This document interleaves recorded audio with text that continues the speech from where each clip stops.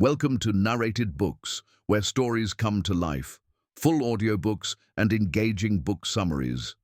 Listen, learn and explore new worlds through the power of books. The Lost World by Sir Arthur Conan Doyle. Chapter 1.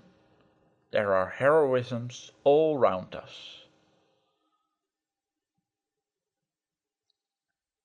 Mr. Hungerton, her father, really was the most tactless person upon earth, a fluffy, feathery, untidy cockatoo of a man, perfectly good-natured, but absolutely centered upon his own silly self. If anything could have driven me from Gladys, it would have been the thought of such a father-in-law. I am convinced that he really believed in his heart that I came round to the Chestnuts 3 days a week for the pleasure of his company, and very especially to hear his views upon bimetallism, a subject upon which he was by way of being an authority. For an hour or more that evening I listened to his monotonous chirp about bad money driving out good, the token value of silver, the depreciation of the rupee, and the true standards of exchange.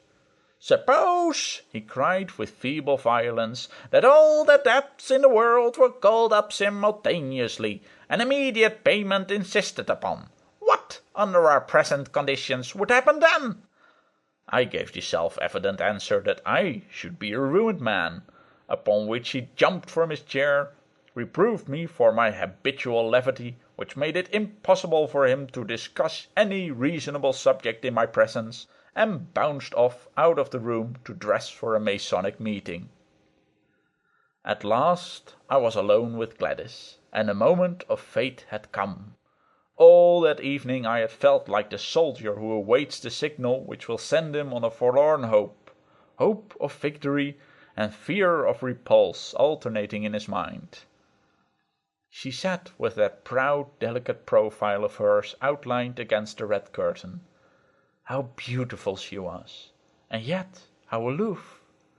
We had been friends, quite good friends, but never could I get beyond the same comradeship which I might have established with one of my fellow reporters upon the Gazette. Perfectly frank, perfectly kindly, and perfectly unsexual. My instincts are all against a woman being too frank and at her ease with me. It is no compliment to a man. Where the real sex-feeling begins, timidity and distrust are its companions. Heritage from old wicked days, when love and violence went often hand in hand. The bent head, the averted eye, the faltering voice, the wincing figure, these, and not the unshrinking gaze and frank reply, are the true signals of passion.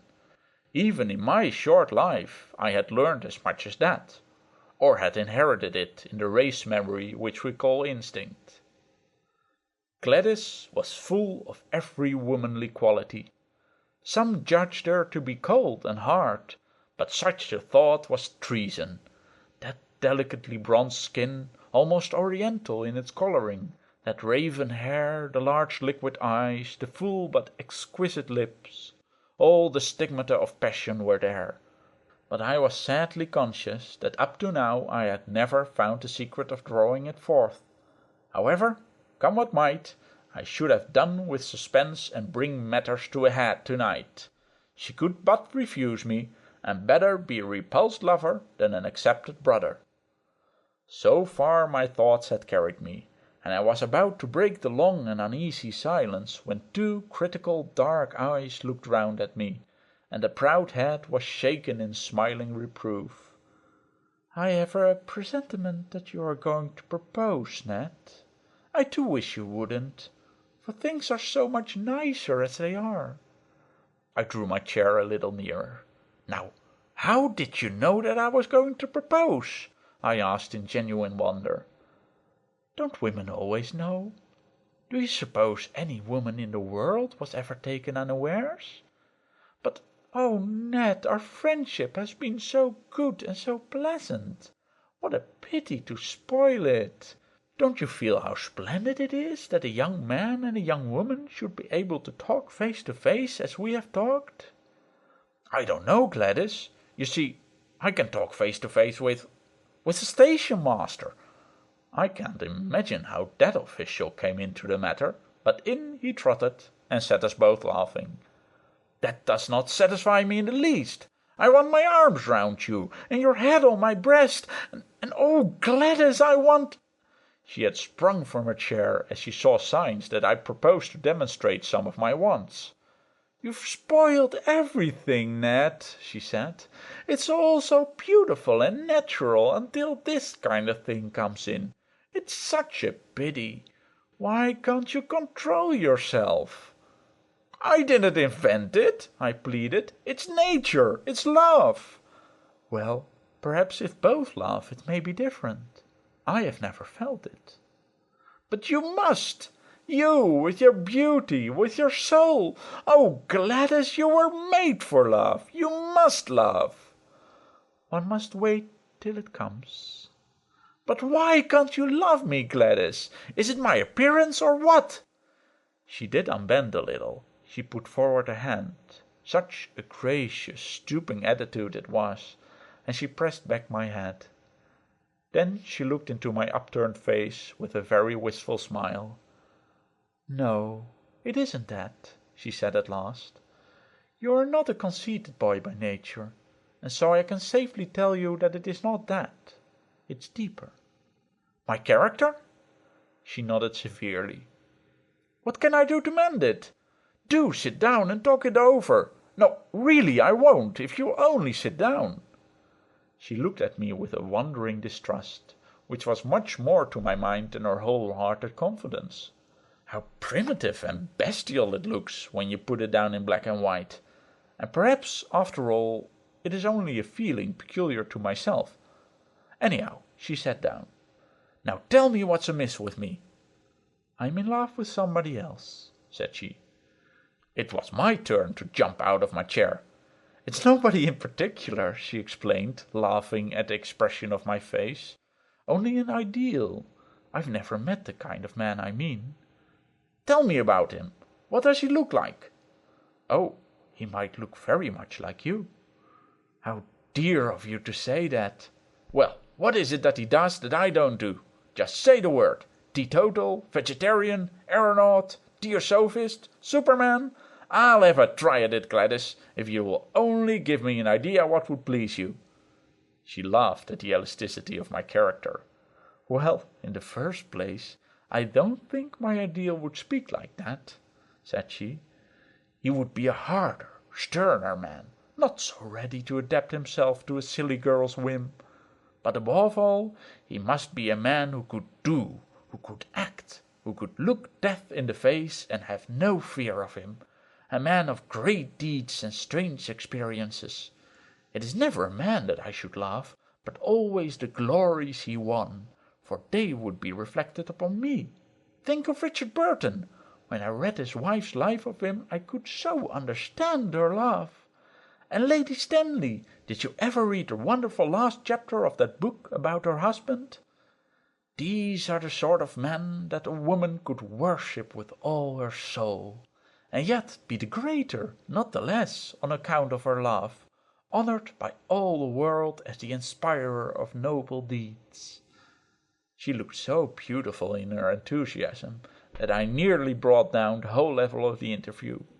I gripped myself hard and went on with the argument. "We can't all be Stanleys and Burtons," said I. "Besides, we don't get the chance. At least, I never had the chance. If I did, I should try to take it." "But chances are all around you. It is the mark of the kind of man I mean that he makes his own chances. You can't hold him back. I've never met him, yet I seem to know him so well. There are heroisms all round us waiting to be done. It's for men to do them, and for women to reserve their love as a reward for such men. Look at that young Frenchman who went up last week in a balloon. It was blowing a gale of wind, but because he was announced to go, he insisted on starting. The wind blew him 1,500 miles in 24 hours, and he fell in the middle of Russia. That was the kind of man I mean. Think of the woman he loved, and how other women must have envied her. That's what I should like to be, envied for my man." "I'd have done it to please you." But you shouldn't do it merely to please me. You should do it because you can't help yourself, because it's natural to you, because the man in you is crying out for heroic expression. Now, when you described the Wigan coal explosion last month, could you not have gone down and helped those people, in spite of the choke damp? I did. You never said so. There was nothing worth bucking about. I didn't know. She looked at me with rather more interest. That was brave of you. I had to. If you want to write good copy, you must be where the things are. What a prosaic motive. It seems to take all the romance out of it. But still, whatever your motive, I am glad that you went down that mine. She gave me her hand, but with such sweetness and dignity that I could only stoop and kiss it. I dare say I am merely a foolish woman with a young girl's fancies, and yet it is so real with me, so entirely part of my very self, that I cannot help acting upon it. If I marry, I do want to marry a famous man. Why should you not? I cried. It is women like you who brace men up. Give me a chance and see if I will take it. Besides, as you say, men ought to make their own chances, and not wait until they are given. Look at Clive, just a clerk, and he conquered India. By George, I'll do something in the world yet. She laughed at my sudden Irish effervescence. Why not? She said. You have everything a man could have. Youth, health, strength, education, energy. I was sorry you spoke. And now I'm glad, so glad, if it wakens these thoughts in you. And if I do? Her dear hand rested like warm velvet upon my lips. Not another word, sir. You should have been at the office for evening duty half an hour ago, only I hadn't the heart to remind you. Some day, perhaps, when you have won your place in the world, we shall talk it over again. And so it was that I found myself that foggy November evening pursuing the Camberwell tram with my heart glowing within me, and with the eager determination that not another day should elapse before I should find some deed which was worthy of my lady. But who in all this wide world could ever have imagined the incredible shape which that deed was to take, or the strange steps by which I was led to the doing of it? And, after all, this opening chapter will seem to the reader to have nothing to do with my narrative, and yet there would have been no narrative without it, for it is only when a man goes out into the world with the thought that there are heroisms all round him, and with the desire all alive in his heart to follow any which may come within sight of him, that he breaks away as I did from the life he knows, and ventures forth into the wonderful mystic twilight land where lie the great adventures and the great rewards. Behold me, then, at the office of the Daily Gazette, on the staff of which I was a most insignificant unit, with the settled determination that very night, if possible, to find the quest which should be worthy of my Gladys. Was it hardness, was it selfishness, that she should ask me to risk my life for her own glorification? Such thoughts may come to the middle age, but never to the ardent 23 in the fever of his first love. End of chapter 1. Chapter 2. Try your luck with Professor Challenger. I always liked McArdle, the crabbed, old, round-backed, red-headed news editor, and I rather hoped that he liked me. Of course, Beaumont was the real boss, but he lived in the rarefied atmosphere of some Olympian height, from which he could distinguish nothing smaller than an international crisis or a split in the cabinet. Sometimes we saw him passing in lonely majesty to his inner sanctum, with his eyes staring vaguely, and his mind hovering over the Balkans or the Persian Gulf. He was above and beyond us. But McArdle was his first lieutenant, and it was he that we knew. The old man nodded as I entered the room, and he pushed his spectacles far up on his bald forehead. "Well, Mr. Malone, from all I hear you seem to be doing very well," said he, in his kindly Scotch accent. I thanked him. The colliery explosion was excellent. So was the Southwark fire. You have the true descriptive touch. What did you want to see me about? To ask a favour. He looked alarmed, and his eyes shunned mine. Tut-tut, what is it? Do you think, sir, that you could possibly send me on some mission for the paper? I would do my best to put it through and get you some good copy. What sort of mission had you in your mind, Mr. Malone? Well, sir, anything that had adventure and danger in it. I really would do my very best. The more difficult it was, the better it would suit me. You seem very anxious to lose your life. To justify my life, sir. Dear me, Mr. Malone, this is very, very exalted. I'm afraid the day for this sort of thing is rather past. The expense of the special mission business hardly justifies the result.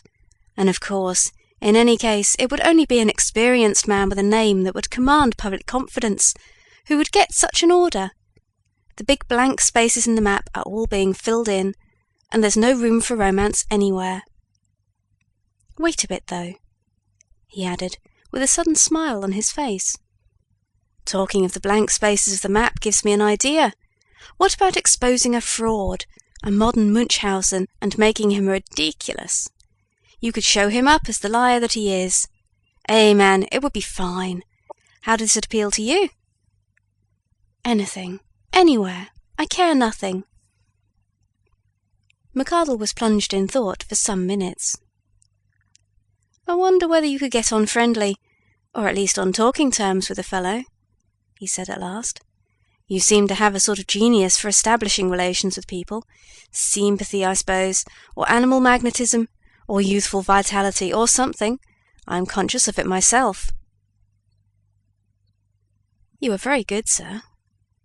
So why should you not try your luck with Professor Challenger of Enmore Park?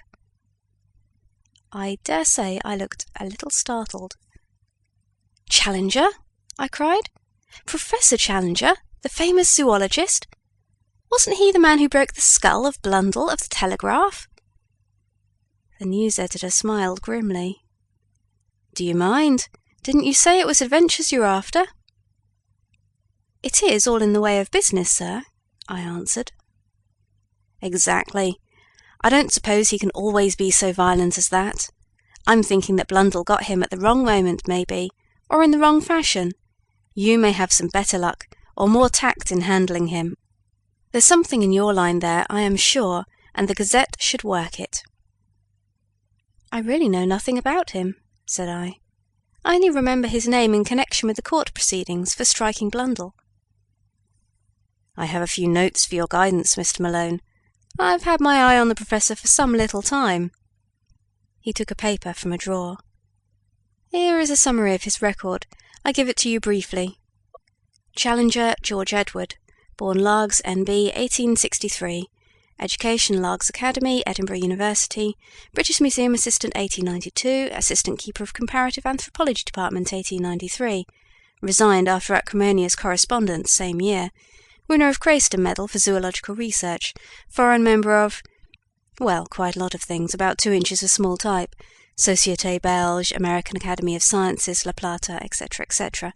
Ex-President Paleontological Society, Section H, British Association, so on, so on.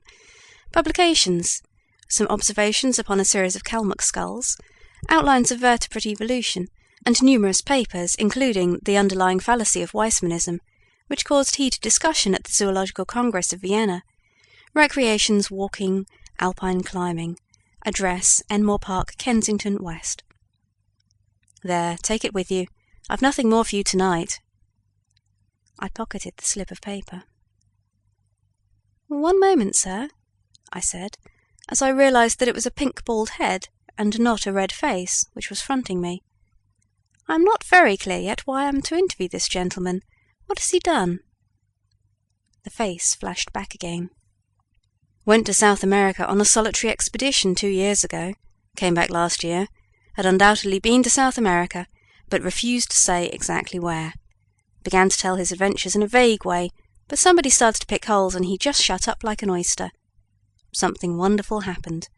Or the man's a champion liar, which is the more probable supposition. Had some damaged photographs said to be fakes. Got so touchy that he assaults anyone who asks questions, and heaves reporters down the stairs. In my opinion, he's just a homicidal megalomaniac with a turn for science. That's your man, Mr. Malone. Now off you run and see what you can make of him. You're big enough to look after yourself. Anyway, you are all safe. Employers' Liability Act, you know. A grinning red face turned once more into a pink oval, fringed with gingery fluff. The interview was at an end. I walked across to the Savage Club, but instead of turning into it, I leaned upon the railings of Adelphi Terrace and gazed thoughtfully for a long time at the brown, oily river. I can always think most sanely and clearly in the open air. I took out the list of Professor Challenger's exploits, and I read it over under the electric lamp. Then I had what I can only regard as an inspiration. As a pressman, I felt sure from what I had been told that I could never hope to get into touch with this cantankerous professor. But these recriminations, twice mentioned in his skeleton biography, could only mean that he was a fanatic in science.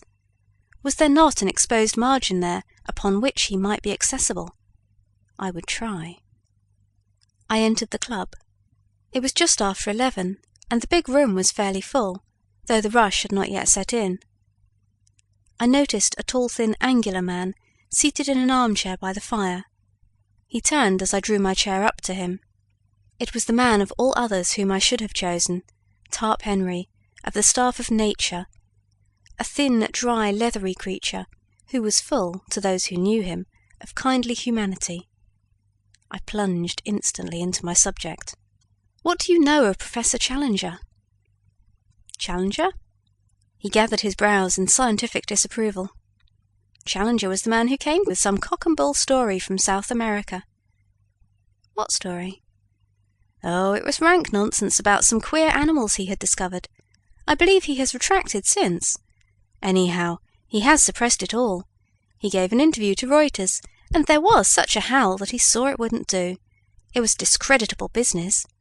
There were one or two folk who were inclined to take him seriously, but he soon choked them off. How? Well, by his insufferable rudeness and impossible behaviour.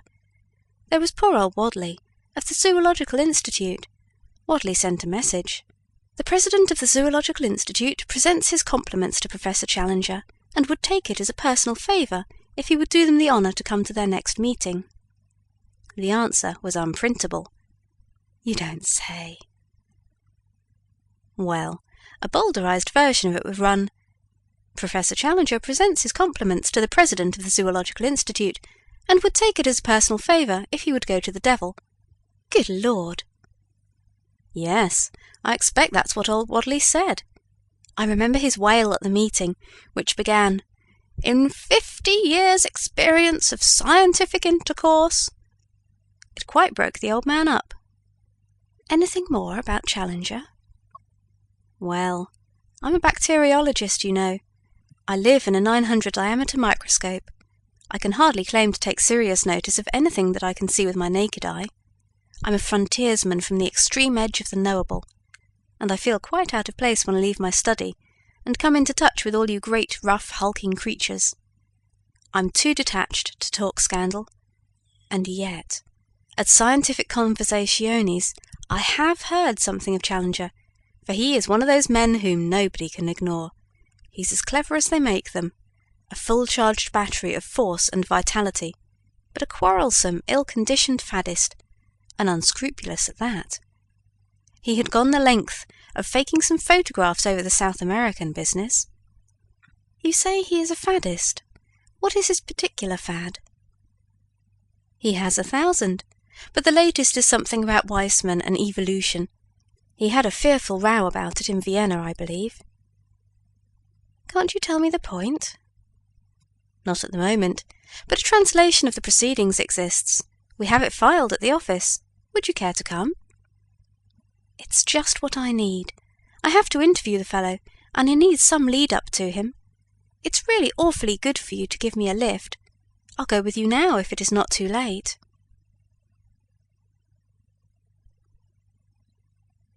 Half an hour later I was seated in the newspaper office with a huge tome in front of me, which had been opened at the article Weismann versus Darwin, with a subheading Spirited Protest at Vienna, Lively Proceedings. My scientific education having been somewhat neglected, I was unable to follow the whole argument, but it was evident that the English professor had handled his subject in a very aggressive fashion, and had thoroughly annoyed his continental colleagues. Protests, uproar, and general appeal to the chairman were three of the first brackets which caught my eye. Most of the matter might have been written in Chinese for any definite meaning that it conveyed to my brain. "I wish you could translate it into English for me," I said pathetically to my helpmate. "Well, it is a translation." "Then I'd better try my luck with the original." "It certainly is rather deep for a layman." If only I could get a single good meaty sentence which seemed to convey some sort of definite human idea, it would serve my turn. Ah, yes, this one will do. I seem in a vague way almost to understand it. I'll copy it out. This shall be my link with the terrible professor. Nothing else I can do? Well, yes, I propose to write to him. If I could frame the letter here and use your address, it would give atmosphere. We'll have the fellow round here making a row and breaking the furniture. No, you'll see the letter, nothing contentious, I assure you. Well, that's my chair and desk. You'll find paper there. I'd like to censor it before it goes. It took some doing, but I flatter myself that it wasn't such a bad job when it was finished. I read it aloud to the critical bacteriologist, with some pride in my handiwork.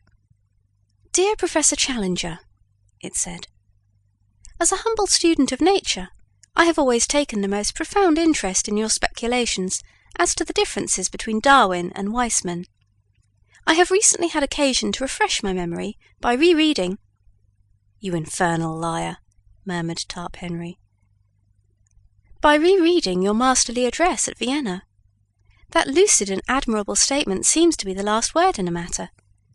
There is one sentence in it, however, namely, 'I protest strongly against the insufferable and entirely dogmatic assertion that each separate id is a microcosm possessed of a historical architecture elaborated slowly through the series of generations.' Have you no desire, in view of later research, to modify this statement? Do you not think that it is over-accentuated?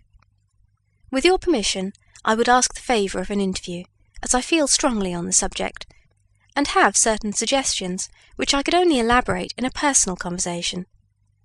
With your consent, I trust to have the honour of calling at 11 o'clock, the day after tomorrow, Wednesday morning.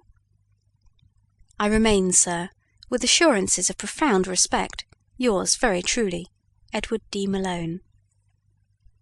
"How's that?" I asked triumphantly. "Well, if your conscience can stand it." "It has never failed me yet." "But what do you mean to do?" "To get there. Once I am in his room I may see some opening. I may even go the length of open confession. If he is a sportsman, he will be tickled." "Tickled, indeed. He's much more likely to do the tickling. Chainmail, or an American football suit, that's what you'll want. Well, goodbye. I'll have the answer for you here on Wednesday morning, if he ever deigns to answer you. He is a violent, dangerous, cantankerous character, hated by everyone who comes across him, and the butt of the students, so far as they dare take a liberty with him. Perhaps it would be best for you if you never heard from the fellow at all." End of Chapter 2. Chapter 3. He is a perfectly impossible person. My friend's fear, or hope, was not destined to be realized. When I called on Wednesday there was a letter with the West Kensington postmark upon it, and my name scrawled across the envelope in handwriting which looked like barbed wire railing. The contents were as follows: Enmore Park, W. Sir, I have duly received your note, in which you claim to endorse my views, although I am not aware that they are dependent upon endorsement, either from you or from anyone else. You have ventured to use the word speculation with regard to my statement upon the subject of Darwinism, and I would call your attention to the fact that such a word in such a connection is offensive to a degree. The context convinces me, however, that you have sinned rather through ignorance and tactlessness than through malice, so I am content to pass the matter by. You quote an isolated sentence from my lecture and appear to have some difficulty in understanding it. I should have thought that only a subhuman intelligence could have failed to grasp the point. But if it really needs amplification, I shall consent to see you at the hour named, though visits and visitors of every sort are exceedingly distasteful to me. As to your suggestion that I may modify my opinion, I would have you know that it is not my habit to do so after a deliberate expression of my mature views. You will kindly show the envelope of this letter to my man, Austin, when you call, as he has to take every precaution to shield me from the intrusive rascals who call themselves journalists. Yours faithfully, George Edward Challenger. This was the letter that I read aloud to Tarp Henry, who had come down early to hear the result of my venture. His only remark was, "There's some new stuff, cuticura or something, which is better than arnica." Some people have such extraordinary notions of humour. It was nearly 10:30 before I had received my message, but the taxicab took me round in good time for my appointment. It was an imposing porticoed house at which we stopped, and the heavily curtained windows gave every indication of wealth upon the part of this formidable professor. The door was opened by an odd, swarthy, dried-up person of uncertain age, with a dark pilot jacket and brown leather gaiters. I found afterwards that he was the chauffeur, who filled the gaps left by a succession of fugitive butlers. He looked me up and down with a searching light blue eye. "Expected?" he asked. "An appointment." "Got your letter?" I produced the envelope. "Right." He seemed to be a person of few words. Following him down the passage, I was suddenly interrupted by a small woman who stepped out from what proved to be the dining-room door. She was a bright, vivacious, dark-eyed lady, more French than English in her type. "One moment," she said. "You can wait, Austin. Step in here, sir. May I ask if you have met my husband before?" "No, madam, I have not had the honor." "Then I apologize to you in advance. I must tell you that he is a perfectly impossible person. Absolutely impossible. If you are forewarned, you will be the more ready to make allowances." "It is most considerate of you, madam." "Get quickly out of the room if he seems inclined to be violent. Don't wait to argue with him. Several people have been injured through doing that. Afterwards there's a public scandal and it reflects upon me and all of us. I suppose it wasn't about South America you wanted to see him?" I could not lie to a lady. "Dear me, that is his most dangerous subject. You won't believe a word he says. I'm sure I don't wonder. But don't tell him so, for it makes him very violent. Pretend to believe him, and you may get through all right. Remember, he believes it himself. Of that you may be assured. A more honest man never lived. Don't wait any longer, or he may suspect. If you find him dangerous, really dangerous, ring the bell and hold him off until I come. Even at his worst, I can usually control him." With these encouraging words, the lady handed me over to the taciturn Austin, who had waited like a bronze statue of discretion during our short interview, and I was conducted to the end of the passage. There was a tap at the door, a bull's bellow from within, and I was face to face with the professor. He sat in a rotating chair behind a broad table, which was covered with books, maps and diagrams. As I entered, his seat spun round to face me. His appearance made me gasp. I was prepared for something strange, but not for so overpowering a personality as this. It was his size which took one's breath away, his size and his imposing presence. His head was enormous, the largest I have ever seen upon a human being. I am sure that his top hat, had I ever ventured to don it, would have slipped over me entirely and rested on my shoulders. He had the face and beard which I associate with an Assyrian bull, the former florid, the latter so black as to almost have a suspicion of blue, spade-shaped and rippling down over his chest. The hair was peculiar, plastered down in front in a long, curving wisp over his massive forehead.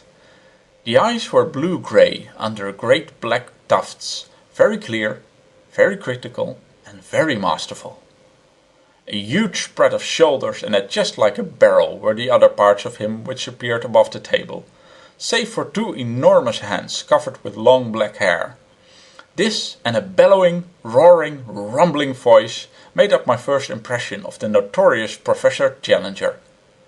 "Well," said he, with a most insolent stare, "what now?" I must keep up my deception for at least a little time longer, otherwise here was evidently an end of the interview. "You were good enough to give me an appointment, sir," said I, humbly producing his envelope. He took my letter from his desk and laid it out before him. "Oh, you are the young person who cannot understand plain English, are you? My general conclusions you are good enough to approve, as I understand." "Entirely, sir, entirely." I was very emphatic. "Dear me, that strengthens my position very much, does it not? Your age and appearance make your support doubly valuable. Well, at least you are better than that herd of swine in Vienna, whose gregarious grunt is, however, not more offensive than the isolated effort of the British hawk." He glared at me as the present representative of the beast. "They seem to have behaved abominably," said I. "I assure you that I can fight my own battles, and that I have no possible need of your sympathy. Put me alone, sir, and with my back to the wall, GEC is happiest then. Well, sir, let us do what we can to curtail this visit, which can hardly be agreeable to you and is inexpressibly irksome to me. You had, as I have been led to believe, some comments to make upon the proposition which I advanced in my thesis?" There was a brutal directness about his methods, which made evasion difficult. I must still make play and wait for a better opening. It had seemed simple enough at a distance. Oh, my Irish wits! Could they not help me now, when I needed help so sorely? He transfixed me with two sharp, steely eyes. "Come, come," he rumbled. "I am of course a mere student," said I, with a fatuous smile.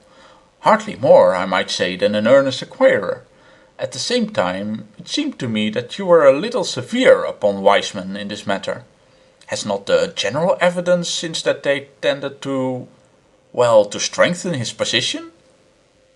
"What evidence?" He spoke with a menacing calm. "Well, of course, I am aware that there is not any what you might call definite evidence. I alluded merely to the trend of modern thought and the general scientific point of view, if I might so express it." He leaned forward with great earnestness. "I suppose you are aware," said he, checking off points upon his fingers, "that the cranial index is a constant factor?" "Naturally," said I.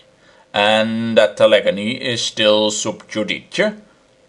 "Undoubtedly." "And that the germplasm is different from the parthenogenetic egg?" "Why, surely," I cried, and gloried in my own audacity. "But what does that prove?" he asked in a gentle, persuasive voice. "Ah, what indeed?" I murmured. "What does it prove?" "Shall I tell you?" he cooed. "Pray do." "It proves," he roared with a sudden blast of fury, "that you are the damnedest impostor in London, a vile, crawling journalist who has no more science than he has decency in his composition." He had sprung to his feet with a mad rage in his eyes. Even at that moment of tension I found time for amazement at the discovery that he was quite a short man, his head not higher than my shoulder, a stunted Hercules whose tremendous vitality had all run to depth, breath, and brain. "Gibberish!" he cried, leaning forward, with his fingers on the table and his face projecting. "That's what I've been talking to you, sir. Scientific gibberish. Did you think you could match cunning with me? You, with your walnut of a brain? You think you are omnipotent, you infernal scribblers, don't you? That your praise can make a man and your blame can break him. We must all bow to you and try to get a favourable word, must we? This man shall have a leg up, and this man shall have a dressing down. Creeping vermin, I know you. You've got out of your station. Time was when your ears were clipped. You've lost your sense of proportion. Swollen gas bags. I'll keep you in your proper place. Yes, sir, you haven't got over GEC. There's one man who is still your master. I warned you off, but if you will come, by the Lord you do it at your own risk. Forfeit, my good Mr. Malone. I claim forfeit. You have played a rather dangerous game, and it strikes me that you have lost it. Look here, sir, said I, backing to the door and opening it. You can be as abusive as you like, but there is a limit. You shall not assault me. Shall I not? He was slowly advancing in a peculiarly menacing way. But he stopped now and put his big hands into the side pockets of his rather boyish short jacket which he wore. I have thrown several of you out of the house. You will be the fourth or fifth. £3.15 each. That's how it averaged. Expensive, but very necessary. Now, sir, why should you not follow your brethren? I rather think you must. He resumed his unpleasant and stealthy advance, pointing his toes as he walked, like a dancing master. I could have bolted for the hall door, but it would have been too ignominious. Besides, a little glow of righteous anger was springing up within me. I had been hopelessly in the wrong before, but this man's menaces were putting me in the right. I'll trouble you to keep your hands off, sir. I'll not stand it. Dear me. His black moustache lifted and a white fang twinkled in a sneer. You won't stand it, eh? Don't be such a fool, Professor, I cried. What can you hope for? I'm 15 stone, as hard as nails, and play centre three-quarter every Saturday for the London Irish. I'm not the man... It was at that moment that he rushed me. It was lucky that I had opened the door, or we should have gone through it. We did a Catherine wheel together down the passage. Somehow we gathered up a chair upon our way and bounded on with it towards the street. My mouth was full of his beard, our arms were locked, our bodies intertwined, and that infernal chair radiated its legs all around us. The watchful Austin had thrown open the hall door. We went with a back somersault down the front steps. I have seen the two Macs attempt something of the kind at the halls, but it appears to take some practice to do it without hurting oneself. The chair went to matchwood at the bottom, and we rolled apart into the gutter. He sprang to his feet, waving his fists and wheezing like an asthmatic. Had enough, he panted. You infernal bully, I cried as I gathered myself together. Then and there we should have tried the thing out, for he was effervescing with fight. But fortunately I was rescued from an odious situation. A policeman was beside us, his notebook in his hand.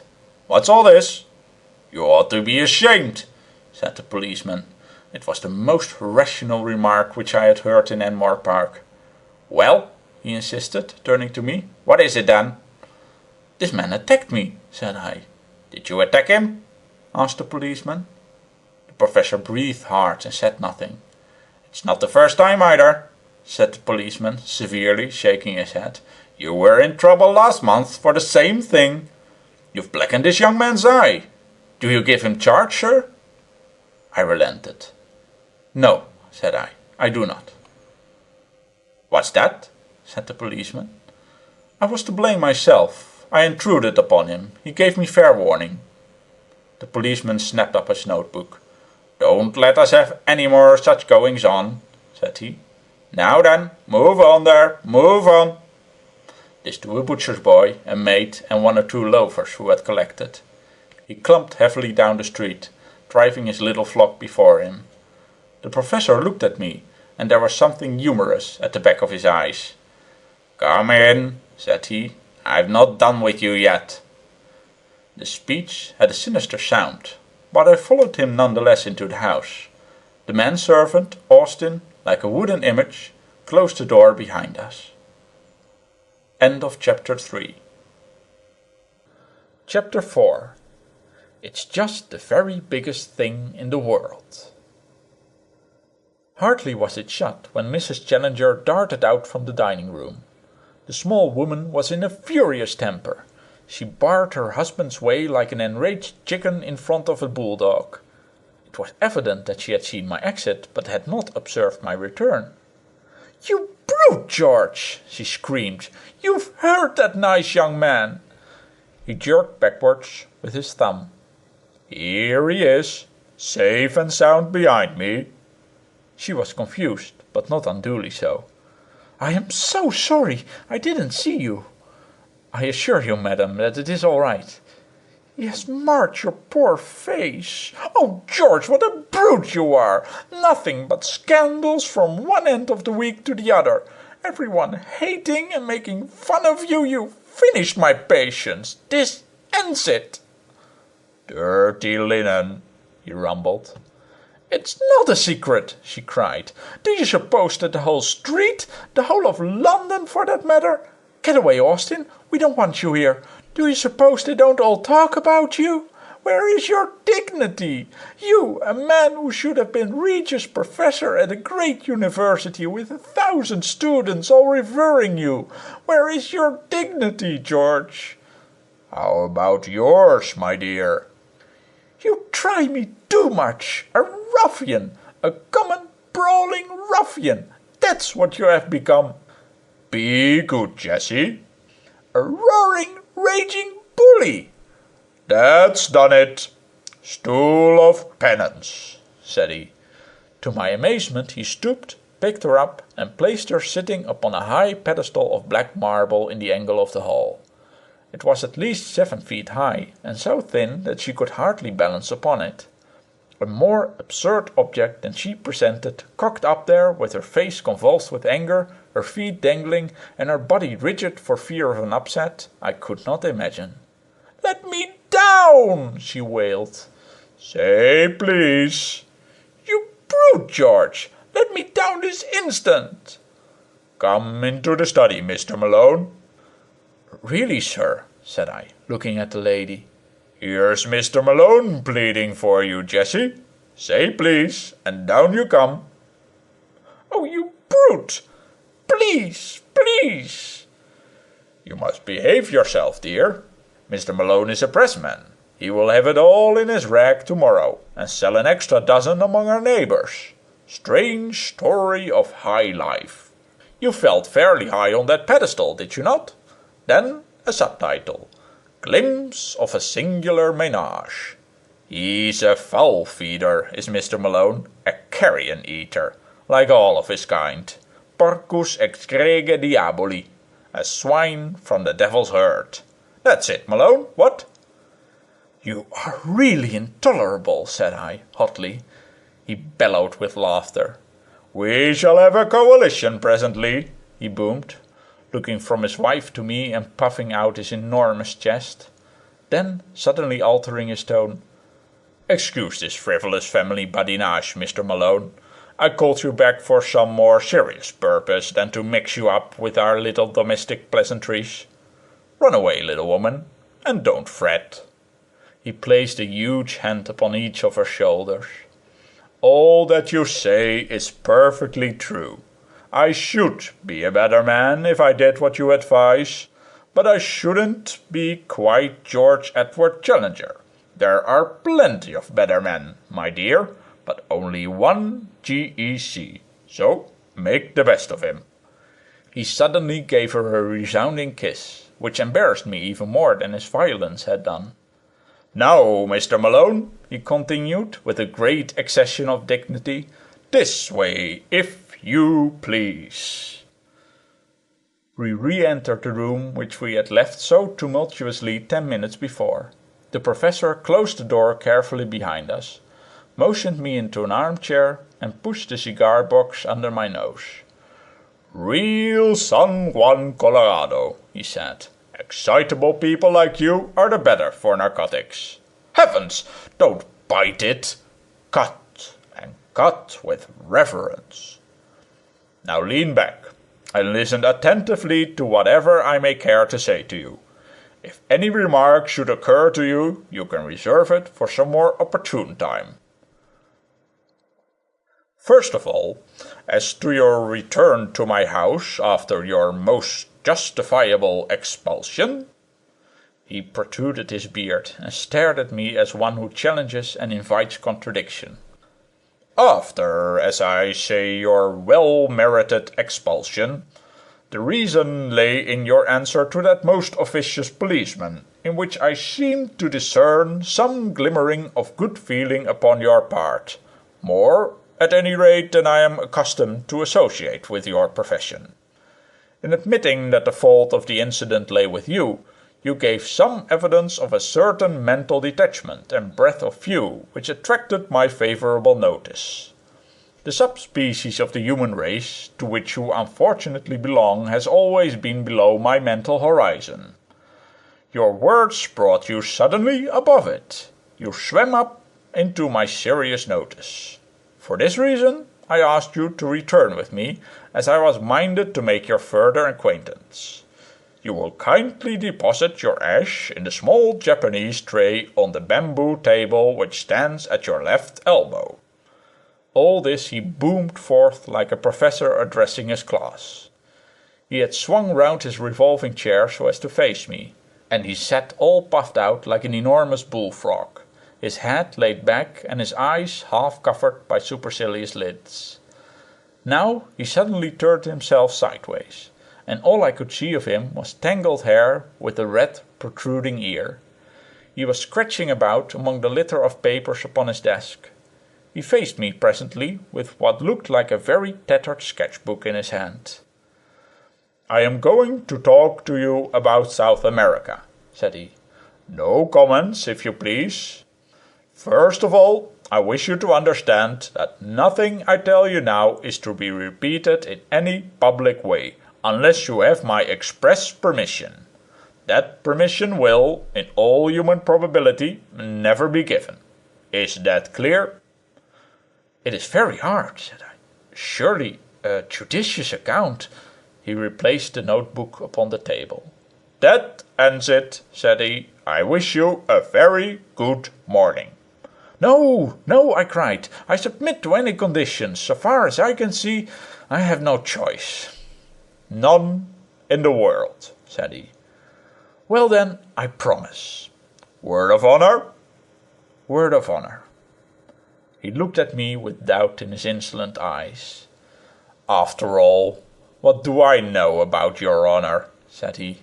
"Upon my word, sir," I cried angrily, "you take very great liberties. I have never been so insulted in my life." He seemed more interested than annoyed at my outbreak. "Round-headed," he muttered. "Brachycephalic, grey-eyed, black-haired, with suggestion of the negroid. Celtic, I presume?" "I am an Irishman, sir." "Irish?" "Yes, sir." "That, of course, explains it. Let me see. You have given me your promise that my confidence will be respected? That confidence, I may say, will be far from complete, but I am prepared to give you a few indications which will be of interest. In the first place, you are probably aware that 2 years ago I made a journey to South America, one which will be classical in the scientific history of the world. The object of my journey was to verify some conclusions of Wallace and of Bates, which could only be done by observing their reported facts under the same conditions in which they had themselves noted them. If my expedition had no other results, it would still have been noteworthy. But a curious incident occurred to me while there which opened up an entirely fresh line of inquiry. You are aware, or probably in this half-educated age you are not aware, that the country round some parts of the Amazon is still only partially explored, and that a great number of tributaries, some of them entirely uncharted, run into the main river. It was my business to visit this little-known back-country and to examine its fauna, which furnished me with the materials for several chapters for that great and monumental work upon zoology which will be my life's justification. I was returning, my work accomplished, when I had occasion to spend a night at a small Indian village at a point where a certain tributary, the name and position of which I withhold, opens into the main river. The natives were Kukama Indians, an amiable but degraded race, with mental powers hardly superior to the average Londoner. I had effected some cures upon them upon my way up the river, and had impressed them considerably with my personality, so that I was not surprised to find myself eagerly awaited upon my return. I gathered from their signs that someone had urgent need of my medical services, and I followed the chief to one of his huts. When I entered, I found that the sufferer to whose aid I had been summoned had that instant expired. He was, to my surprise, no Indian, but a white man. Indeed, I may say a very white man, for he was flaxen-haired and had some characteristics of an albino. He was clad in rags, was very emaciated, and bore every trace of prolonged hardship. So far as I could understand the account of the natives, he was a complete stranger to them, and had come upon their village through the woods alone and in the last stage of exhaustion.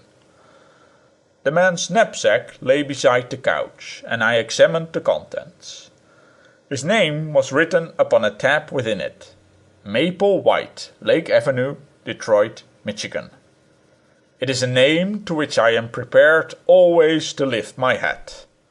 It is not too much to say that it will rank level with my own when the final credit of this business comes to be apportioned.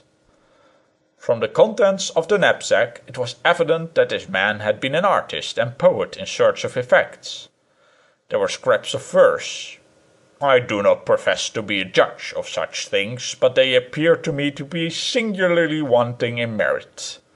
There were also some rather commonplace pictures of river scenery, a paint box, a box of coloured chalks, some brushes, that curved bone which lies upon my inkstand, a volume of Baxter's Moths and Butterflies, a cheap revolver, and a few cartridges. Of personal equipment he either had none, or he had lost it in his journey. Such were the total effects of this strange American bohemian. I was turning away from him when I observed that something projected from the front of his ragged jacket. It was this sketchbook, which was as dilapidated then as you see it now. Indeed, I can assure you that a first folio of Shakespeare could not be treated with greater reverence than this relic has been since it came into my possession. I hand it to you now, and I ask you to take it page by page and to examine the contents." He helped himself to a cigar and leaned back with a fiercely critical pair of eyes, taking note of the effect which this document would produce. I had opened the volume with some expectation of a revelation, though of what nature I could not imagine. The first page was disappointing, however, as it contained nothing but the picture of a very fat man in a pea-jacket, with the legend "Jimmy Culver on the mail-boat" written beneath it. There followed several pages which were filled with small sketches of Indians and their ways. Then came a picture of a cheerful and corpulent ecclesiastic in a shovel hat, sitting opposite a very thin European, and the inscription "Lunch with Fra Cristofero et Rosario." Studies of women and babies accounted for several more pages, and then there was an unbroken series of animal drawings with such explanations as manatee upon sandbank, turtles and their eggs, black agouti under a miriti palm, the matter disclosing some sort of pig-like animal, and finally came a double page of studies of long-snouted and very unpleasant saurians. I could make nothing of it, and said so to the professor. "Surely these are only crocodiles." "Alligators! Alligators! There's hardly such a thing as a true crocodile in South America. The distinction between them... I meant that I could see nothing unusual, nothing to justify what you have said." He smiled serenely. "Try the next page," said he. I was still unable to sympathize. It was a full-page sketch of a landscape roughly tinted in color, the kind of painting which an open-air artist takes as a guide to a future more elaborate effort. There was a pale green foreground of feathery vegetation, which sloped upwards and ended in a line of cliffs dark red in color, and curiously ribbed, like some basaltic formations which I have seen. They extended in an unbroken wall right across the background. At one point was an isolated pyramidal rock, crowned by a great tree, which appeared to be separated by a cleft from the main crag. Behind it all, a blue tropical sky. A thin green line of vegetation fringed the summit of the ruddy cliff. "Well?" he asked. "It is no doubt a curious formation," said I, "but I am not geologist enough to say that it is wonderful." "Wonderful!" he repeated. "It is unique! It is incredible! No one on earth has ever dreamed of such a possibility. Now, the next." I turned it over, and gave an exclamation of surprise. There was a full-page picture of the most extraordinary creature that I had ever seen. It was the wild dream of an opium smoker, a vision of delirium. The head was like that of a fowl, the body that of a bloated lizard. The trailing tail was furnished with upward turned spikes, and the curved back was edged with a high serrated fringe, which looked like a dozen cock's wattles placed behind each other. In front of the creature was an absurd mannequin, or dwarf, in human form, who stood staring at it. "Well, what do you think of that?" cried the Professor, rubbing his hands with an air of triumph. "It is monstrous, grotesque. But what made him draw such an animal?" "Great gin, I should think." "Oh, that's the best explanation you can give, is it?" "Well, sir, what is yours?" "The obvious one, that the creature exists, that it is actually sketched from the life."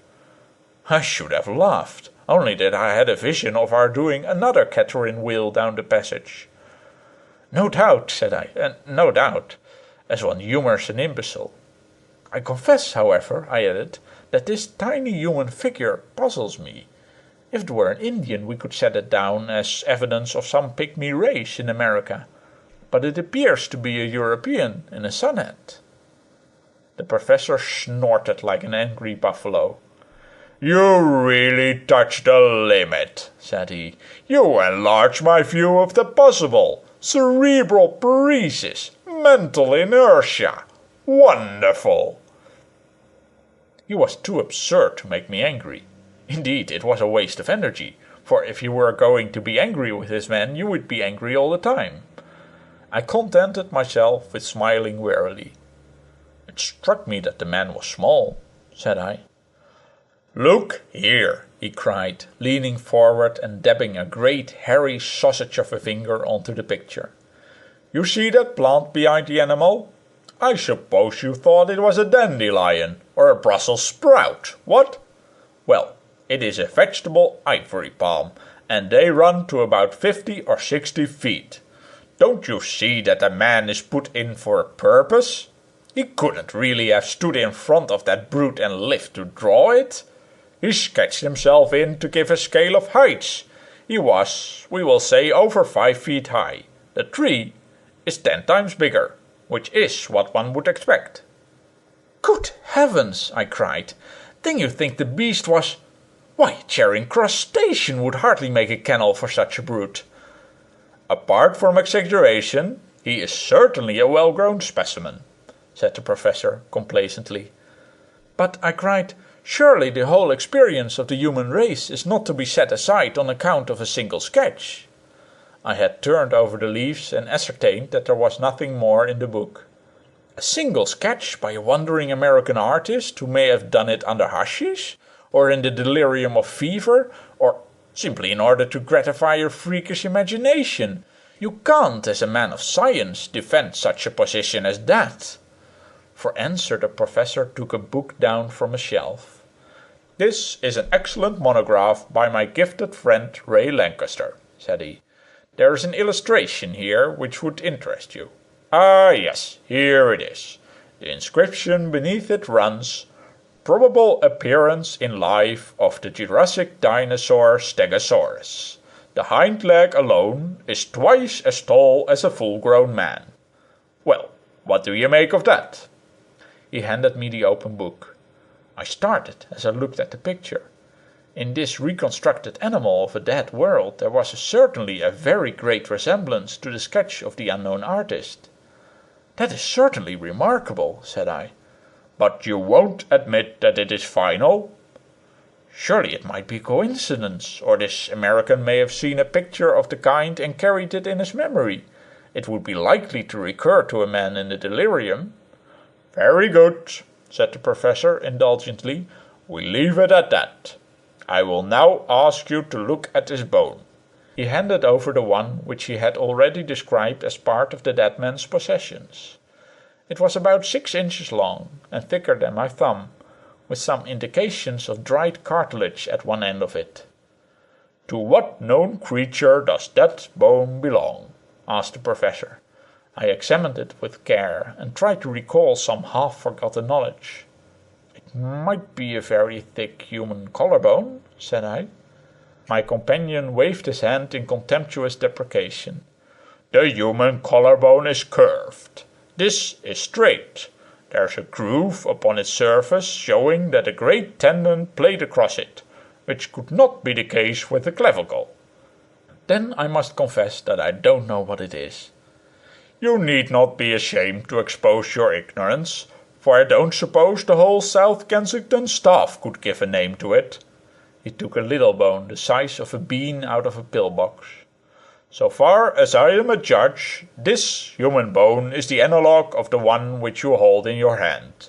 That will give you some idea of the size of the creature.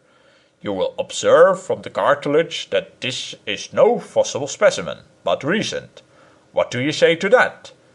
"Surely in an elephant—" He winced as if in pain. Don't talk of elephants in South America, even in these days of board schools." "Well," I interrupted, "any large South American animal, a tapir, for example." "You may take it, young man, that I am versed in the elements of my business. This is not a conceivable bone either of a tapir or of any other creature known to zoology. It belongs to a very large, a very strong, and by all analogy a very fierce animal, which exists upon the face of the earth, but has not yet come under the notice of science. You are still unconvinced?"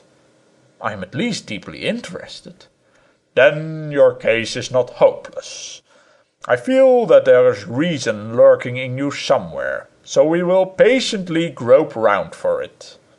We will now leave the dead American and proceed with my narrative. You can imagine that I could hardly come away from the Amazon without probing deeper into the matter. There were indications as to the direction from which the dead traveller had come. Indian legends would alone have been my guide, for I found that rumours of a strange land were common among all the riverine tribes. You have heard, no doubt, of Kurupuri?" "Never." "Kurupuri is the spirit of the woods. Something terrible, something malevolent, something to be avoided. None can describe its shape or nature, but it is a word of terror along the Amazon. Now all the tribes agree as to the direction in which Kurupuri lives. It was the same direction from which the American had come.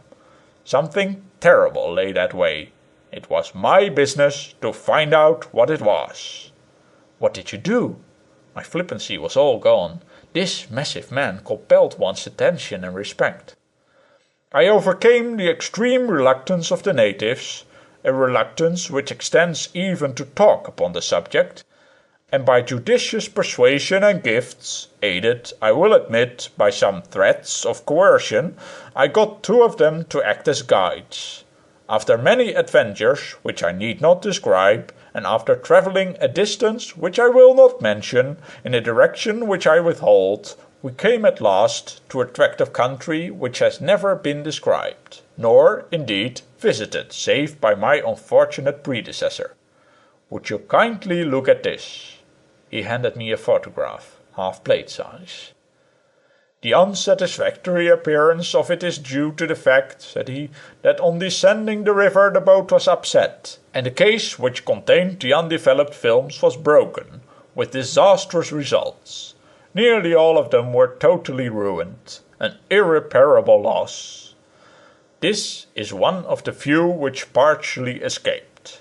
This explanation of deficiencies or abnormalities you will kindly accept. There was talk of faking. I am not in a mood to argue such a point. The photograph was certainly very off-colored. An unkind critic might easily have misinterpreted that dim surface. It was a dull grey landscape, and as I gradually deciphered the details of it, I realized that it presented along an enormously high line of cliffs, exactly like an immense cataract seen in the distance, with a sloping, tree-clad plain in the foreground. "I believe it is the same place as the painted picture," said I. "It is the same place," the professor answered. "I found traces of the fellow's camp. Now look at this." It was a nearer view of the same scene, though the photograph was extremely defective. I could distinctly see the isolated tree-crowned pinnacle of rock which was detached from the crag. "I have no doubt of it at all," said I.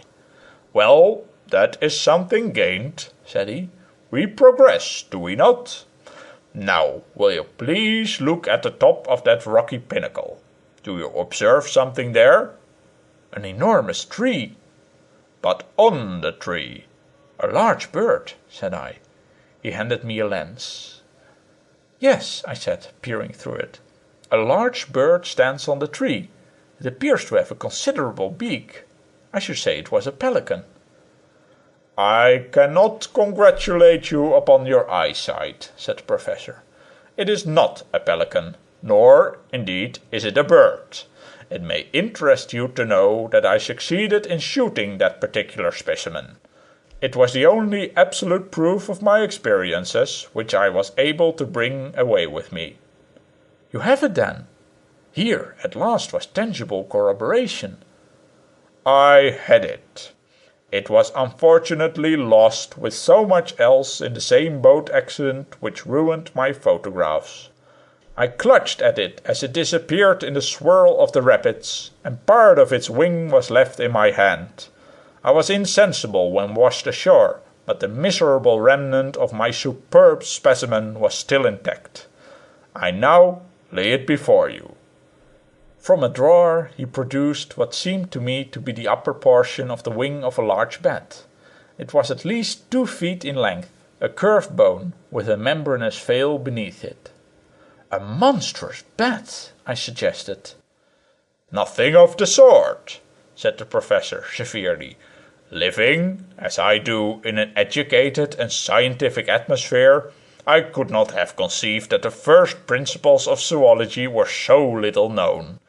Is it possible that you do not know the elementary fact in comparative anatomy that the wing of a bird is really the forearm, while the wing of a bat consists of 3 elongated fingers with membranes between? Now, in this case, the bone is certainly not the forearm, and you can see for yourself that this is a single membrane hanging upon a single bone, and therefore that it cannot belong to a bat. But if it is neither bird nor bat, what is it?" My small stock of knowledge was exhausted. "I really do not know," said I. He opened the standard work to which he had already referred me. "Here," said he, pointing to the picture of an extraordinary flying monster, "is an excellent reproduction of the Dimorphodon, or pterodactyl, a flying reptile of the Jurassic period. On the next page is a diagram of the mechanism of its wing. Kindly compare it with the specimen in your hand." A wave of amazement passed over me as I looked. I was convinced. There could be no getting away from it. The cumulative proof was overwhelming. The sketch, the photographs, the narrative, and now the actual specimen. The evidence was complete. I said so. I said so warmly, for I felt that the professor was an ill-used man. He leaned back in his chair with drooping eyelids and a tolerant smile, basking in this sudden gleam of sunshine. "It's just the very biggest thing that I ever heard of," said I, though it was my journalistic rather than my scientific enthusiasm that was roused. "It is colossal. You are a Columbus of science who has discovered a lost world. I'm awfully sorry if I seem to doubt you. It was all so unthinkable. But I understand evidence when I see it, and this should be good enough for anyone." The professor purred with satisfaction. "And then, sir, what did you do next?" "It was the wet season, Mr. Malone, and my stores were exhausted. I explored some portion of this huge cliff, but I was unable to find any way to scale it. The pyramidal rock upon which I saw and shot the pterodactyl was more accessible. Being something of a cracksman, I did manage to get halfway to the top of that. From that height I had a better idea of the plateau upon the top of the crags. It appeared to be very large. Neither to east nor to west could I see any end to the vista of green-capped cliffs. Below it is a swampy, jungly region, full of snakes, insects and fever. It is a natural protection to this singular country." "Did you see any other trace of life?" "No, sir, I did not. But during the week that we lay encamped at the base of the cliff we heard some very strange noises from above." "But the creature that the American drew, how do you account for that?" "We can only suppose that he must have made his way to the summit and seen it there. We know, therefore, that there is a way up. We know equally that it must be a very difficult one. Otherwise the creatures would have come down and overrun the surrounding country. Surely that is clear." "But how did they come to be there?" "I do not think that the problem is a very obscure one," said the professor. "There can only be one explanation. South America is, as you may have heard, a granite continent. At this single point in the interior there has been, in some far distant age, a great sudden volcanic upheaval. These cliffs, I may remark, are basaltic, and therefore plutonic. An area as large, perhaps, as Sussex has been lifted up en bloc with all its living contents and cut off by perpendicular precipices of a hardness which defies erosion from all the rest of the continent. What is the result? Why, the ordinary laws of nature are suspended. The various checks which influence the struggle for existence in the world at large are all neutralized or altered. Creatures survive which would otherwise disappear. You will observe that both the pterodactyl and the stegosaurus are Jurassic, and therefore of a great age in the order of life. They have been artificially conserved by those strange accidental conditions." "But surely your evidence is conclusive. You have only to lay it before the proper authorities." "So, in my simplicity, I had imagined," said the professor bitterly. "I can only tell you that it was not so, that I was met at every turn by incredulity, born partly of stupidity and partly of jealousy. It is not my nature, sir, to cringe to any man, or to seek to prove a fact if my word has been doubted. After the first I have not condescended to show such corroborative proofs as I possess. The subject became hateful to me. I would not speak of it. When men like yourself, who represent the foolish curiosity of the public, came to disturb my privacy, I was unable to meet them with dignified reserve. By nature I am, I admit, somewhat fiery, and under provocation I am inclined to be violent. I fear you may have remarked it." I nursed my eye and was silent. "My wife has frequently remonstrated with me upon the subject, and yet I fancy that any man of honour would feel the same. Tonight, however, I propose to give an extreme example of the control of the will over the emotions. I invite you to be present at the exhibition." He handed me a card from his desk. "You will perceive that Mr. Percival Waldron, a naturalist of some popular repute, is announced to lecture at 8:30 at the Zoological Institute's hall upon the record of the ages. I have been specially invited to be present upon the platform, and to move a vote of thanks to the lecturer.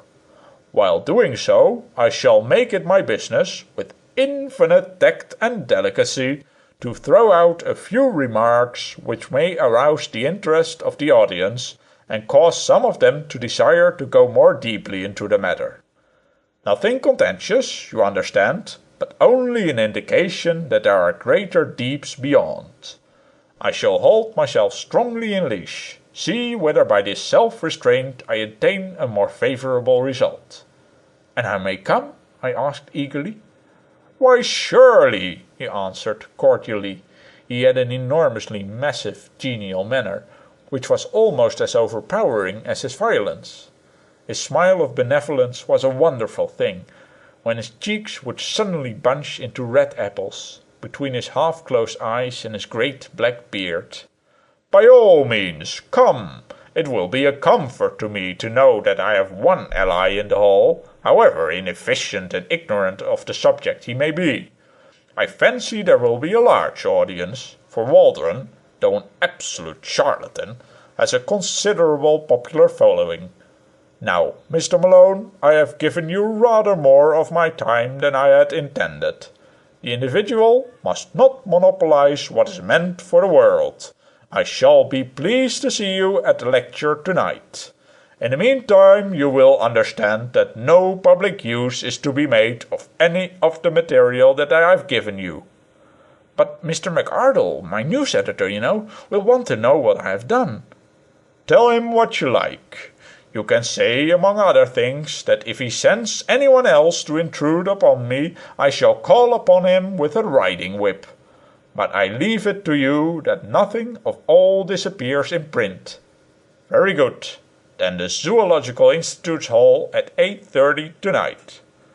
I had a last impression of red cheeks, blue rippling beard, and intolerant eyes as he waved me out of the room. End of chapter 4. Chapter 5. Question. What with the physical shocks incidental to my first interview with Professor Challenger, and the mental ones which accompanied the second, I was a somewhat demoralized journalist by the time I found myself in Enmore Park once again. In my aching head, the one thought was throbbing, that there really was truth in this man's story, that it was of tremendous consequence, and that it would work up into inconceivable copy for the Gazette when I could obtain permission to use it. A taxicab was waiting at the end of the road, so I sprang into it and drove down to the office. McArdle was at his post as usual. "Well," he cried expectantly, "what may it run to? I'm thinking, young man, you've been in the wars. Don't tell me that he assaulted you." "We had a little difference at first." "What a man it is! What did you do?" "Well, he became more reasonable, and we had a chat. But I got nothing out of him, nothing for publication." "I'm not so sure about that. You got a black eye out of him, and that's for publication. We can't have this reign of terror, Mr. Malone. We must bring the man to his bearings. I'll have a leaderette on him tomorrow that will raise a blister. Just give me the material, and I will engage to brand the fellow forever. Professor Munchausen. How's that for an inset headline? Sir John Mandeville Redivivis. Cagliostro, all the impostors and bullies in history. I'll show him up for the fraud he is." "I wouldn't do that, sir." "Well, why not?" "Because he's not a fraud at all." "What?" roared McArdle. "You don't mean to say you really believe this stuff of his about mammoths and mastodons and great sea serpents?" "Well, I don't know about that. I don't think he makes any claims of that kind, but I do believe he's got something new." "Then for heaven's sake, man, write it up." "I'm longing to, but all I know he gave me in confidence and on condition that I didn't." I condensed into a few sentences the professor's narrative. "And that's how it stands." McArdle looked deeply incredulous. "Well, Mr. Malone," he said at last, "about this scientific meeting tonight, there can be no privacy about that anyhow. I don't suppose any paper will want to report it, for Waldron has been reported already a dozen times, and no one is aware the Challenger will speak. We may get a scoop, if we're lucky. You'll be there in any case, so you'll just give us a pretty full report. I'll keep space up to midnight." My day was a busy one, and I had an early dinner at the Savage Club with Tarp Henry, to whom I gave some account of my adventures. He listened with a skeptical smile on his gaunt face, and roared with laughter on hearing that the professor had convinced me. My dear chap, things don't happen like that in real life. People don't stumble upon enormous discoveries and then lose their evidence. Leave that to the novelists. This fellow is as full of tricks as the monkey house at the zoo. It's all bosh. But the American poet? He never existed. I saw his sketchbook. Challenger's sketchbook. You think he drew that animal? Of course he did. Who else? Well, then the photographs? There was nothing in the photographs. By your own admission, you only saw a bird. A pterodactyl? Well, that's what he says. He put the pterodactyl into your head. Well, then, the bones? First one out of an Irish stew. Second one vamped up for the occasion. If you're clever and know your business, you can fake a bone as easily as you can a photograph. I began to feel uneasy. Perhaps, after all, I had been premature in my acquiescence. And then I had a sudden happy thought. "Will you come to the meeting?" I asked. Tarp Henry looked thoughtful. He's not a popular person, the genial Challenger," said he. "A lot of people have accounts to settle with him. I should say he is about the best-hated man in London. If the medical students turn out, there'll be no end of a rag. I don't want to get into a bear garden." "Well, you might at least do him the justice to hear him state his own case." "Well, perhaps it's only fair. All right, I'm your man for the evening." When we arrived at the hall, we found a much greater concourse than I had expected. A line of electric broughams discharged their little cargoes of white-bearded professors, while the dark stream of humbler pedestrians who crowded through the arched doorway showed that the audience would be popular as well as scientific.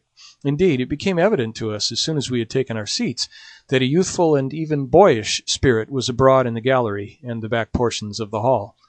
Looking behind me, I could see rows of faces of the familiar medical student type. Apparently the great hospitals had each sent down their contingent.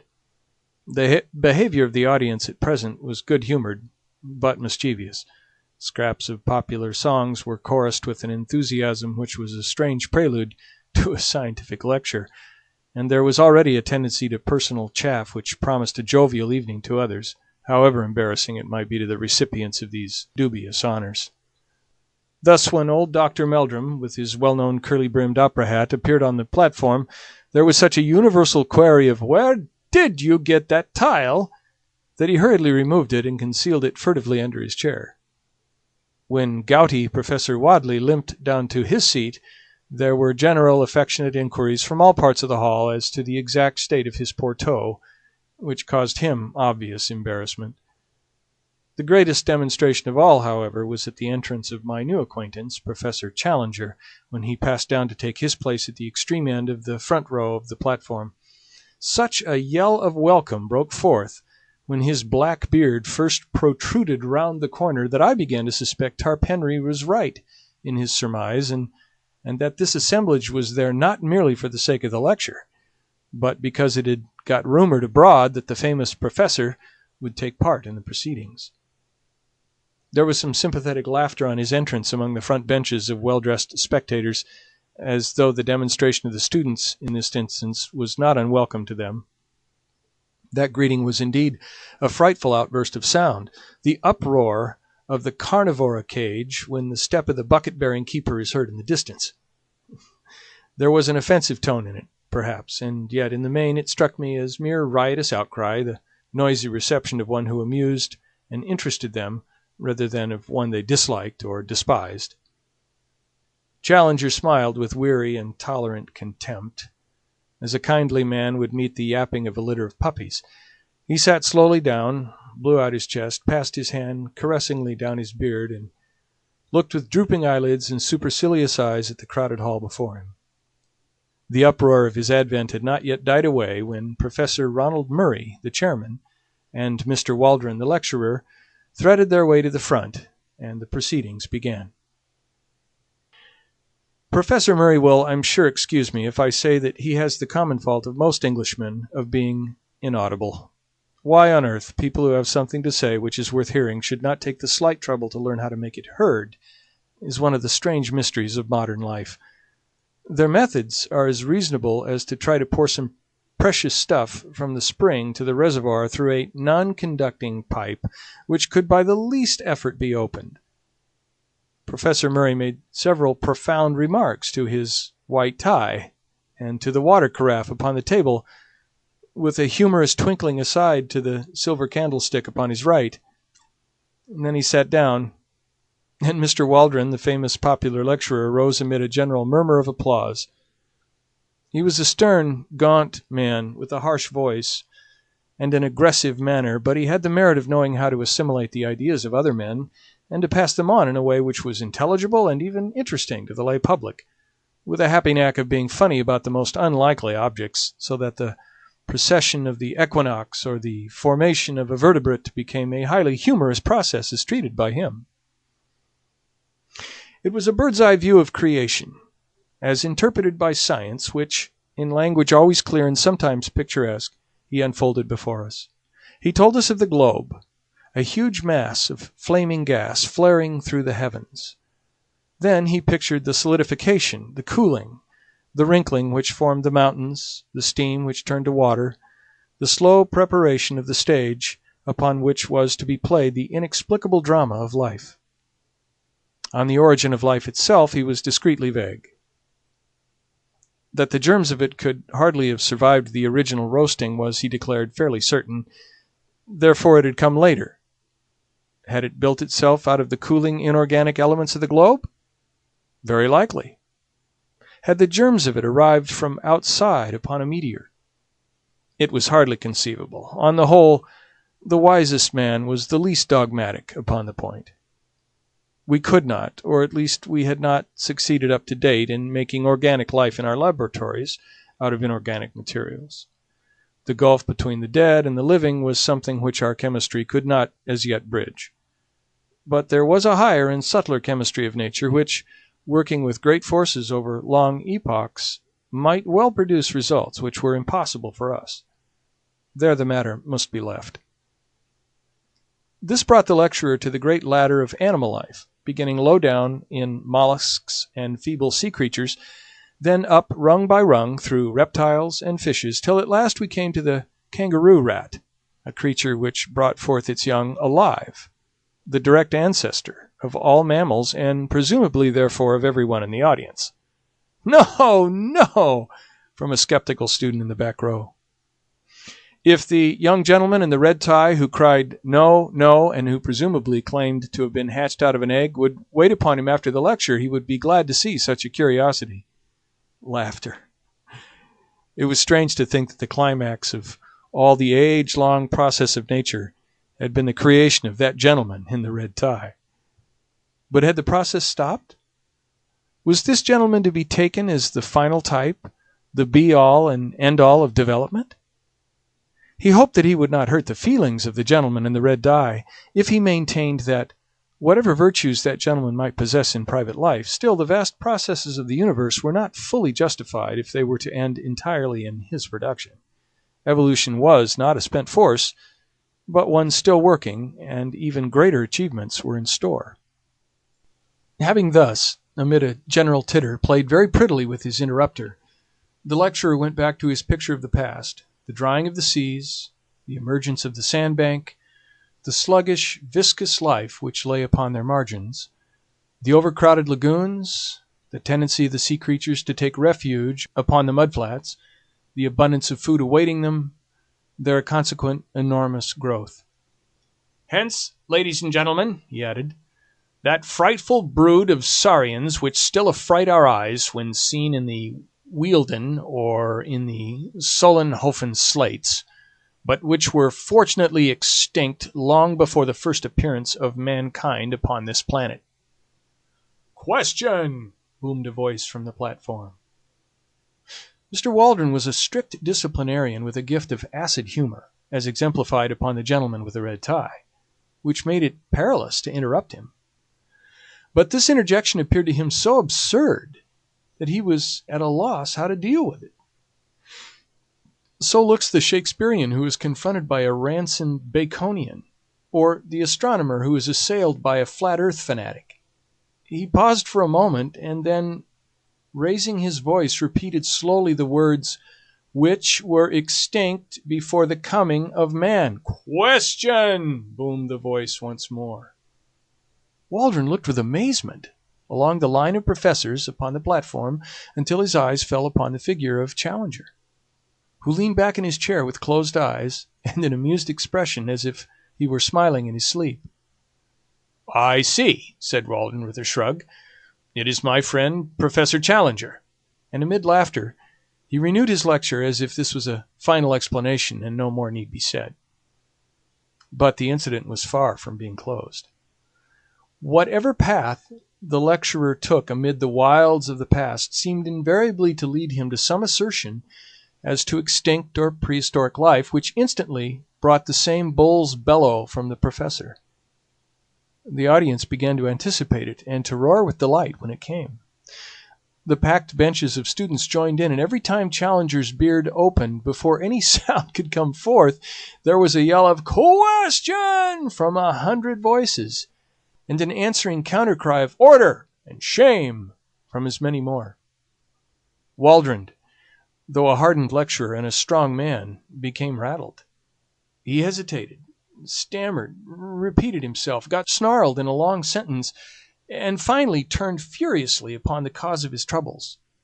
"This is really intolerable," he cried, glaring across the platform. "I must ask you, Professor Challenger, to cease these ignorant and unmannerly interruptions." There was a hush over the hall, the students rigid with delight at seeing the high gods on Olympus quarreling among themselves. Challenger levered his bulky figure slowly out of his chair. "I must in turn ask you, Mr. Waldron," he said, "to cease to make assertions which are not in strict accordance with scientific fact." The words unloosed a tempest. "Shame! Shame! Give him a hearing! Put him out! Shove him off the platform! Fair play!" emerged from a general roar of amusement or execration. The chairman was on his feet, flapping both his hands and bleating excitedly. "Professor Challenger! Personal views later!" were the solid peaks above his clouds of inaudible mutter. The interrupter bowed, smiled, stroked his beard, and relapsed into his chair. Waldron, very flushed and warlike, continued his observations. Now and then, as he made an assertion, he shot a venomous glance at his opponent, who seemed to be slumbering deeply, with the same broad, happy smile upon his face. At last the lecture came to an end. I am inclined to think that it was a premature one, as the peroration was hurried and disconnected. The thread of the argument had been rudely broken, and the audience was restless and expectant. Waldron sat down, and after a chirrup from the chairman, Professor Challenger rose and advanced to the edge of the platform. In the interests of my paper, I took down his speech, verbatim. "Ladies and gentlemen," he began, amidst a sustained interruption from the back. I beg pardon, ladies, gentlemen, and children. I must apologize. Why, I had inadvertently omitted a considerable section of this audience." Tumult, during which the professor stood with one hand raised, and his enormous head nodding sympathetically, as if he were bestowing a pontifical blessing upon the crowd. "Ladies, gentlemen, and children, I have been selected to move a vote of thanks to Mr. Waldron for the very picturesque and imaginative address to which we have just listened. There are points in it with which I disagree, and it has been my duty to indicate them as they arose, but, none the less, Mr. Waldron has accomplished his object well, that object being to give a simple and interesting account of what he conceives to have been the history of our planet. Popular lectures are the easiest to listen to, but Mr. Waldron," here he beamed and blinked at the lecturer, "will excuse me when I say that they are necessarily both superficial and misleading, since they have to be graded to the comprehension of an ignorant audience." Ironical cheering. "Popular lecturers are in their nature parasitic." Angry gesture of protest from Mr. Waldron. "They exploit for fame or cash the work which has been done by their indigent and unknown brethren. The smallest new fact obtained in the laboratory, one brick built into the temple of science, far outweighs any second-hand exposition which passes an idle hour, but can leave no useful result behind it. I put forward this obvious reflection, not out of any desire to disparage Mr. Waldron in particular, but that you may not lose your sense of proportion and mistake the acolyte for the high priest. At this point Mr. Waldron whispered to the chairman, who half rose and said something severely to his water carafe. But enough of this. Long and prolonged cheers. Let me pass to some subject of wider interest. What is the particular point upon which I, as an original investigator, have challenged our lecturer's accuracy? It is upon the permanence of certain types of animal life upon the earth. I do not speak upon this subject as an amateur, nor, I may add, as a popular lecturer, but I speak as one whose scientific conscience compels him to adhere closely to facts, when I say that Mr. Waldron is very wrong in supposing that because he has never himself seen a so-called prehistoric animal, therefore these creatures no longer exist. They are indeed, as he has said, our ancestors, but they are, if I may use the expression, our contemporary ancestors, who can still be found, with all their hideous and formidable characteristics, if one has but the energy and hardihood to seek their haunts. Creatures which were supposed to be Jurassic, monsters who would hunt down and devour our largest and fiercest mammals, still exist. Cries of "Bosh! Prove it! How do you know? Question!" How do I know, you ask me? I know because I have visited their secret haunts. I know because I have seen some of them. Applause, uproar, and a voice, "Liar! Am I a liar?" General hearty and noisy assent. Did I hear someone say that I was a liar? Will the person who called me a liar kindly stand up, that I may know him? A voice, "Here he is, sir!" And an inoffensive little person in spectacles, struggling violently, was held up among a group of students. Did you venture to call me a liar? No, sir, no, shouted the accused, and disappeared like a jack-in-the-box. If any person in this hall dares to doubt my veracity, I shall be glad to have a few words with him after the lecture. Liar! Who said that? Again, the inoffensive one, plunging desperately, was elevated high into the air. If I come down among you, general chorus of "Come, love, come!" which interrupted the proceedings for some moments, while the chairman, standing up and waving both his arms, seemed to be conducting the music. The professor, with his face flushed, his nostrils dilated, and his beard bristling, was now in a proper berserk mood. Every great discoverer has been met with the same incredulity, the sure brand of a generation of fools. When great facts are laid out before you, you have not the intuition, the imagination which would help you to understand them. You can only throw mud at the men who have risked their lives to open new fields to science. You persecute the prophets, Galileo, Darwin, and I... Prolonged cheering and complete interruption. All this is from my hurried notes taken at the time, which give little notion of the absolute chaos to which the assembly had by this time been reduced. So terrific was the uproar that several ladies had already beaten a hurried retreat. Grave and reverend seniors seemed to have caught the prevailing spirit as badly as the students, and I saw white-bearded men rising and shaking their fists at the obdurate professor. The whole great audience seethed and simmered like a boiling pot. The professor took a step forward and raised both his hands. There was something so big and arresting and virile in the man that the clatter and shouting died gradually away before his commanding gesture and his masterful eyes. He seemed to have a definite message, and they hushed to hear it. "I will not detain you," he said. "It is not worth it.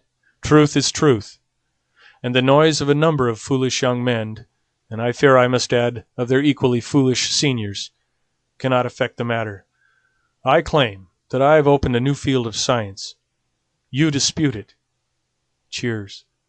Then I put you to the test. Will you accredit one or more of your own number to go out as your representatives and test my statement in your name? Mr. Summerlee, the veteran professor of comparative anatomy, rose among the audience, a tall, thin, bitter man with the withered aspect of a theologian. He wished, he said, to ask Professor Challenger whether the results to which he had alluded in his remarks had been obtained during a journey to the headwaters of the Amazon made by him 2 years before. Professor Challenger answered that they had. Mr. Summerlee desired to know how it was that Professor Challenger claimed to have made discoveries in those regions which had been overlooked by Wallace, Bates, and other previous explorers of established scientific repute. Professor Challenger answered that Mr. Summerlee appeared to be confusing the Amazon with the Thames, that it was in reality a somewhat larger river, that Mr. Summerlee might be interested to know that with the Orinoco, which communicated with it, some 50,000 miles of country were opened up, and that in so vast a space it was not impossible for one person to find what another had missed. Mr. Summerlee declared with an acid smile that he fully appreciated the difference between the Thames and the Amazon, which lay in the fact that any assertion about the former could be tested, while about the latter it could not. He would be obliged if Professor Challenger would give the latitude and the longitude of the country in which prehistoric animals were to be found. Professor Challenger replied that he reserved such information for good reasons of his own, but would be prepared to give it with proper precautions to a committee chosen from the audience. Would Mr. Summerlee serve on such a committee and test his story in person? Mr. Summerlee: Yes, I will. Great cheering. Professor Challenger: Then I guarantee that I will place in your hands such material as will enable you to find your way. It is only right. However, since Mr. Summerlee goes to check my statement, it is only right that I should have one or more with him who may check his. I will not disguise from you that there are difficulties and dangers. Mr. Summerlee will need a younger colleague. May I ask for volunteers? It is thus that the great crisis of a man's life springs out at him. Could I have imagined when I entered that hall that I was about to pledge myself to a wilder adventure than had ever come to me in my dreams? But Gladys, was it not the very opportunity of which she spoke? Gladys would have told me to go. I had sprung to my feet. I was speaking, and yet I had prepared no words. Tarp Henry, my companion, was plucking at my skirts, and I heard him whispering, "Sit down, Malone. Don't make a public ass of yourself." At the same time, I was aware that a tall, thin man with dark, gingery hair a few seats in front of me was also upon his feet. He glared back at me with hard, angry eyes, but I refused to give way. "I will go, Mr. Chairman," I kept repeating over and over again. "Name! Name!" cried the audience. "My name is Edward Dunn Malone. I am the reporter of the Daily Gazette. I claim to be an absolutely unprejudiced witness." "What is your name, sir?" the chairman asked of my tall rival. "I am Lord John Roxton. I have already been up the Amazon. I know all the ground and have special qualifications for this investigation." "Lord John Roxton's reputation as a sportsman and a traveler is, of course, world famous," said the chairman. "At the same time, it would certainly be well to have a member of the press upon such an expedition." "Well, then I move," said Professor Challenger, "that both these gentlemen be elected as representatives of this meeting to accompany Professor Summerlee upon his journey to investigate and to report upon the truth of my statements." And so, amid shouting and cheering, our fate was decided, and I found myself borne away in the human current which swirled toward the door, with my mind half stunned by the vast new project which had risen so suddenly before it. As I emerged from the hall, I was conscious for a moment of a rush of laughing students down the pavement, and of an arm wielding a heavy umbrella which rose and fell in the midst of them. Then, amid a mixture of groans and cheers, Professor Challenger's electric brougham slid from the curb, and I found myself walking under the silvery lights of Regent Street, full of thoughts of Gladys and of wonder as to my future. Suddenly there was a touch at my elbow. I turned and found myself looking into the humorous, masterful eyes of the tall, thin man who had volunteered to be my companion on this strange quest. "Mr. Malone, I understand," said he. "We are to be companions, what? My rooms are just over the road, in the Albany. Perhaps you would have the kindness to spare me half an hour, for there are one or two things that I badly want to say to you."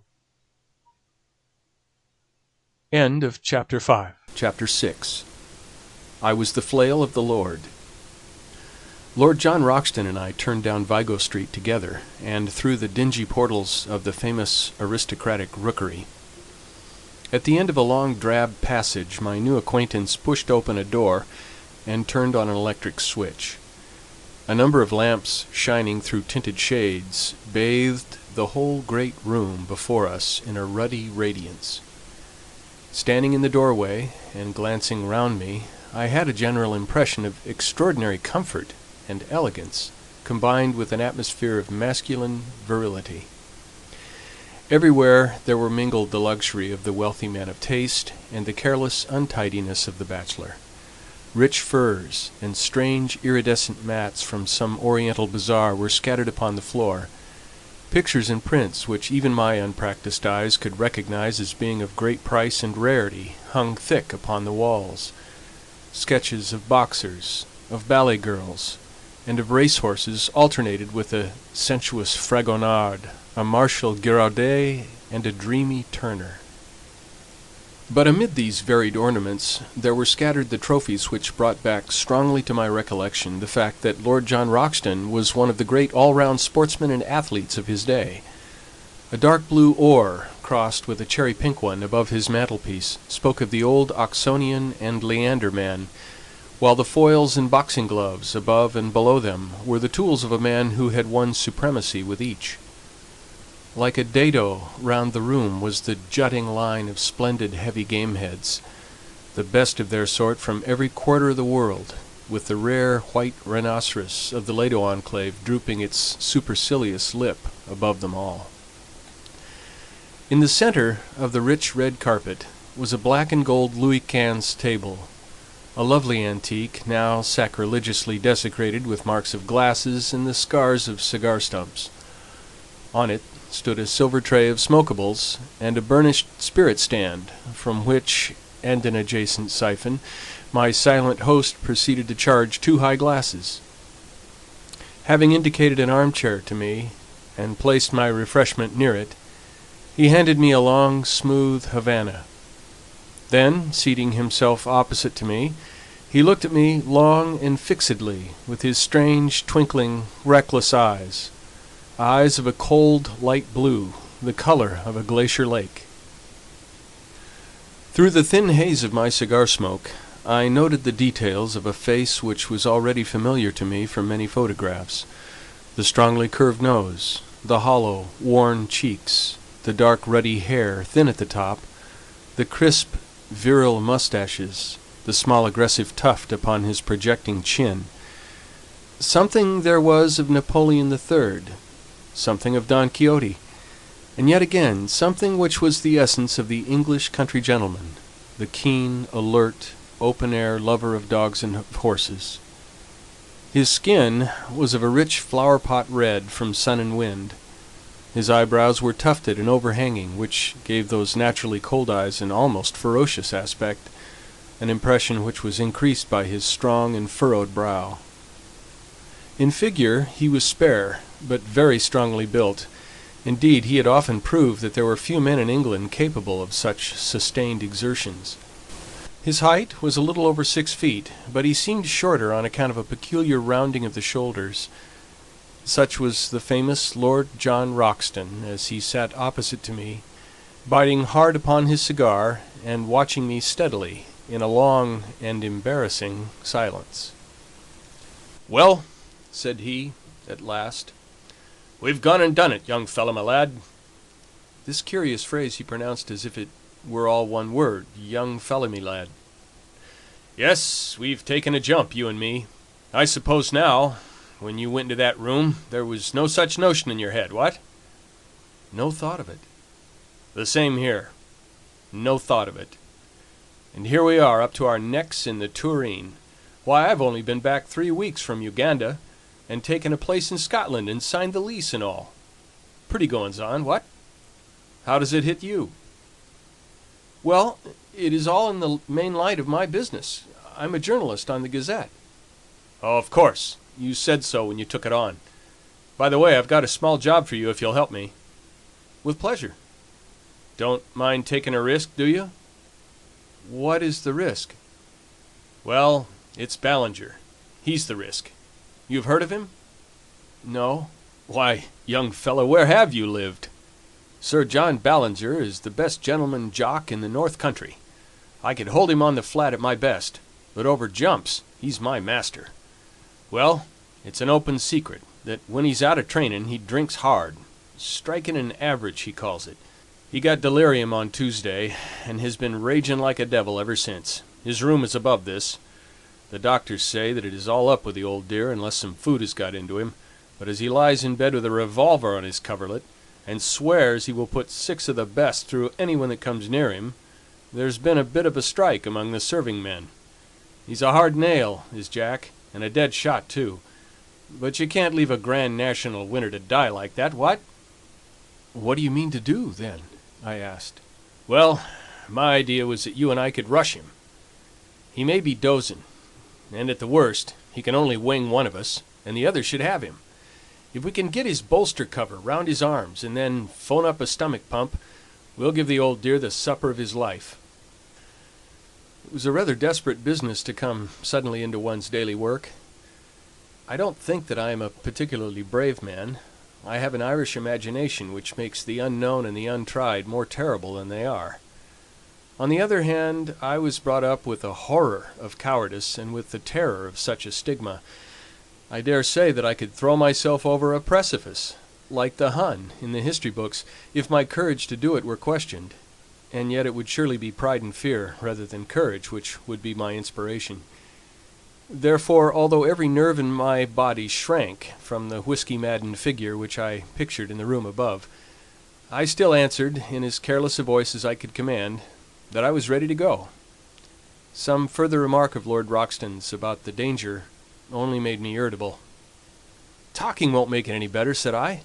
Come on. I rose from my chair, and he from his.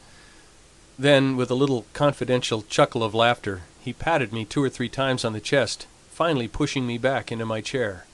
All right, sonny me lad, you'll do, said he. I looked up in surprise. I saw after Jack Ballinger myself this morning. He blew a hole in the skirt of my kimono, bless his shaky old hand, but we got a jacket on him, and he's to be all right in a week. I say, young fella, I hope you don't mind, what? You see, between you and me, close-tiled, I look on this South American business as a mighty serious thing, and if I have a pal with me, I want a man I can bank on. So I sized you down, and I'm bound to say that you came well out of it. You see, it's all up to you and me, for this old Summerlee man will want dry nursing from the first. By the way, are you by any chance the Malone who's expected to get his rugby cap for Ireland? A reserve, perhaps. I thought I remembered your face. Why, I was there when you got that try against Richmond. As fine a swerving run as I saw the whole season. I never miss a rugby match if I can help it, for it's the manliest game we have left. Well, I didn't ask you in here just to talk sport. We've got to fix our business. Here are the sailings on the first page of the Times. There's a booth boat for Para next Wednesday week, and if the professor and you can work it, I think we should take it. What? Very good. I'll fix it with him. What about your outfit? My paper will see to that. Can you shoot? About average territorial standard. Good Lord, as bad as that? It's the last thing you young fellows think of learning. You're all bees without stings so far as looking after the hive goes. You'll look silly some of these days when someone comes along and sneaks the honey. But you'll need to hold your guns straight in South America, for unless our friend the professor is a madman or a liar, we may see some queer things before we get back. What gun have you? He crossed to an oaken cupboard, and as he threw it open I caught a glimpse of glistening rows of parallel barrels, like the pipes of an organ. I'll see what I can spare you out of my own battery, said he. One by one he took out a succession of beautiful rifles, opening and shutting them with a snap and a clang, and then patting them as he put them back into the rack as tenderly as a mother would fondle her children. "This is a Bland's 577 Axite Express," said he. "I got that big fellow with it." He glanced up at the white rhinoceros. 10 more yards, and he would have added me to his collection. "On that conical bullet his one chance hangs, 'tis the weak one's advantage fair." Hope you know your Gordon, for he's the poet of the horse and the gun and the man that handles both. Now here's a useful tool. 470, telescopic sight, double ejector, point blank up to 350. That's the rifle I used against the Peruvian slave drivers 3 years ago. I was the flail of the Lord up in those parts, I may tell you, though you won't find it in any blue book. There are times, young fellow, when every one of us must make a stand for human right and justice, or you never feel clean again. That's why I made a little war on my own, declared it myself, waged it myself, ended it myself. Each of those nicks is for a slave murderer, a good row of them, what? That big one is for Pedro Lopez, the king of them all, that I killed in a backwater of the Putumayo River. And now here's something that would do for you. He took out a beautiful brown and silver rifle, well rubbered at the stock, sharply sighted, 5 cartridges to the clip. You can trust your life to that. He handed it to me and closed the door of his oak cabinet. "By the way," he continued, coming back to his chair, "what do you know of this Professor Challenger?"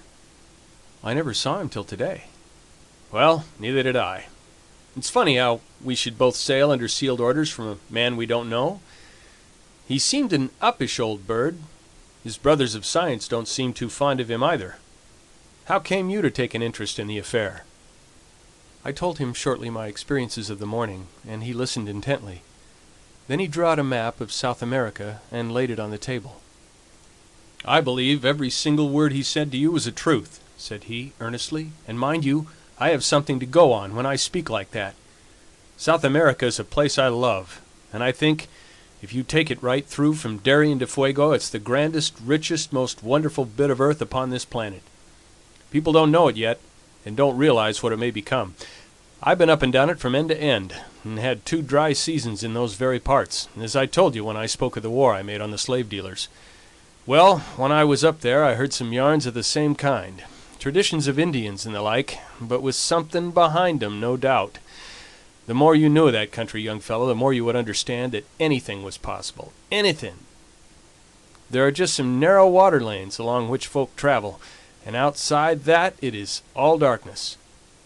Now down here in the Mato Grande," he swept his cigar over a part of the map, "or up in this corner, where 3 countries meet, nothing would surprise me. As that chap said tonight, there are 50,000 miles of waterway running through a forest that is very near the size of Europe. You and I could be as far away from each other as Scotland is from Constantinople, and yet each of us be in the same great Brazilian forest. Man has just made a track here and a scrape there in the maze. Why, the river rises and falls the best part of 40 feet, and half the country is a morass that you can't pass over. Why shouldn't something new and wonderful lie in such a country? And why shouldn't we be the men to find it out? Besides," he added, his queer gaunt face shining with delight, "there's a sportin' risk in every mile of it. I'm like an old golf ball. I've had all the white paint knocked off me long ago. Life can whack me about now, and it can't leave a mark. But a sportin' risk, young fella, that's the salt of existence. Then it's worth living again. We're all getting a deal too soft and dull and comfy. Give me the great wastelands and the wide spaces, with a gun in my fist and something to look for that's worth finding. I've tried war and steeplechasing and aeroplanes, but this hunting of beasts that look like a lobster supper dream is a brand new sensation," and he chuckled with glee at the prospect. Perhaps I've dwelt too long upon this new acquaintance, but he is to be my comrade for many a day, and so I have tried to set him down as I first saw him, with his quaint personality and his queer little tricks of speech and of thought. It was only the need of getting in the account of my meeting which drew me at last from his company. I left him seated amid his pink radiance, oiling the lock of his favorite rifle, while he still chuckled to himself at the thought of the adventures which awaited us.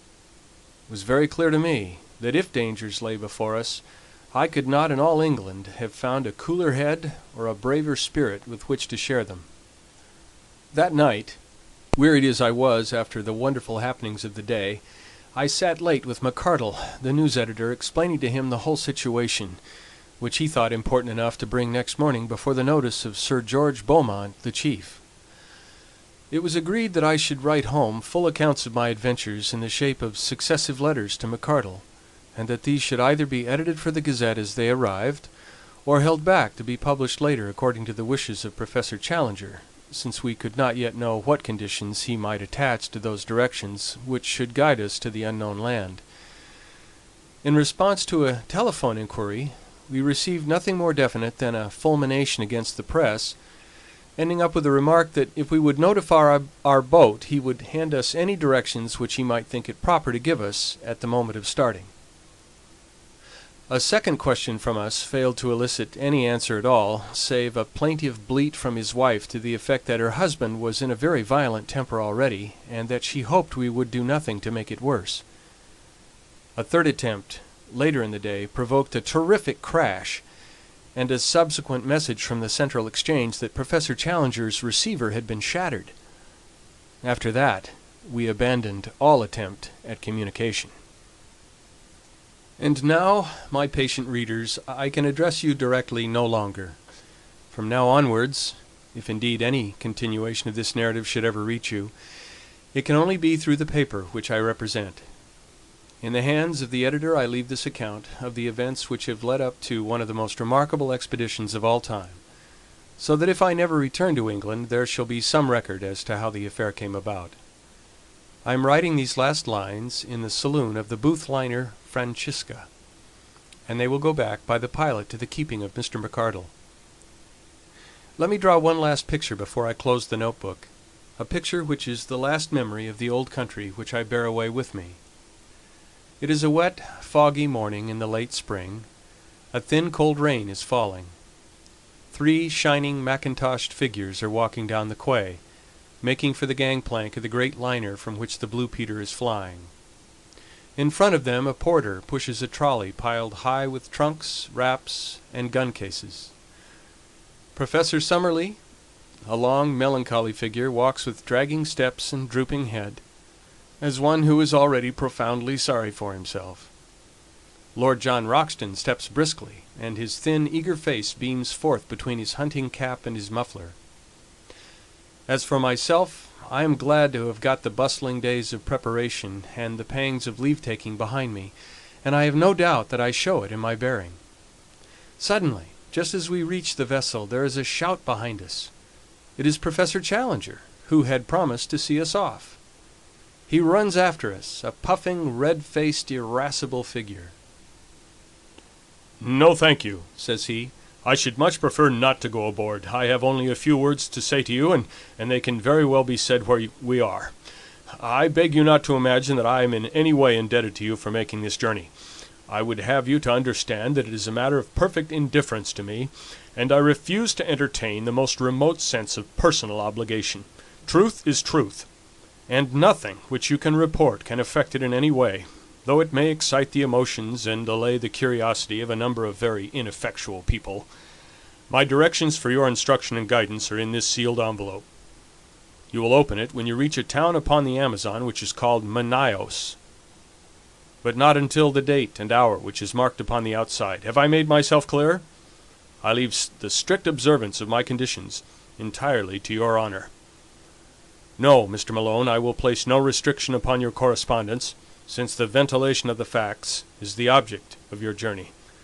But I demand that you shall give no particulars as to your exact destination, and that nothing be actually published until you return. Goodbye, sir. You have done something to mitigate my feelings for the loathsome profession to which you unhappily belong. Goodbye, Lord John. Science is, as I understand, a sealed book to you, but you may congratulate yourself upon the hunting field which awaits you. You will, no doubt, have the opportunity of describing in the field how you brought down the rocketing Dimorphodon. And goodbye to you also, Professor Summerlee. If you are still capable of self-improvement, of which I am frankly unconvinced, you will surely return to London a wiser man." So he turned upon his heel, and a minute later from the deck I could see his short, squat figure bobbing about in the distance as he made his way back to his train. Well, we are well down channel now. There's the last bell for letters, and it's goodbye to the pilot. We'll be down, hull down, on the old trail from now on. God bless all we leave behind us, and send us safely back.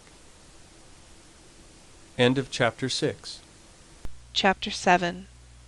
Tomorrow we disappear into the unknown. I will not bore those whom this narrative may reach by an account of our luxurious voyage upon the Booth liner, nor will I tell of our week's stay at Pera, save that I should wish to acknowledge the great kindness of the Pereira de Pinta Company in helping us to get together our equipment.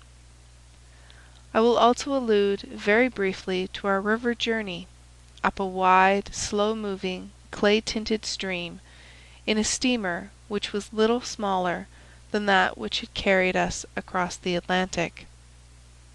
Eventually we found ourselves through the narrows of Obidos and reached the town of Manos. Here we were rescued from the limited attractions of the local inn by Mr. Shortman, the representative of the British and Brazilian Trading Company. In his hospital fazenda we spent our time until the day when we were empowered to open the letter of instructions given to us by Professor Challenger. Before I reach the surprising events of that date, I would desire to give a clearer sketch of my comrades in this enterprise, and of the associates whom we had already gathered together in South America. I speak freely, and I leave the use of my material to your own discretion, Mr. McArdle, since it is through your hands that this report must pass before it reaches the world. The scientific attainments of Professor Summerlee are too well known for me to trouble to recapitulate them. He is better equipped for a rough expedition of this sort than one would imagine at first sight. His tall, gaunt, stringy figure is insensible to fatigue, and his dry, half-sarcastic, and often wholly unsympathetic manner is uninfluenced by any change in his surroundings. Though in his 66th year, I have never heard him express any dissatisfaction at the occasional hardships which we have had to encounter. I had regarded his presence as an encumbrance to the expedition, but, as a matter of fact, I am now well convinced that his power of endurance is as great as my own. In temper, he is naturally acid and skeptical. From the beginning, he has never concealed his belief that Professor Challenger is an absolute fraud, that we are all embarked upon an absurd wild goose chase, and that we are likely to reap nothing but disappointment and danger in South America, and corresponding ridicule in England. Such are the views which, with much passionate distortion of his thin features and wagging of his thin, goat-like beard, he poured into our ears all the way from Southampton to Manos. Since landing from the boat he has obtained some consolation from the beauty and variety of the insect and bird life around him, for he is absolutely whole-hearted in his devotion to science. He spends his days flitting through the woods with his shotgun and his butterfly net, and his evenings in mounting the many specimens he has acquired. Among his minor peculiarities are that he is careless as to his attire, unclean in his person, exceedingly absent-minded in his habits, and addicted to smoking a short briar pipe, which is seldom out of his mouth. He has been upon several scientific expeditions in his youth. He was with Robertson in Papua, and the life of the camp and the canoe is nothing fresh to him. Lord John Roxton has some points in common with Professor Summerlee. and others in which they are the very antithesis to each other. He is 20 years younger, but has something of the same spare, scraggy physique. As to his appearance, I have, as I recollect, described it in that portion of my narrative which I have left behind me in London. He is exceedingly neat and prim in his ways, dresses always with great care in white drill suits and high brown mosquito boots, and shaves at least once a day.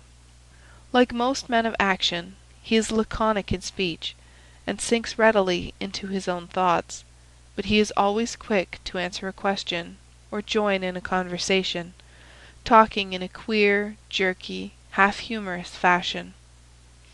His knowledge of the world, and very especially of South America, is surprising, and he has a whole-hearted belief in the possibilities of our journey, which is not to be dashed by the sneers of Professor Summerlee. He has a gentle voice and a quiet manner, but behind his twinkling blue eyes there lurks a capacity for furious wrath and implacable resolution, the more dangerous because they are held in leash. He spoke little of his own exploits in Brazil and Peru, but it was a revelation to me to find the excitement which was caused by his presence among the riverine natives, who looked upon him as their champion and protector. The exploits of the Red Chief, as they called him, had become legends among them, but the real facts, as far as I could learn them, were amazing enough. These were that Lord John had found himself some years before in that no-man's land which is formed by the half-defined frontiers between Peru, Brazil, and Colombia. In this great district the wild rubber tree flourishes, and has become, as in the Congo, a curse to the natives, which can only be compared to their forced labour under the Spaniards upon the old silver mines of Darien. A handful of villainous half-breeds dominated the country, armed such Indians as would support them, and turned the rest into slaves, terrorizing them with the most inhuman tortures in order to force them to gather the India rubber, which was then floated down the river to Para. Lord John Roxton expostulated on behalf of the wretched victims, and received nothing but threats and insults for his pain.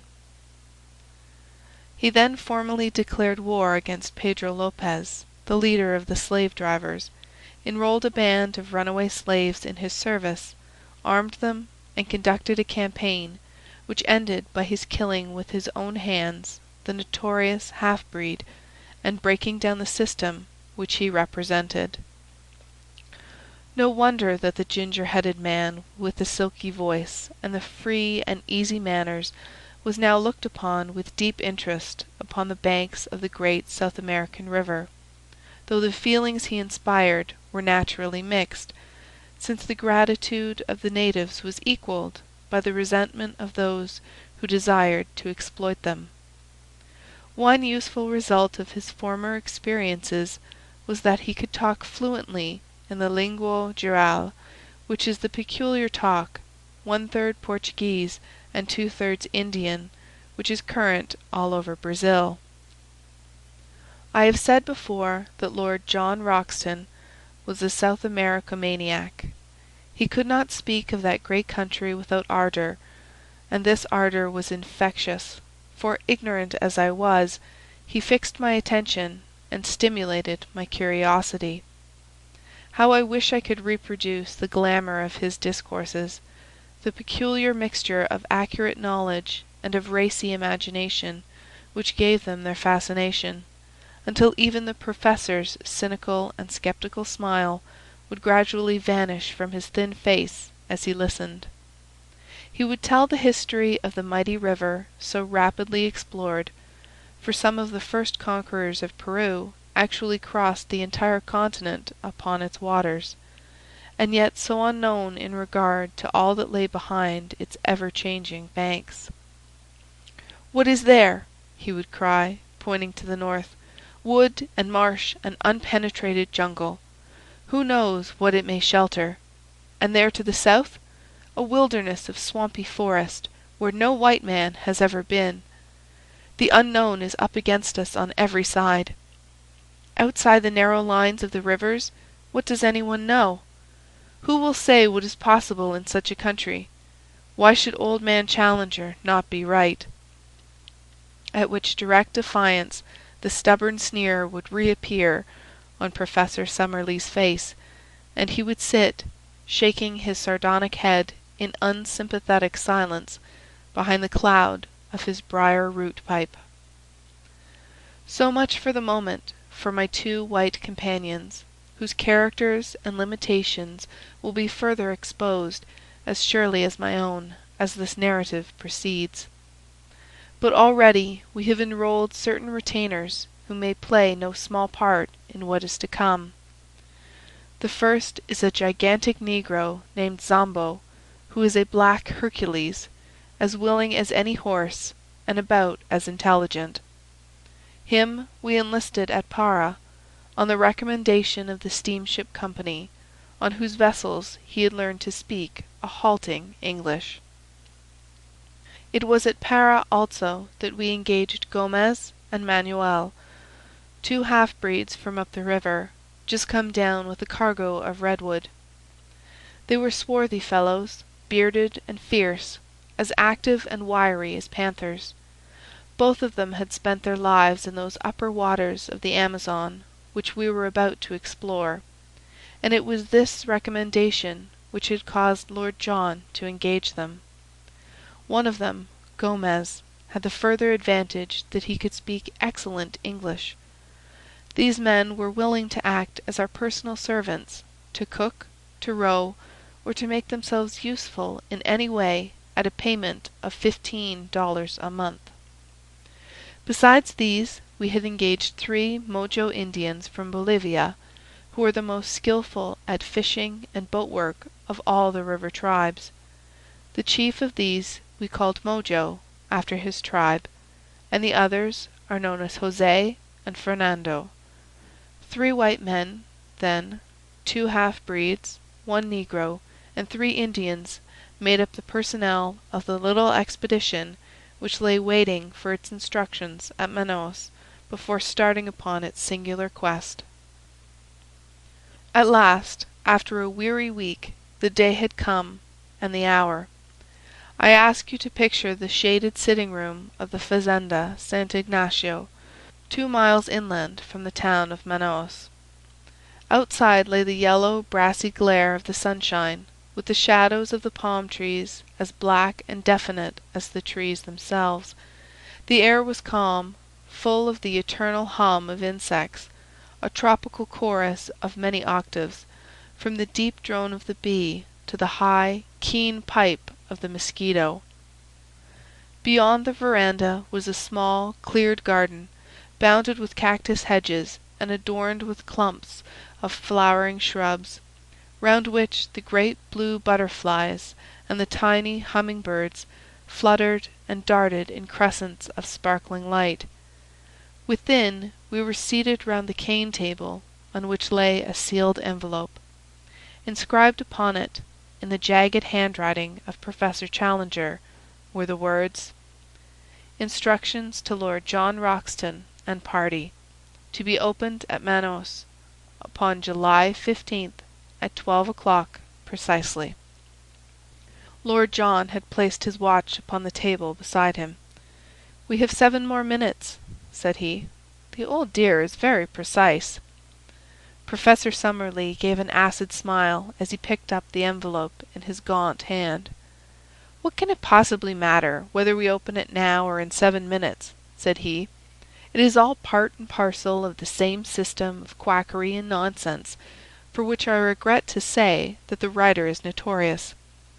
"Oh, come, we must play the game according to the rules," said Lord John. "It's Old Man Challenger's show, and we are here by his good will, so it would be rotten bad form if we didn't follow his instructions to the letter." "A pretty business it is," cried the Professor bitterly. "It struck me as preposterous in London, but I'm bound to say that it seems even more so upon closer acquaintance. I don't know what is inside this envelope, but unless it is something pretty definite, I shall be much tempted to take the next down-river boat and catch the Bolivia at Para. After all, I have some more responsible work in the world than to run about disproving the assertions of a lunatic. Now, Roxton, surely it is time." "Time it is," said Lord John. "You can blow the whistle." He took up the envelope and cut it with his penknife. From it he drew a folded sheet of paper. This he carefully opened out and flattened on the table. It was a blank sheet. He turned it over. Again it was blank. We looked at each other in a bewildered silence, which was broken by a discordant burst of derisive laughter from Professor Summerlee. "It is an open admission," he cried. "What more do you want? The fellow is a self-confessed humbug. We have only to return home and report him as the brazen impostor that he is." "Invisible ink," I suggested. "I don't think," said Lord Roxton, holding the paper to the light. "No, young fella, my lad, there is no use deceiving yourself. I'll go bail for it that nothing has ever been written upon this paper." "May I come in?" boomed a voice from the veranda. The shadow of a squat figure had stolen across the patch of sunlight. That voice! That monstrous breadth of shoulder! We sprang to our feet with a gasp of astonishment as Challenger, in a round, boyish straw hat with a coloured ribbon, Challenger, with his hands in his jacket pockets and his canvas shoes daintily pointing as he walked, appeared in the open space before us. He threw back his head, and there he stood in the golden glow with all his old Assyrian luxuriance of beard, all his native insolence of drooping eyelids and intolerant eyes. "I fear," said he, taking out his watch, "that I am a few minutes too late. When I gave you this envelope, I must confess that I had never intended that you should open it, for it had been my fixed intention to be with you before the hour. The unfortunate delay can be apportioned between a blundering pilot and an intrusive sandbank. I fear that it has given my colleague, Professor Summerlee, occasion to blaspheme." "I am bound to say, sir," said Lord John, with some sternness of voice, "that your turning up is a considerable relief to us, for our mission seemed to have come to a premature end. Even now, I can't for the life of me understand why you should have worked it in so extraordinary a manner." Instead of answering, Professor Challenger entered, shook hands with myself and Lord John, bowed with ponderous insolence to Professor Summerlee, and sank back into a basket chair, which creaked and swayed beneath his weight. "Is all ready for your journey?" he asked. "We can start tomorrow." "Then so you shall. You need no chart of directions now, since you will have the inestimable advantage of my own guidance. From the first I had determined that I would myself preside over your investigation. The most elaborate charts would, as you will readily admit, be a poor substitute for my own intelligence and advice.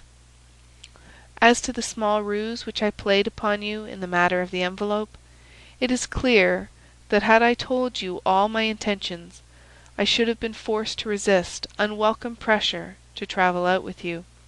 "Not for me, sir," exclaimed Professor Summerlee heartily, "so long as there was another ship upon the Atlantic." Challenger waved him away with his great hairy hand. "Your common sense will, I am sure, sustain my objection, and realize that it was better that I should direct my own movements and appear only at the exact moment when my presence was needed. That moment has now arrived. You are in safe hands. You will not now fail to reach your destination.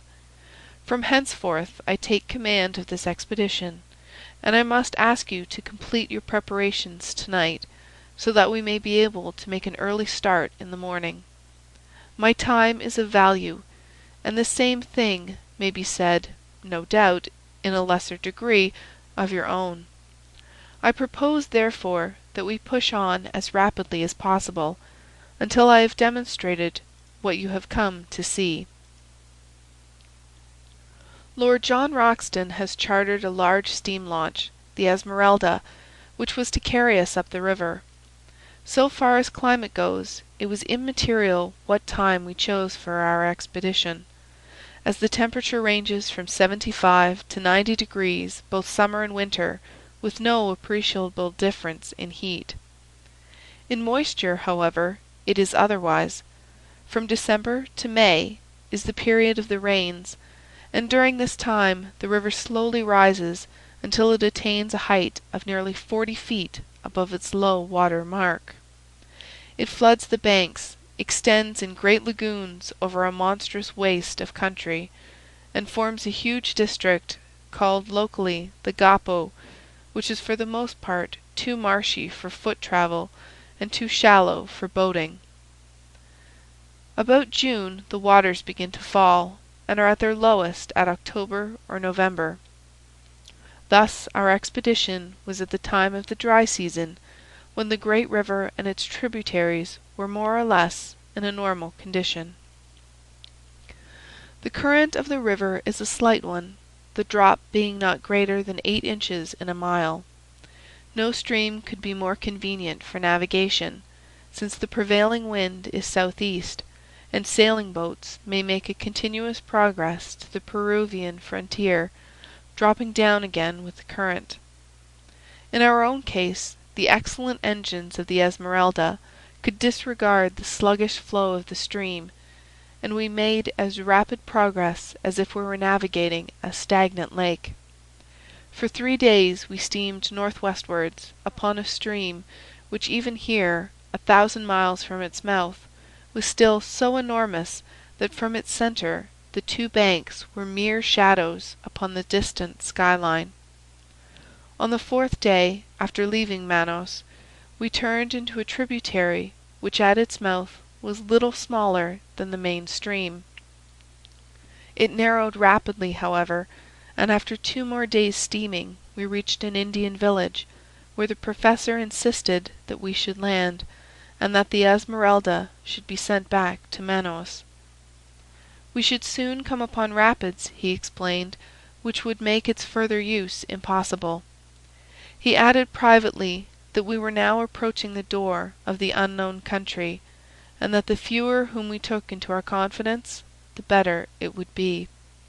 To this end also he made each of us give our word of honour that we would publish or say nothing which would give any exact clue as to the whereabouts of our travels, while the servants were all solemnly sworn to the same effect. It is for this reason that I am compelled to be vague in my narrative, and I would warn my readers that in any map or diagram which I may give the relation of places to each other may be correct, but the points of the compass are carefully confused, so that in no way can it be taken as an actual guide to the country. Professor Challenger's reasons for secrecy may be valid or not, but we had no choice but to adopt them, for he was prepared to abandon the whole expedition rather than modify the conditions upon which he would guide us. It was August 2nd when we snapped our last link with the outer world by bidding farewell to the Esmeralda.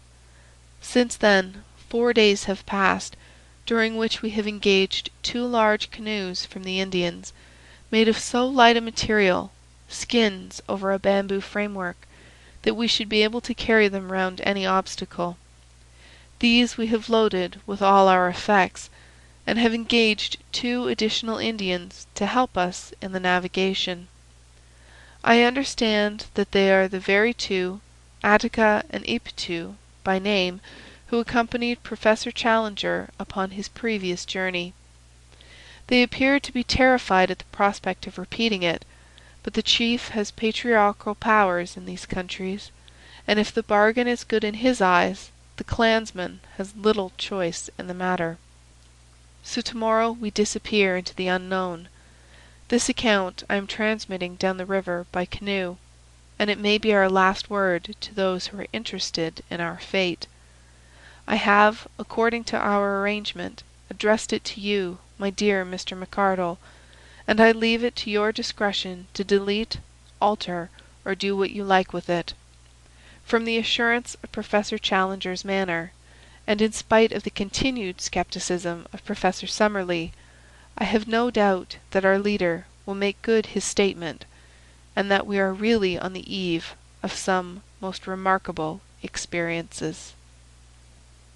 End of Chapter 7. Chapter 8.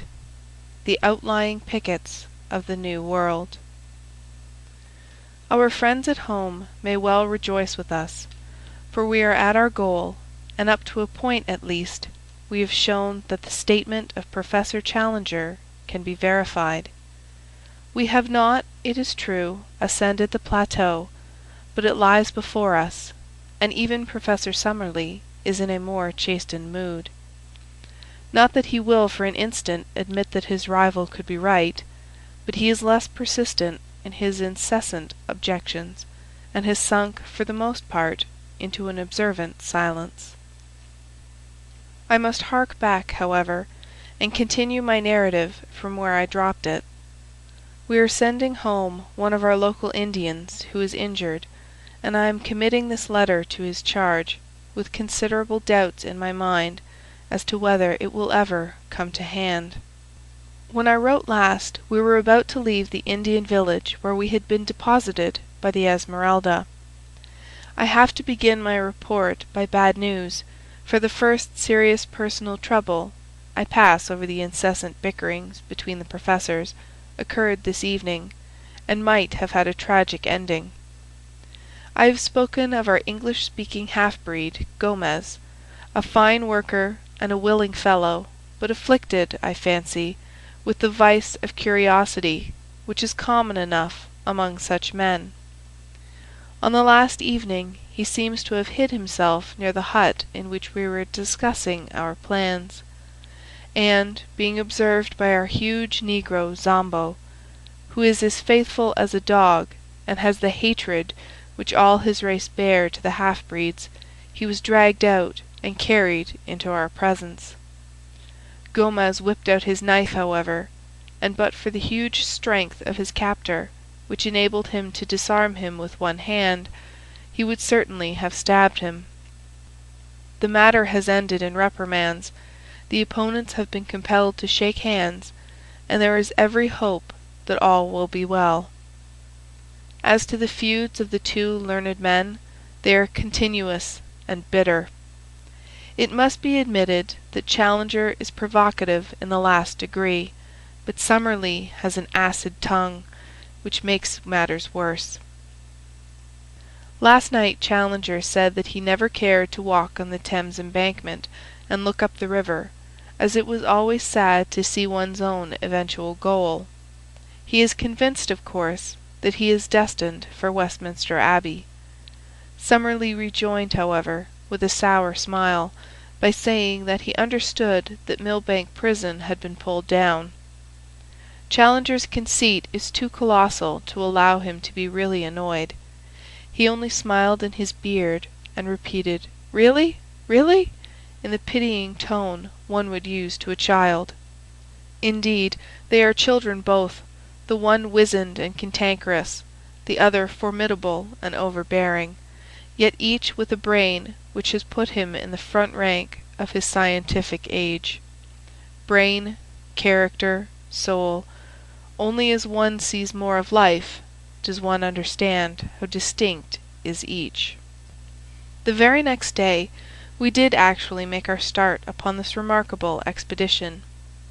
We found that all our possessions fitted very easily into the 2 canoes, and we divided our personnel, 6 in each, taking the obvious precaution, in the interests of peace, of putting 1 professor into each canoe.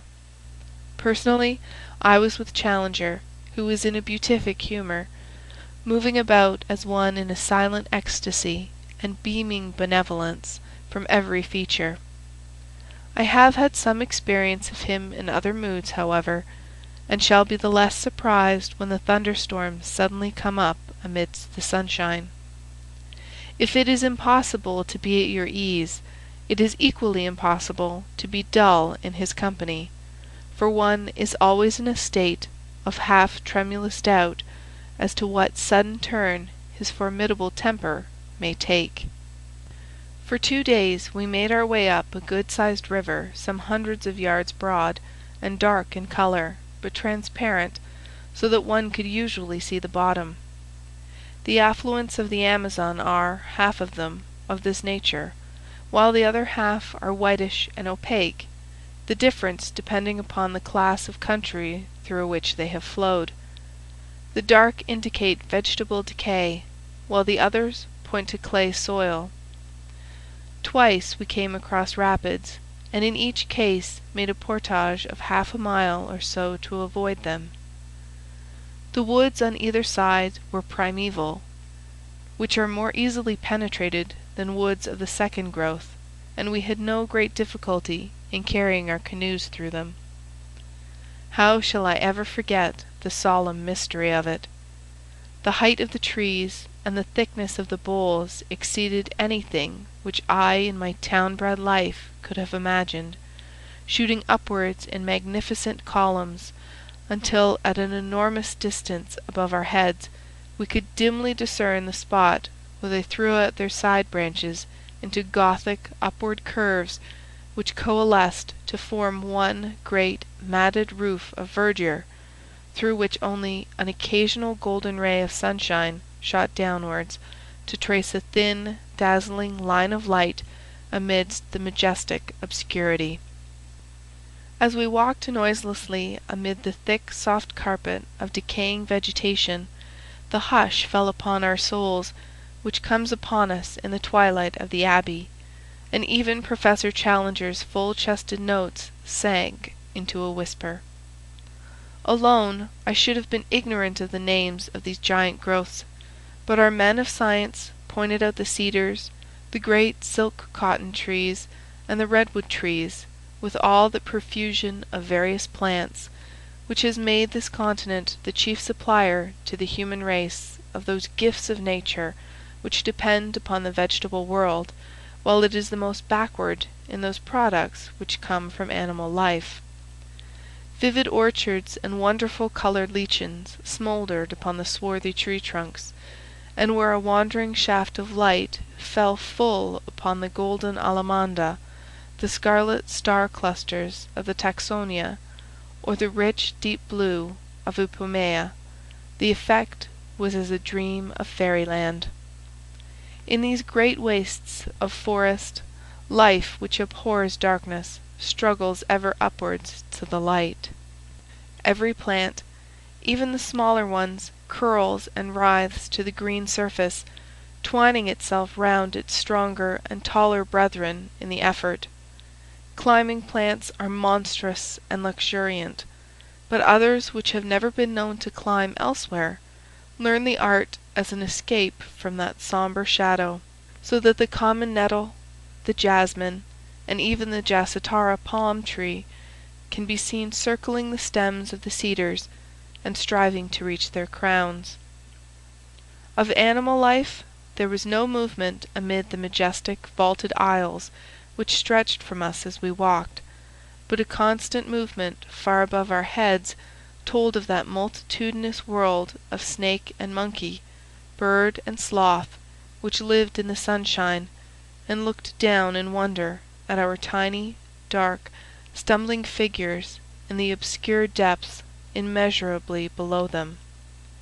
At dawn and at sunset the howler monkeys screamed together, and the parakeets broke into shrill chatter, but during the hot hours of the day only the full drone of insects, like the beat of a distant surf, filled the ear, while nothing moved amid the solemn vistas of stupendous trunks, fading away into the darkness which held us in.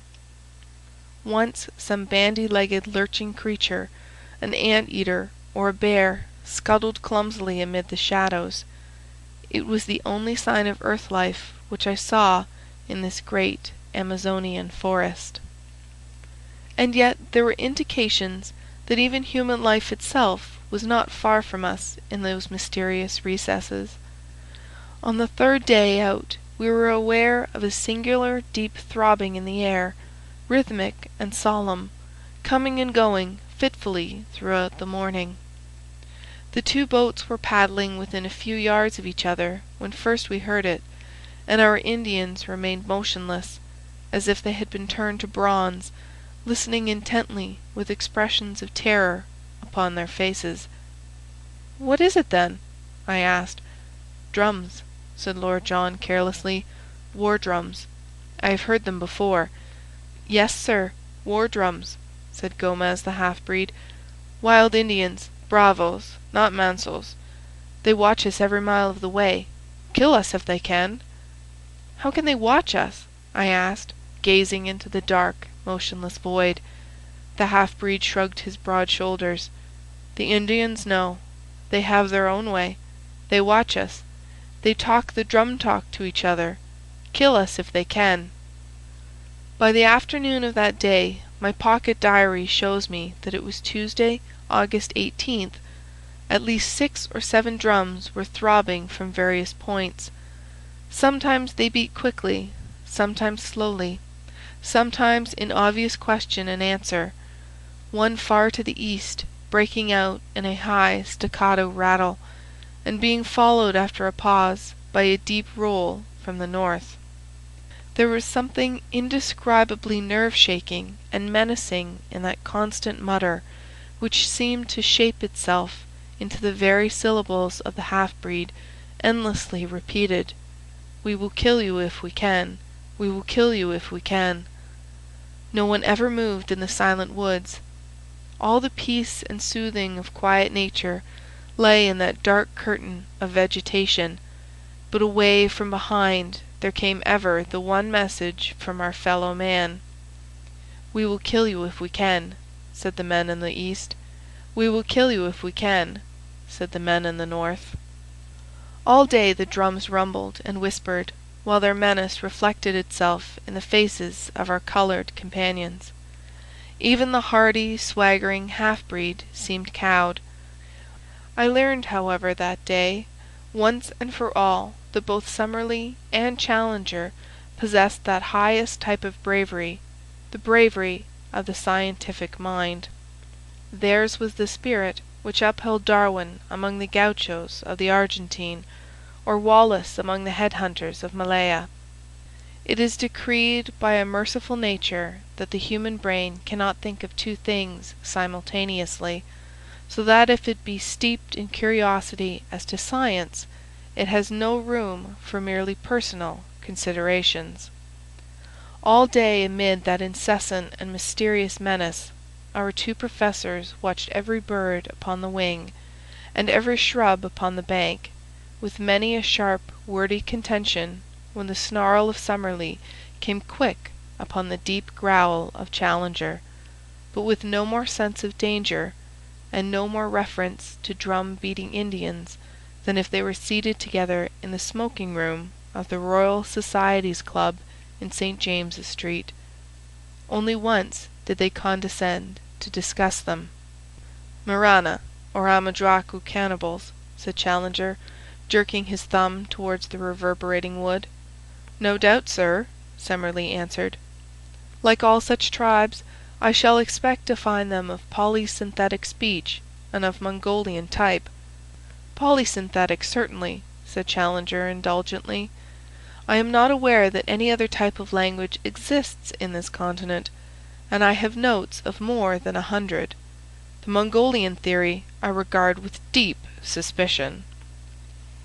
"I should have thought that even a limited knowledge of comparative anatomy would have helped to verify it," said Summerlee bitterly. Challenger thrust out his aggressive chin until he was all beard and hat-rim. "No doubt, sir, a limited knowledge would have that effect. When one's knowledge is exhaustive, one comes to other conclusions." They glared at each other in mutual defiance, while all round rose the distant whisper, "We will kill you. We will kill you if we can." That night we moored our canoes with heavy stones for anchors in the centre of the stream, and made every preparation for a possible attack. Nothing came, however, and with the dawn we pushed upon our way, the drum beating dying out behind us. About 3 o'clock in the afternoon we came to a very steep rapid. more than a mile long, the very one in which Professor Challenger had suffered disaster upon his first journey. I confess that the sight of it consoled me, for it was really the first direct corroboration, slight as it was, of the truth of his story.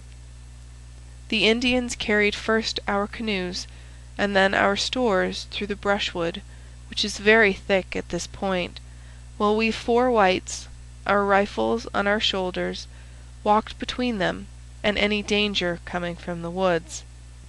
Before evening we had successfully passed the rapids and made our way some 10 miles above them, where we anchored for the night. At this point I reckoned that we had come not less than 100 miles up the tributary from the main stream. It was in the early forenoon of the next day that we made the great departure. Since dawn Professor Challenger had been acutely uneasy, continually scanning each bank of the river. Suddenly he gave an exclamation of satisfaction and pointed to a single tree, which projected at a peculiar angle over the side of the stream. "What do you make of that?" he asked. "It is surely an Assay palm," said Summerlee. "Exactly. It was an Assay palm which I took for my landmark. The secret opening is half a mile onwards, upon the other side of the river. There is no break in the trees. That is the wonder and the mystery of it. There where you see light green rushes instead of dark green undergrowth, there between the great cottonwoods, that is my private gate into the unknown. Push through, and you will understand." It was indeed a wonderful place. Having reached the spot marked by a line of light green rushes, we poled out 2 canoes through them for some hundreds of yards, and eventually emerged into a placid and shallow stream, running clear and transparent over a sandy bottom. It may have been 20 yards across, and was banked in on each side by most luxuriant vegetation. No one who had not observed that for a short distance reeds had taken the place of shrubs could possibly have guessed the existence of such a stream or dreamed of the fairyland beyond. For a fairyland it was, the most wonderful that the imagination of man could conceive. The thick vegetation met overhead, interlacing into a natural pergola, and through this tunnel of verdure in a golden twilight flowed the green, pellucid river, beautiful in itself, but marvelous from the strange tints thrown by the vivid light from above, filtered and tempered in its fall. Clear as crystal, motionless as a sheet of glass, green as the edge of an iceberg, it stretched in front of us under its leafy archway, every stroke of our paddles sending 1,000 ripples across its shining surface. It was a fitting avenue to a land of wonders. All sign of the Indians had passed away, but animal life was more frequent, and the tameness of the creatures showed that they knew nothing of the hunter. Fuzzy little black velvet monkeys, with snow-white teeth and gleaming, mocking eyes, chattered at us as we passed. With a dull, heavy splash, an occasional cayman plunged in from the bank. Once a dark, clumsy tapir stared at us from a gap in the bushes, and then lumbered away through the forest. Once, too, the yellow, sinuous form of a great puma whisked among the brushwood, and its green, baleful eyes glared hatred at us over its tawny shoulder. Bird life was abundant, especially the wading birds, stork, heron, and ibis, gathering in little groups, blue, scarlet, and white, upon every log, which jutted from the bank, while beneath us the crystal water was alive with fish of every shape and color. For 3 days we made our way up this tunnel of hazy green sunshine. On the longer stretches one could hardly tell as one looked ahead where the distant green water ended and the distant green archway began. The deep peace of this strange waterway was unbroken by any sign of man. "No Indian here. Too much afraid. Curupuri," said Gomez. "Curupuri is the spirit of the woods," Lord John explained. "It's a name for any kind of devil. The poor beggars think that there is something fearsome in this direction, and therefore they avoid it." On the third day it became evident that our journey in the canoes could not last much longer, for the stream was rapidly growing more shallow. Twice in as many hours we stuck upon the bottom. Finally we pulled the boats up among the brushwood and spent the night on the bank of the river. In the morning Lord John and I made our way for a couple of miles through the forest, keeping parallel with the stream, but as it grew ever shallower we returned and reported, what Professor Challenger had already suspected, that we had reached the highest point to which the canoes could be brought. We drew them up, therefore, and concealed them among the bushes, blazing a tree with our axes so that we should find them again. Then we distributed the various burdens among us, guns, ammunition, food, a tent, blankets, and the rest, and, shouldering our packages, we set forth upon the more laborious stage of our journey. An unfortunate quarrel between our pepper pots marked the outset of our new stage. Challenger had from the moment of joining us issued directions to the whole party, much to the evident discontent of Summerlee. Now, upon his assigning some duty to his fellow professor, it was only the carrying of an aneroid barometer, the matter suddenly came to a head. "May I ask you, sir," said Summerlee with vicious calm, "in what capacity you take it upon yourself to issue these orders?" Challenger glared and bristled. "I do it, Professor Summerlee, as leader of this expedition. I am compelled to tell you, sir, that I do not recognize you in that capacity." "Indeed!" Challenger bowed with unwieldy sarcasm. "Perhaps you would define my exact position?" "Yes, sir. You are a man whose veracity is upon trial, and this committee is here to try it. You walk, sir, with your judges." "Dear me!" said Challenger, seating himself on the side of one of the canoes. "In that case you will, of course, go on your way, and I will follow at my leisure. If I am not the leader, you cannot expect me to lead." Thank heaven that there were two sane men, Lord John Roxton and myself, to prevent the petulance and folly of our learned professors from sending us back empty-handed to London.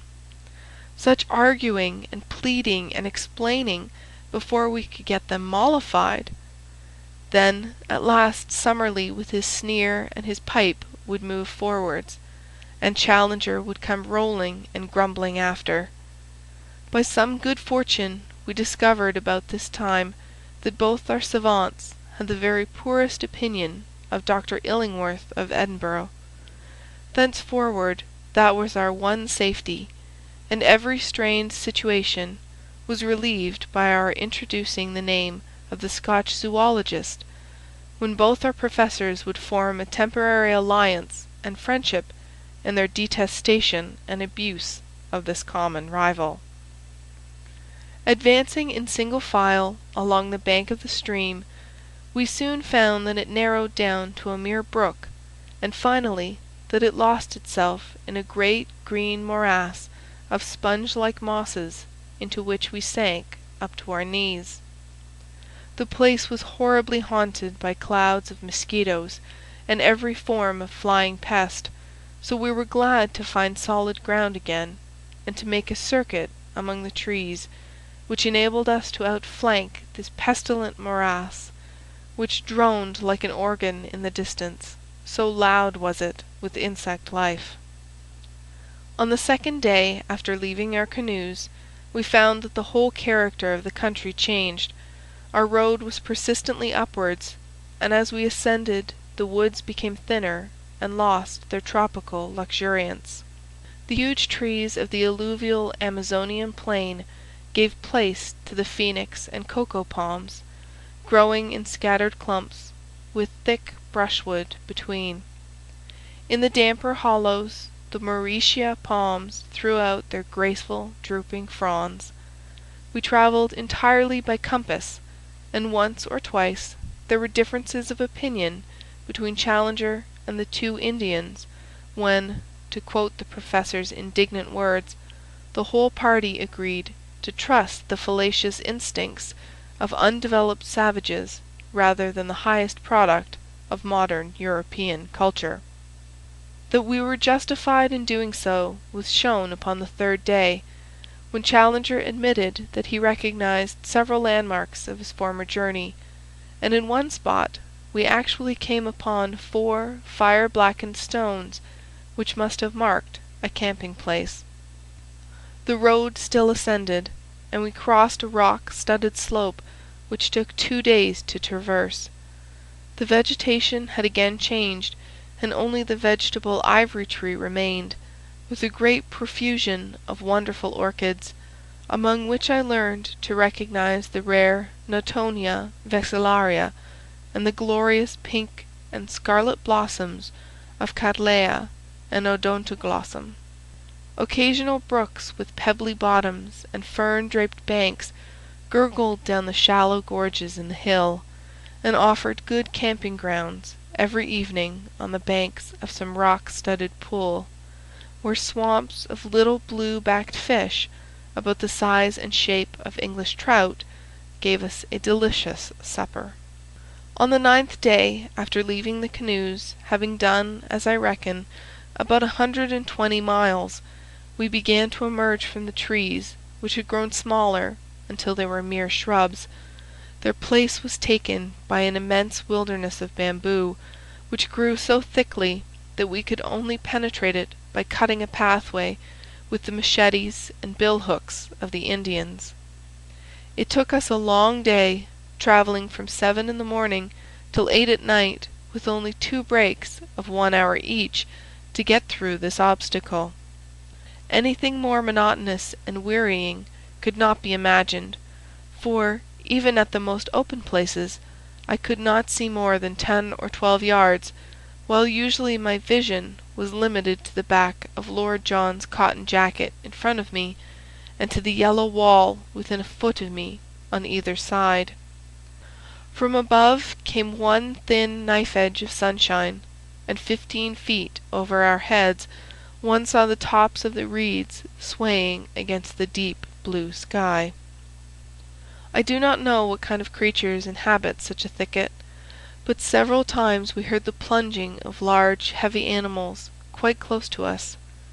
From their sounds, Lord John judged them to be some form of wild cattle. Just as night fell, we cleared the belt of bamboos, and at once formed our camp, exhausted by the interminable day. Early next morning we were again afoot, and found that the character of the country had changed once again. Behind us was the wall of bamboo, as definite as if it marked the course of a river.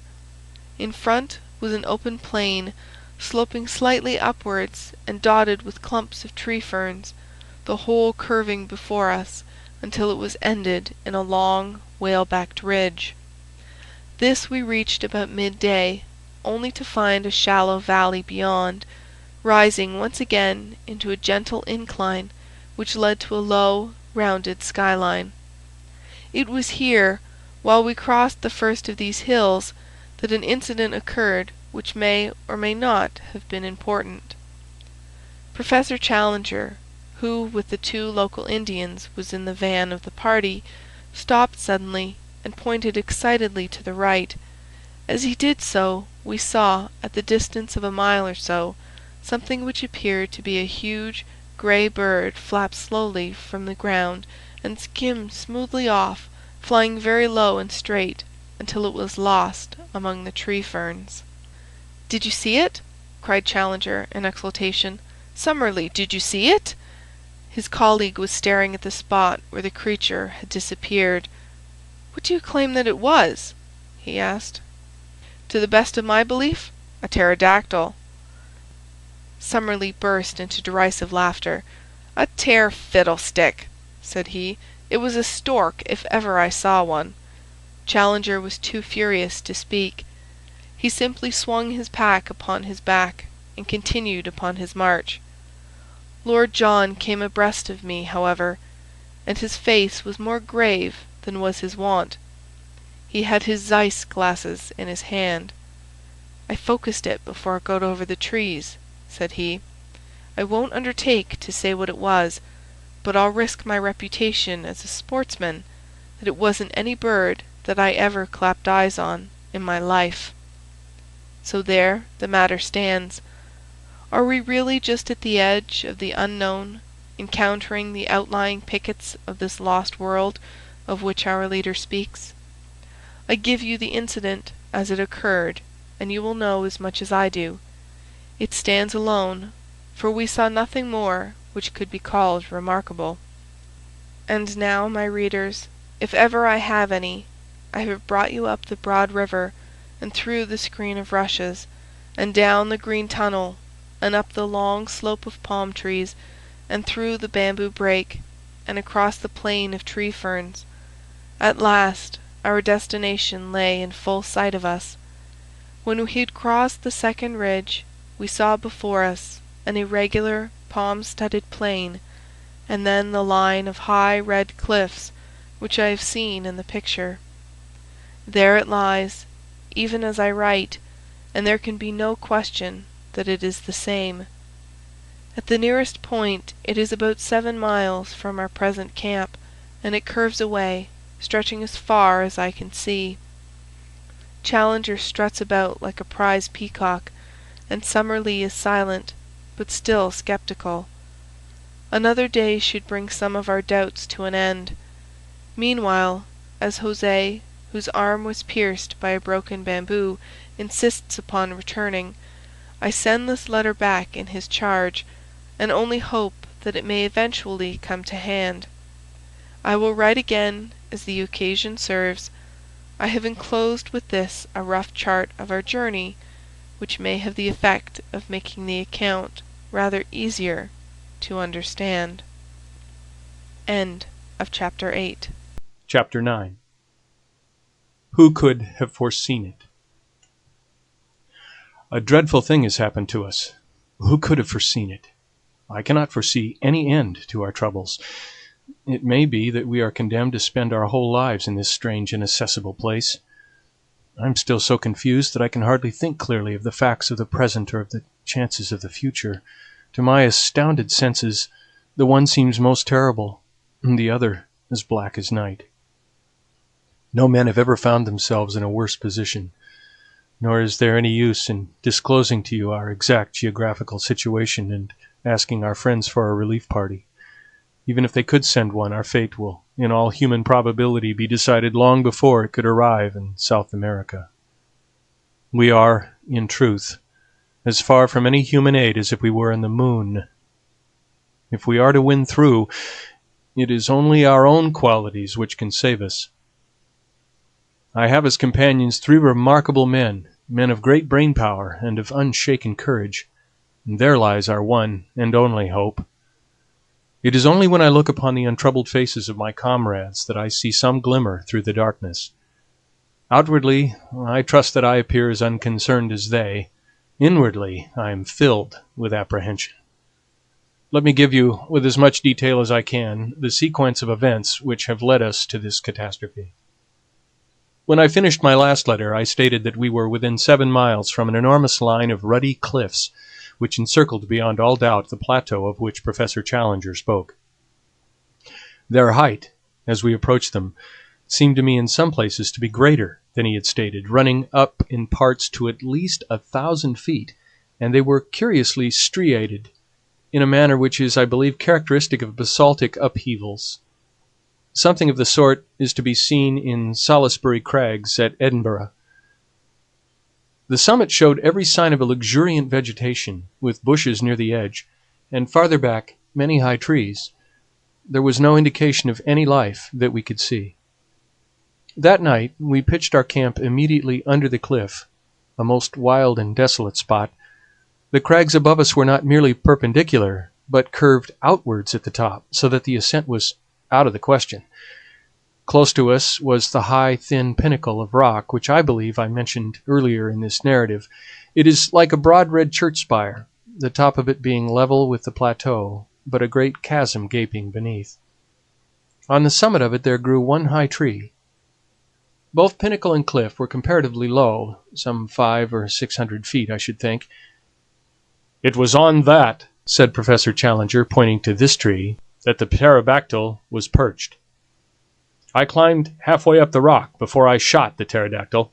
I'm inclined to think that a good mountaineer like myself could ascend the rock to the top, though he would, of course, be so nearer to the plateau when he had done so." As Challenger spoke of his pterodactyl, I glanced at Professor Summerlee, and for the first time I seemed to see some signs of a dawning credulity and repentance. There was no sneer upon his thin lips, but, on the contrary, a grey, drawn look of excitement and amazement. Challenger saw it too, and revelled in the first taste of victory. "Of course," said he, with his clumsy and ponderous sarcasm, "Professor Summerlee will understand that when I speak of a pterodactyl I mean a stork. Only it is the kind of stork which has no feathers, a leathery skin, membranous wings, and teeth in its jaws." He grinned, blinked, and bowed, until his colleague turned and walked away. In the morning, after a frugal breakfast of coffee and manioc, we had to be economical of our stores. We held a council of war as to the best method of ascending to the plateau above us. Challenger presided with a solemnity as if he were the Lord Chief Justice on the bench. Picture him seated upon a rock, his absurd, boyish straw hat tilted on the back of his head, his supercilious eyes dominating us from under his drooping lids, his great black beard wagging as he slowly defined our present situation and our future movements. Beneath him you might have seen the three of us, myself, sunburnt, young, and vigorous after our open-air tramp; Summerlee, solemn but still critical, behind his eternal pipe; Lord John, as keen as a razor edge, with his supple, alert figure leaning upon his rifle, and his eager eyes fixed eagerly upon the speaker.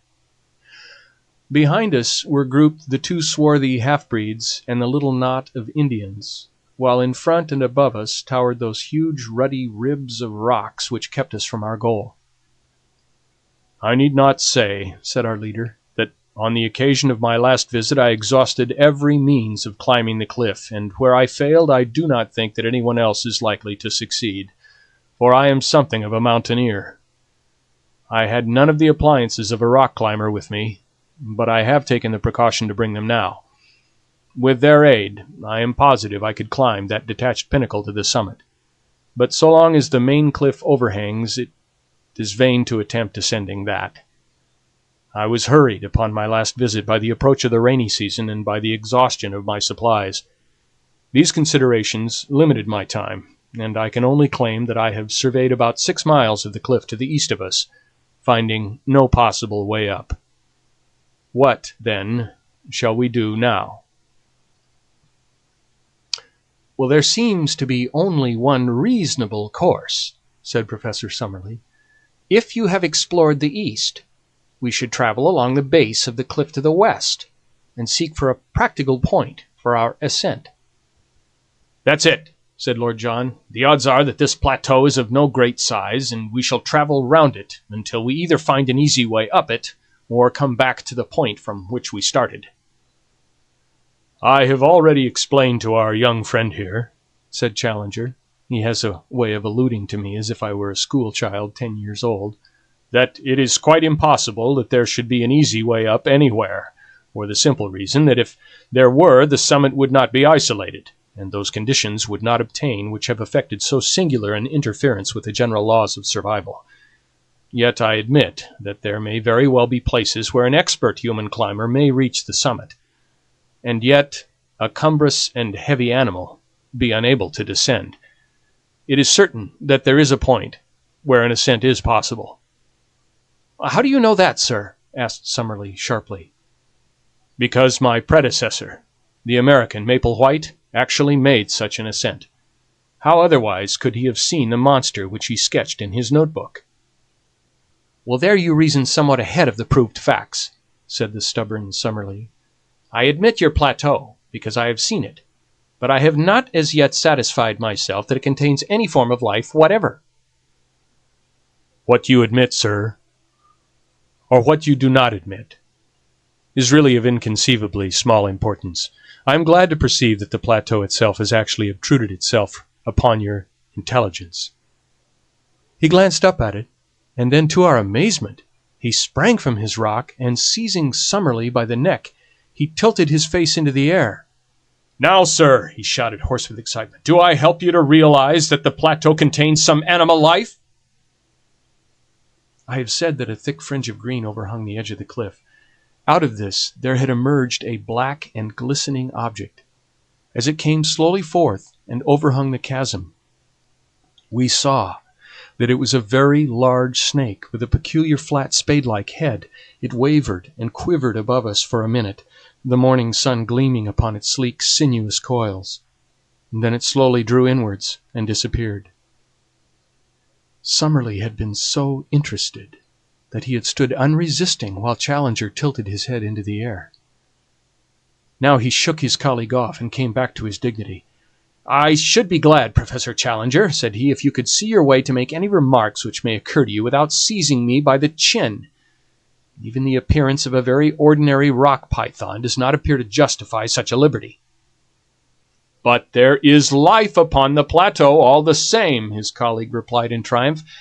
"And now, having demonstrated this important conclusion so that it is clear to anyone, however prejudiced or obtuse, I am of opinion that we cannot do better than break up our camp and travel westward until we find some means of ascent." The ground at the foot of the cliff was rocky and broken, so that the going was slow and difficult.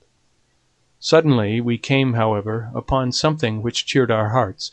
It was the site of an old encampment with several empty Chicago meat tins, a bottle labeled brandy, a broken tin opener, and a quantity of other travelers' debris. A crumpled, disintegrated newspaper revealed itself as the Chicago Democrat, though the date had been obliterated. "Not mine," said Challenger. "Must be Maple White's." Lord John had been gazing curiously at a great tree fern which overshadowed the encampment. "I say, look at this," said he. "I believe it's meant for a signpost."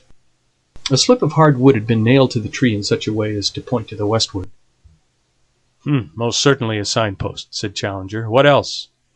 Finding himself upon a dangerous errand, our pioneer has left this sign so that any party which follows him may know the way he has taken.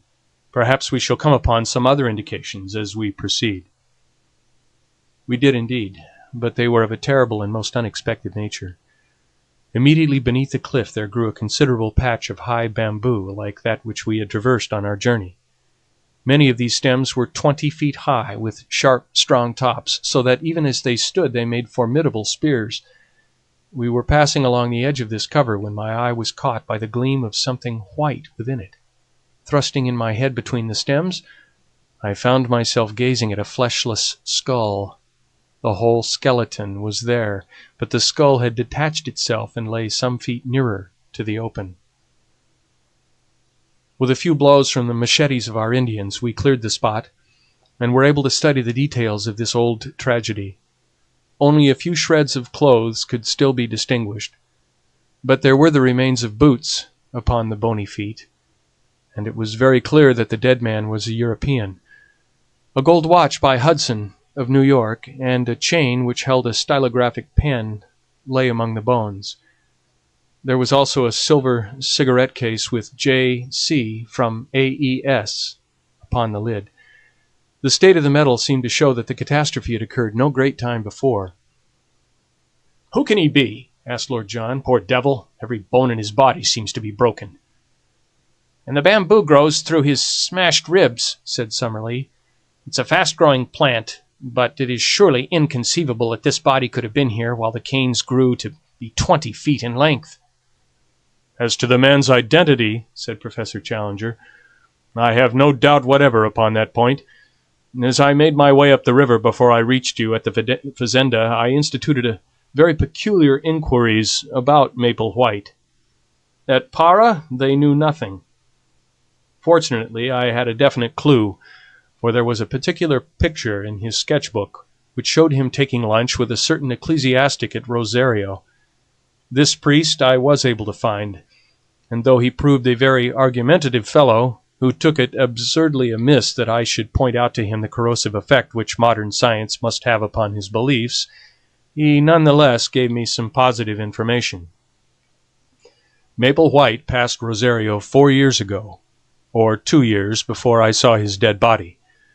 He was not alone at that time, but there was a friend, an American named James Culver, who remained in the boat and did not meet this ecclesiastic. I think, therefore, that there can be no doubt that we are now looking upon the remains of this James Culver. Nor, said Lord John, is there much doubt as to how he met his death. He has fallen, or been chucked from the top, and so been impaled. How else could he come by his broken bones, and how could he have been struck through by these canes with their points so high above our heads? A hush came over us as we stood round these shattered remains and realized the truth of Lord John Roxton's words. The beetling head of the cliff projected over the cane brake. Undoubtedly he had fallen from above. But had he fallen? Had it been an accident? Or... Already ominous and terrible possibilities began to form round that unknown land. We moved off in silence, and continued to coast round the line of cliffs, which were as even and unbroken as some of those monstrous Antarctic ice fields which I have seen depicted as stretching from horizon to horizon and towering high above the mastheads of the exploring vessel. In 5 miles we saw no rift or break, and then suddenly we perceived something which filled us with new hope. In a hollow of the rock, protected from the rain, there was drawn a rough arrow in chalk pointing still to the westwards. "Maple White, again," said Professor Challenger. "He had some presentiment that worthy footsteps would follow close behind him." "He had chalk, then?" "A box of coloured chalks was among the effects I found in his knapsack. I remember that the white one was worn to a stump." "Well, this is certainly good evidence," said Summerlee. "We can only accept his guidance and follow on to the westward." We had proceeded some 5 more miles when again we saw a white arrow upon the rocks. It was at a point where the face of the cliff was for the first time split into a narrow cleft. Inside the cleft was a second guidance mark which pointed right up it, with the tip somewhat elevated, as if the spot indicated were above the level of the ground. It was a solemn place, for the walls were so gigantic, and the slit of blue sky so narrow, and so obscured by a double fringe of verdure, that only a dim and shadowy light penetrated to the bottom. We had had no food for many hours, and were very weary with the stony and irregular journey, but our nerves were too strung to allow us to halt. We ordered the camp to be pitched, however, and leaving the Indians to arrange it, we 4 with the 2 half-breeds proceeded up the narrow gorge. It was not more than 40 feet across at the mouth, but it rapidly closed until it ended in an acute angle, too straight and smooth for an ascent. Certainly it was not this which our pioneer had attempted to indicate. We made our way back. The whole gorge was not more than 1/4 of a mile deep, and then suddenly the quick eyes of Lord John fell upon what we were seeking. High up above our heads, amid the dark shadows, there was one circle of deeper gloom. Surely it could only be the opening of a cave. The base of the cliff was heaped with loose stones at the spot, and it was not difficult to clamber up. When we reached it, all doubt was removed. Not only was it an opening into the rock, but on the side of it there was marked once again the sign of the arrow. Here was the point, and this the means by which Maple White and his ill-fated comrade had made their ascent. We were too excited to return to the camp, but must make our first exploration at once. Lord John had an electric torch in his knapsack, and this had to serve us as a light. He advanced, throwing his little clear circlet of yellow radiance before him, while in single file we followed at his heels. The cave had evidently been water-worn, the sides being smooth and the floor covered with rounded stones. It was of such a size that a single man could just fit through by stooping. For 50 yards it ran almost straight into the rock, and then it ascended at an angle of 45. Presently this incline became even steeper, and we found ourselves climbing upon hands and knees among loose rubble which slid from beneath us. Suddenly an exclamation broke from Lord Roxton. "It's blocked!" said he. Clustering behind him, we saw in the yellow field of light a wall of broken basalt which extended to the ceiling. "The roof has fallen in!" In vain we dragged out some of the pieces. The only effect was that the larger ones became detached and threatened to roll down the gradient and crush us. It was evident that the obstacle was far beyond any efforts which we could make to remove it. The road by which Maple White had ascended was no longer available. Too much cast down to speak, we stumbled down the dark tunnel and made our way back to the camp. One incident occurred, however, before we left the gorge, which is of importance in view of what came afterwards. We had gathered in a little group at the bottom of the chasm, some 40 feet beneath the mouth of the cave, when a huge rock rolled suddenly downwards and shot past us with tremendous force. It was the narrowest escape for one or all of us. We could not ourselves see whence the rock had come, but our half-breed servants, who were still at the opening of the cave, said that it had flown past them and must therefore have fallen from the summit. Looking upwards, we could see no sign of movement above us amidst the green jungle which topped the cliff. There could be little doubt, however, that the stone was aimed at us, so the incident surely pointed to humanity, and malevolent humanity, upon the plateau. We withdrew hurriedly from the chasm, our minds full of this new development and its bearing upon our plans. The situation was difficult enough before, but if the obstructions of nature were increased by the deliberate opposition of man, then our case was indeed a hopeless one. And yet, as we looked up at that beautiful fringe of verdure only a few hundreds of feet above our heads, there was not one of us who could conceive the idea of returning to London until we had explored it to its depths. On discussing the situation, we determined that our best course was to continue to coast round the plateau in the hope of finding some other means of reaching the top. The line of cliffs, which had decreased considerably in height, had already begun to trend from west to north, and if we could take this as representing the arc of a circle, the whole circumference could not be very great. At the worst, then, we should be back in a few days at our starting point. We made a march that day which totaled some 22 miles, without any change in our prospects. I may mention that our aneroid shows us that in the continual incline which we have ascended since we abandoned our canoes, we have risen to no less than 3,000 feet above sea level. Hence there is a considerable change both in the temperature and in the vegetation. We have shaken off some of that horrible insect life which is the bane of tropical travel. A few palms still survive, and many tree ferns, but the Amazonian trees have been all left behind. It was pleasant to see the convolvulus, the passion flower, and the begonia, all reminding me of home, here among these inhospitable rocks. There was a red begonia, just the same color as one that is kept in a pot in the window of a certain villa in Stratham. But I'm drifting into private reminiscence. That night, I'm still speaking of the first day of our circumnavigation of the plateau, a great experience awaited us, and one which forever set at rest any doubt which we could have had as to the wonders so near us. You will realize as you read it, my dear Mr. McArdle, and possibly for the first time, that the paper has not sent me on a wild goose chase, and that there is inconceivably fine copy waiting for the world whenever we have the professor's leave to make use of it. I shall not dare to publish these articles unless I can bring back my proofs to England, or I shall be hailed as the journalistic Munchausen of all time. I have no doubt that you feel the same way yourself, and that you would not care to stake the whole credit of the Gazette upon this adventure until we can meet the course of criticism and skepticism which such articles must of necessity elicit. So this wonderful incident, which would make such a headline for the old paper, must still wait its turn in the editorial drawer. And yet it was all over in a flash, and there was no sequel to it, save in our own convictions. What occurred was this. Lord John had shot an ajuti, which is a small pig-like animal, and half of it having been given to the Indians, we were cooking the other half upon our fire.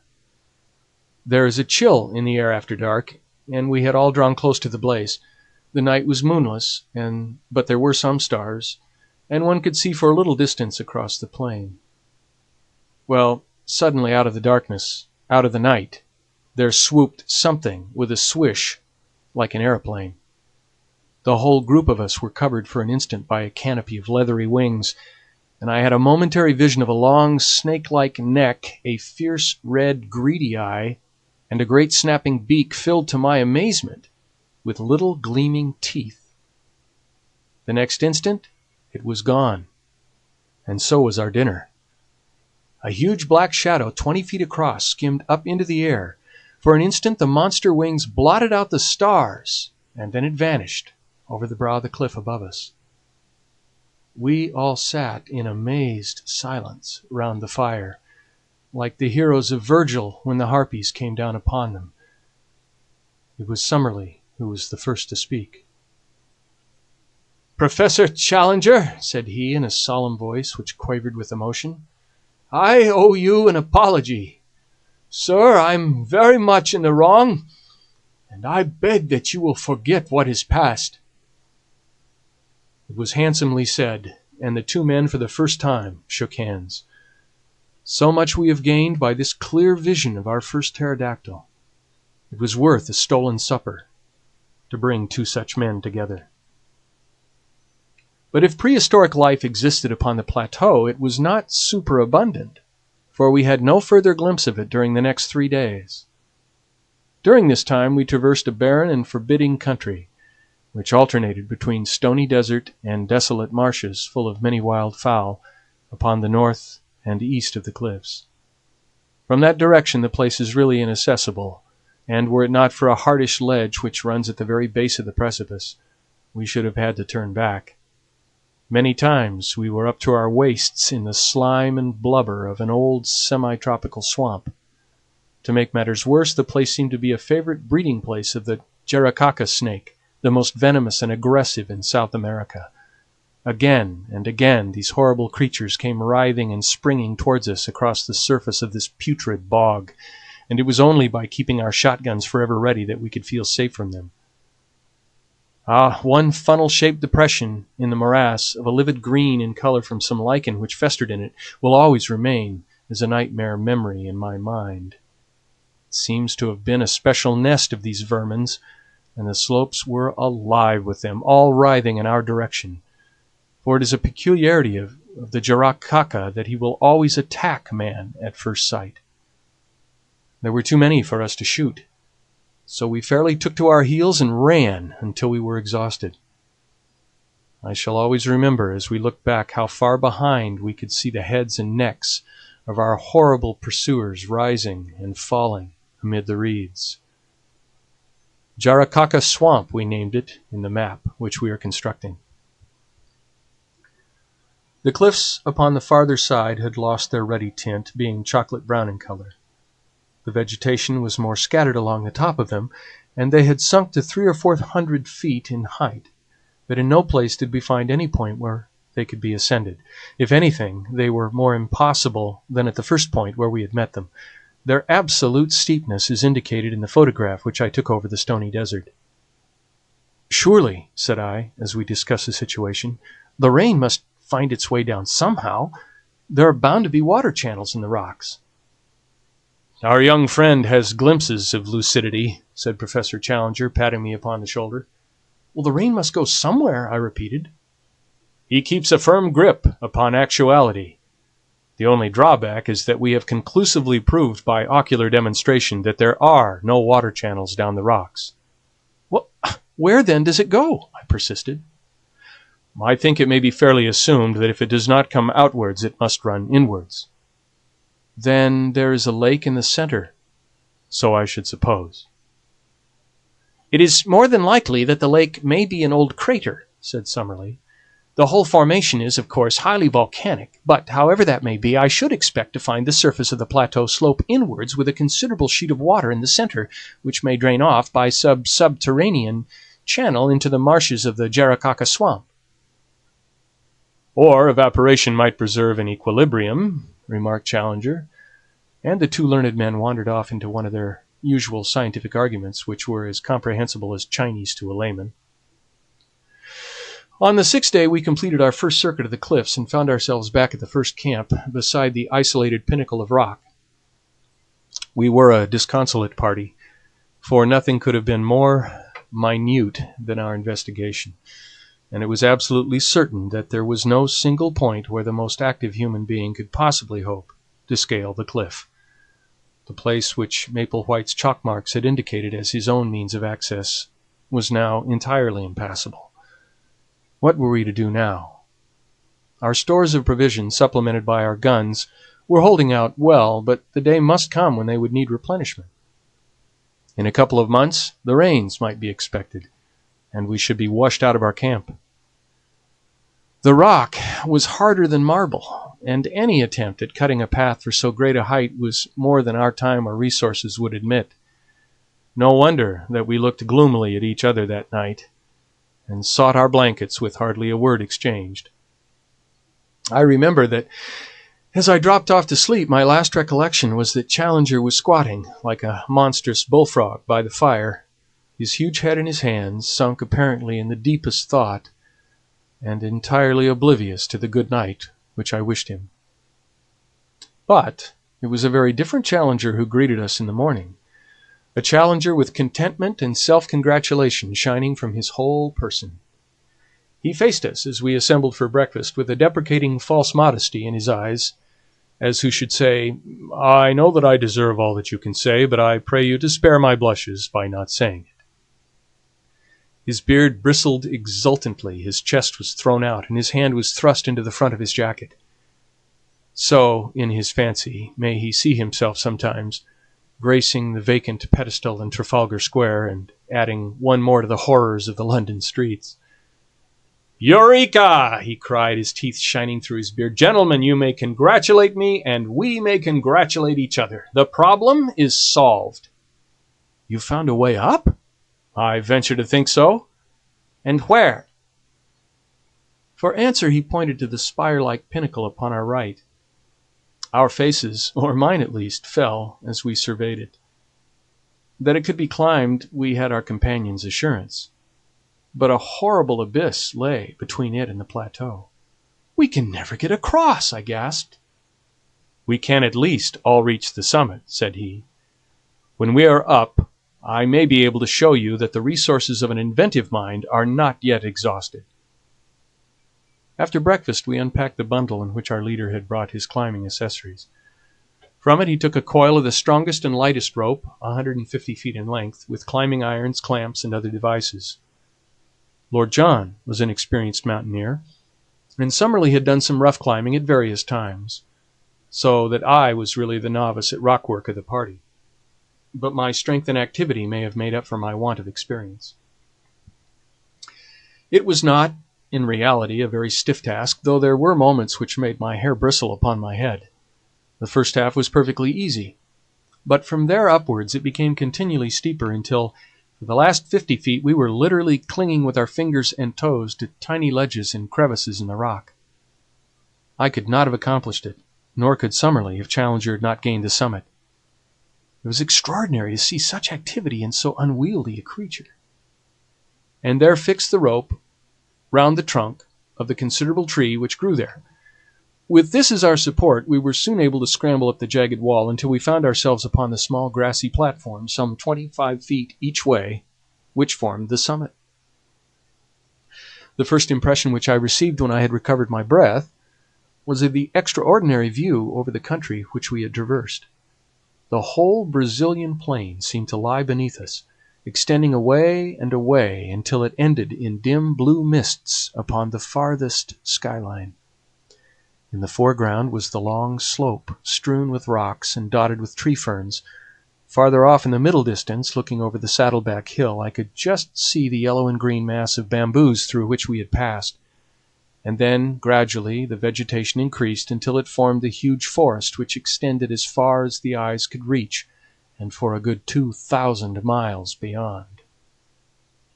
I was still drinking in this wonderful panorama when the heavy hand of the professor fell upon my shoulder. "This way, my young friend," said he. "Vestigia nulla restrorsum. Never look rearwards, but always to our glorious goal."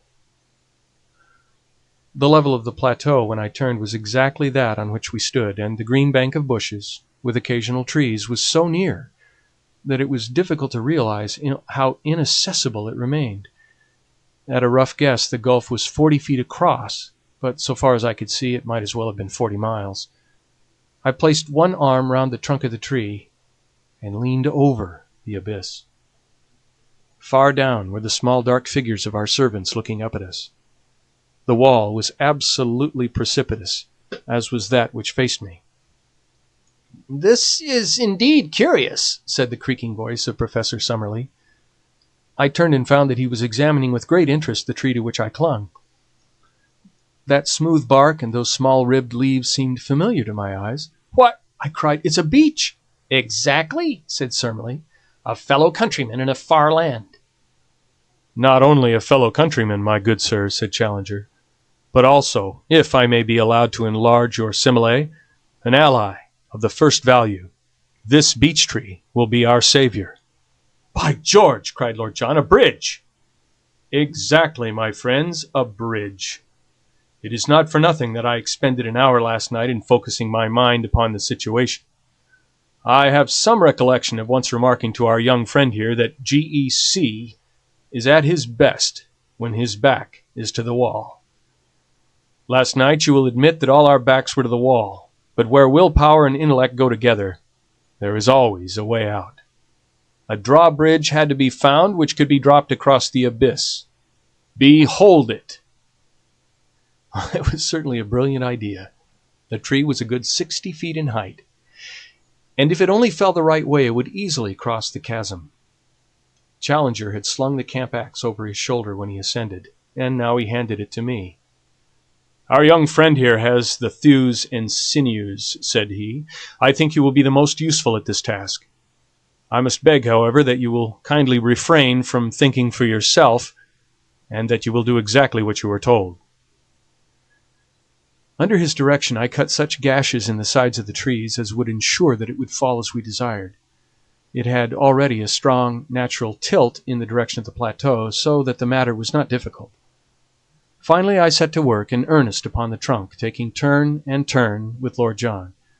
In a little over an hour there was a loud crack. The tree swayed forward and then crashed over, burying its branches among the bushes on the farther side. The severed trunk rolled to the very edge of our platform, and for one terrible second we all thought it was over. It balanced itself, however, a few inches from the edge, and there was our bridge to the unknown. All of us, without a word, shook hands with Professor Challenger, who raised his straw hat and bowed deeply to each in turn. "I claim the honor," said he, "to be the first to cross to the unknown land. A fitting subject, no doubt, for some future historical painting." He had approached the bridge when Lord John laid his hand upon his coat. "My dear chap," said he, "I really cannot allow it." "Cannot allow it, sir?" The head went back and the beer forward.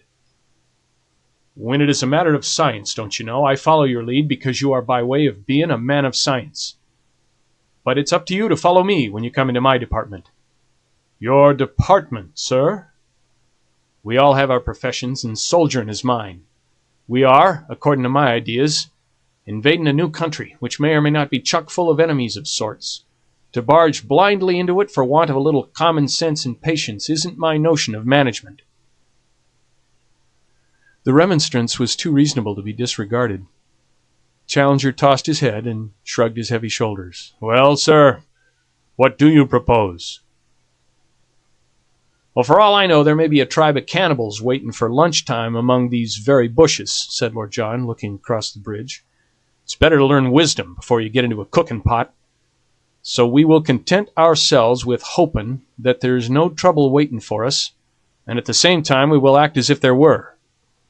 Malone and I will go down again, therefore, and we will fetch up the 4 rifles, together with Gomez and the other. One man can then go across, and the rest will cover him with guns until he sees that it is safe for the whole crowd to come along."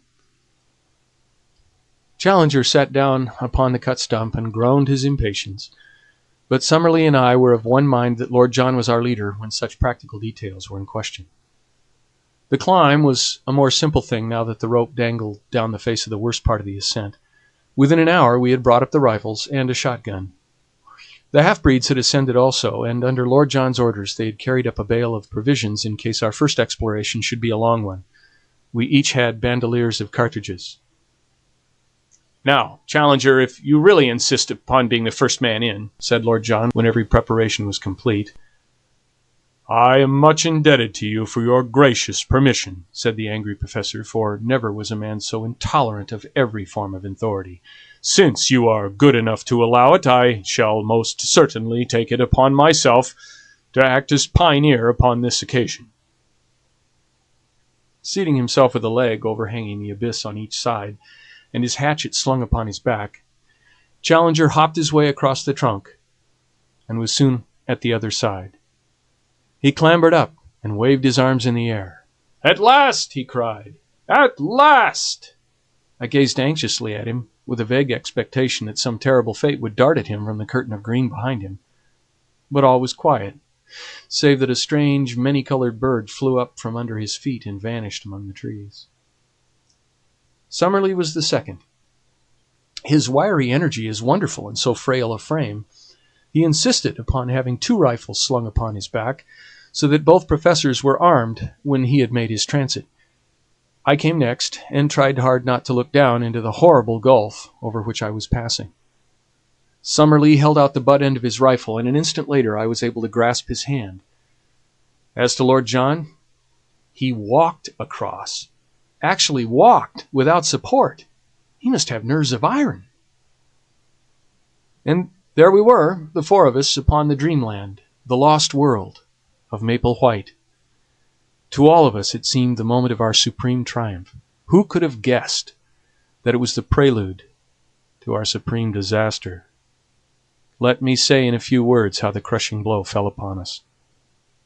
We had turned away from the edge, and had penetrated about 50 yards of close brushwood, when there came a frightful rending crash from behind us. With one impulse we rushed back the way we had come. The bridge was gone. Far down at the base of the cliff I saw, as I looked over, a tangled mass of branches and splintered trunk. It was our beech tree. Had the edge of the platform crumbled and let it through? For a moment this explanation was in all our minds. The next, from the farther side of the rocky pinnacle before us, a swarthy face, the face of Gomez, the half-breed, was slowly protruded. Yes, it was Gomez, but no longer the Gomez of the demure smile and the mask-like expression. Here was a face with flashing eyes and distorted features, a face convulsed with hatred and with the mad joy of gratified revenge. "Lord Roxton!" he shouted. "Lord John Roxton!" "Well," said our companion, "here I am." A shriek of laughter came across the abyss.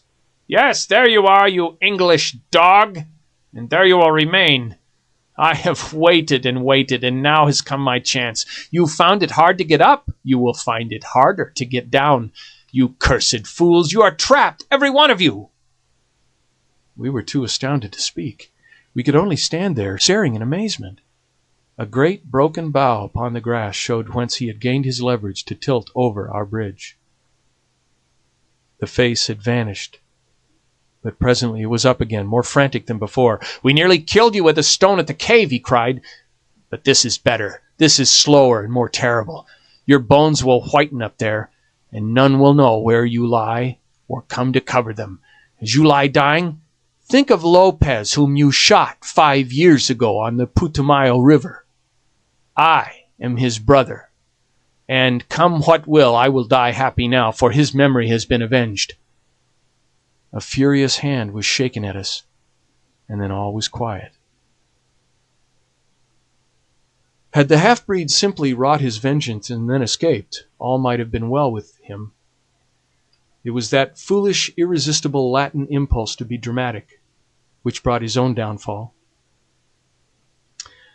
Roxton, the man who had earned himself the name of the Flail of the Lord through 3 countries, was not one who could be safely taunted. The half-breed was descending on the farther side of the pinnacle, but before he could reach the ground, Lord John had run along the edge of the plateau and gained a point from which he could see his man. There was a single crack of his rifle, and though we saw nothing, we heard the scream and then the distant thud of the falling body. Roxton came back to us with a face of granite.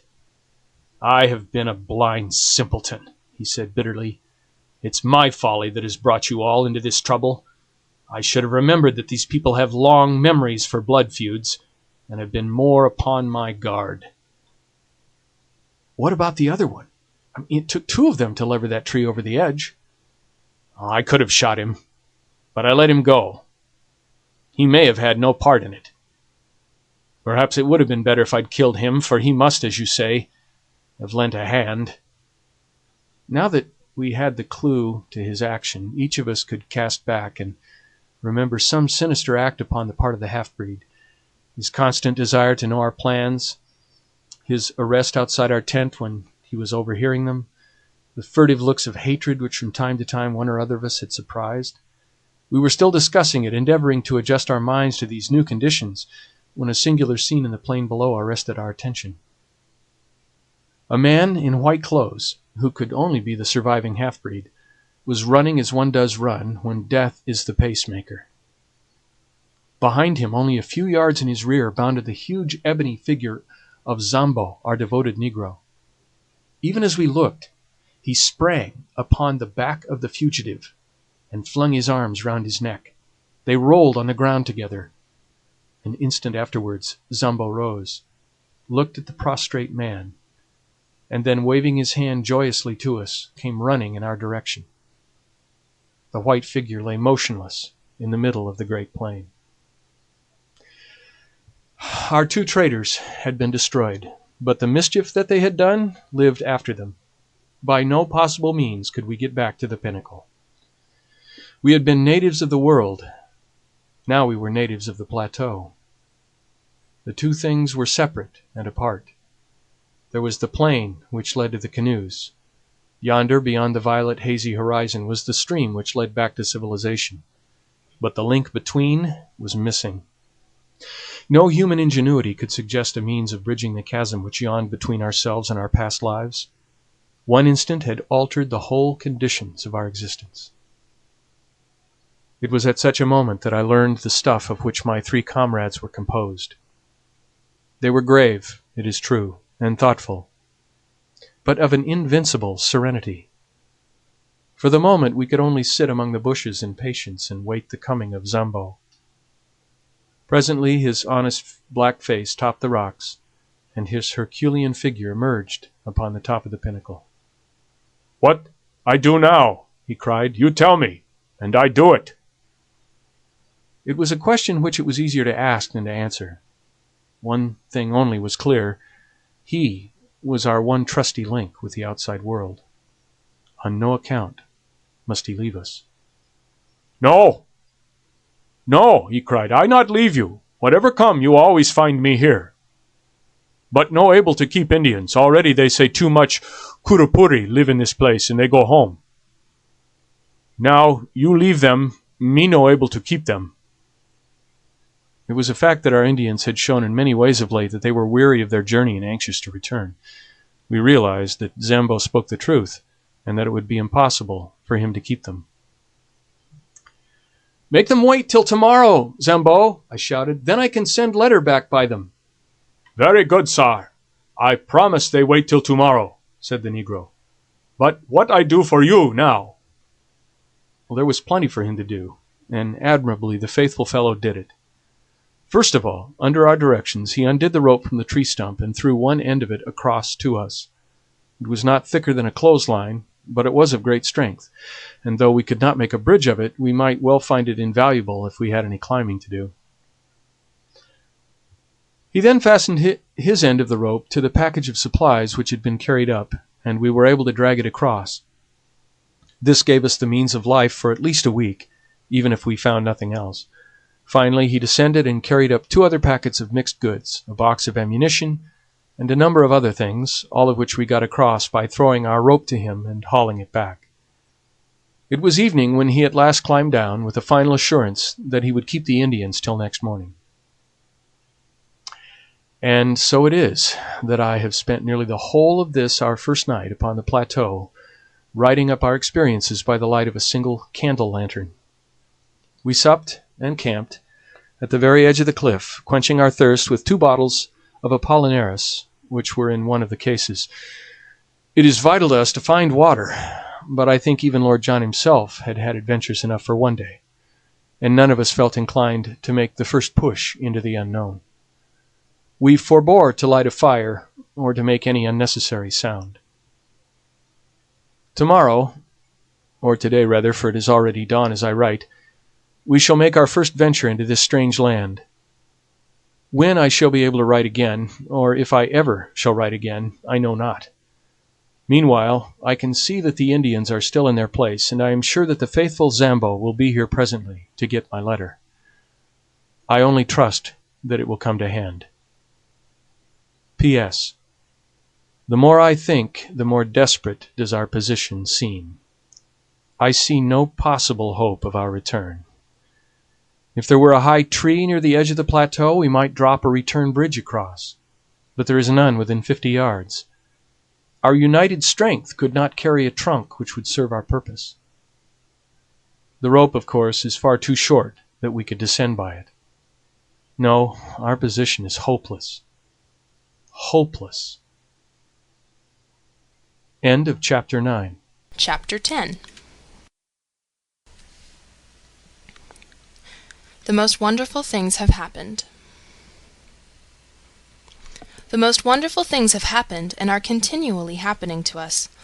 All the paper that I possess consists of 5 old notebooks and a lot of scraps, and I have only the one stylographic pencil. But so long as I can move my hand, I will continue to set down our experiences and impressions, for since we are the only men of the whole human race to see such things, it is of enormous importance that I should record them whilst they are fresh in my memory, and before that fate which seems to be constantly impending does actually overtake us. Whether Zambo can at last take these letters to the river, or whether I shall myself in some miraculous way carry them back with me, or finally, whether some daring explorer, coming upon our tracks with the advantage perhaps of a perfected monoplane, should find this bundle of manuscript, in any case I can see that what I am writing is destined to immortality as a classic of true adventure. On the morning after our being trapped upon the plateau by the villainous Gomez, we began a new stage in our experiences.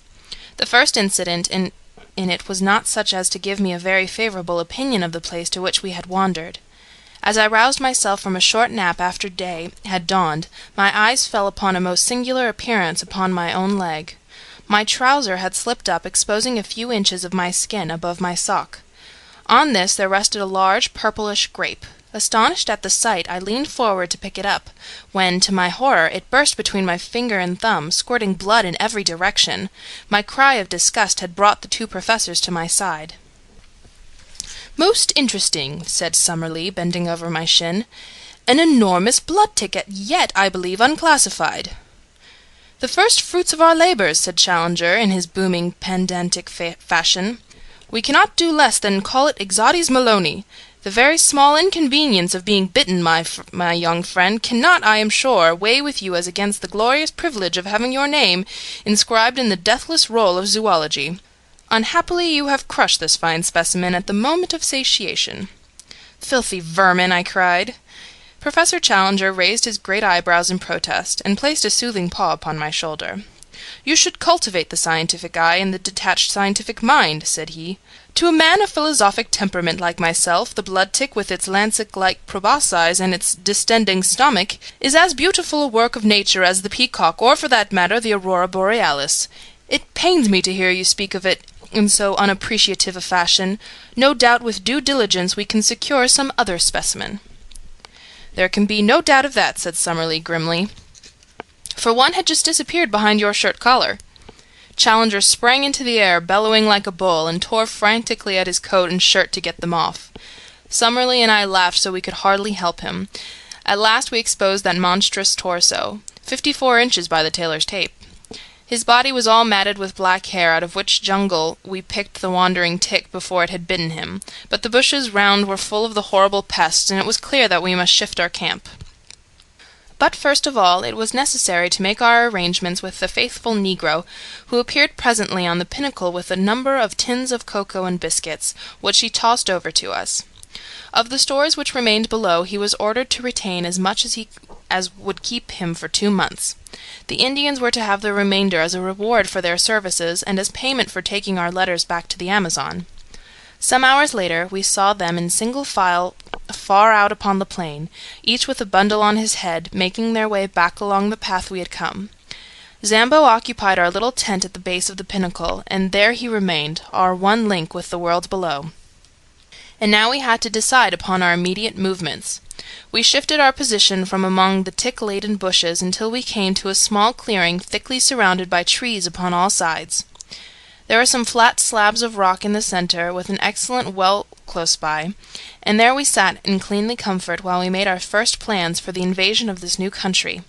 Birds were calling among the foliage, especially one with a peculiar whooping cry, which was new to us, but beyond these sounds there was no signs of life. Our first care was to make some sort of list of our own stores, so that we might know what we had to rely upon. What with the things we had ourselves brought up and those which Zambo had sent across on the rope, we were fairly well supplied. Most important of all, in view of the danger which might surround us, we had our 4 rifles and 1,300 rounds, also a shotgun, but not more than 150 medium pellet cartridges. In the matter of provisions, we had enough to last for several weeks, with a sufficiency of tobacco and a few scientific implements, including a large telescope and a good field glass.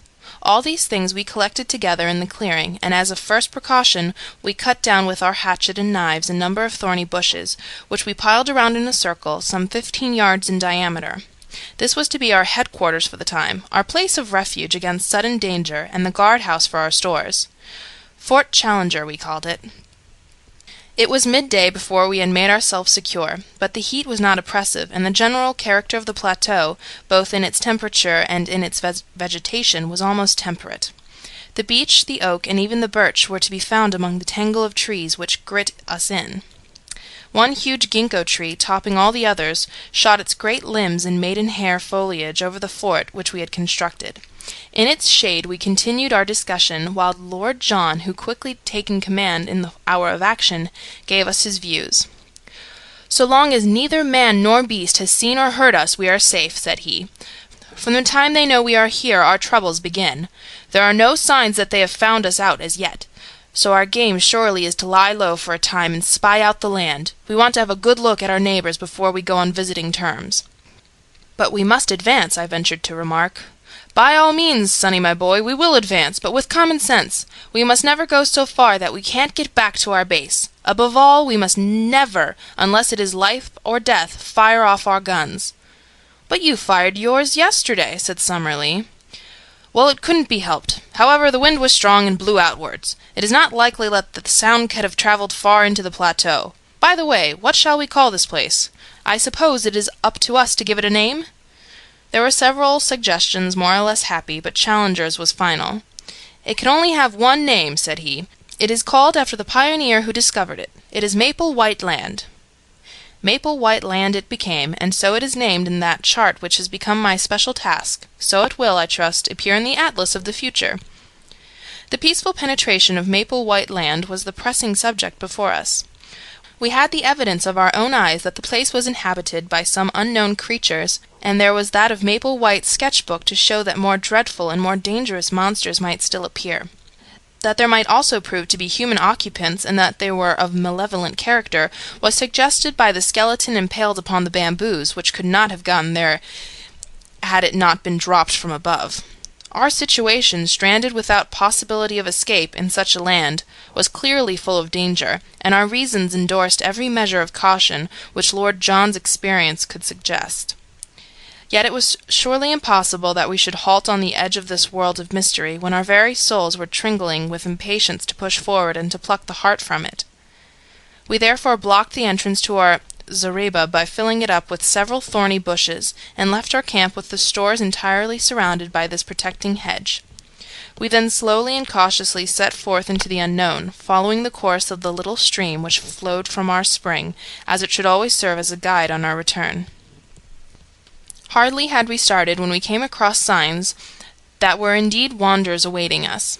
After a few hundred yards of thick forest containing many trees which were quite unknown to me, but which Summerlee, who was the botanist of the party, recognized as forms of conifera and of cicadaceous plants which have long passed away in the world below, we entered a region where the stream widened out and formed a considerable bog.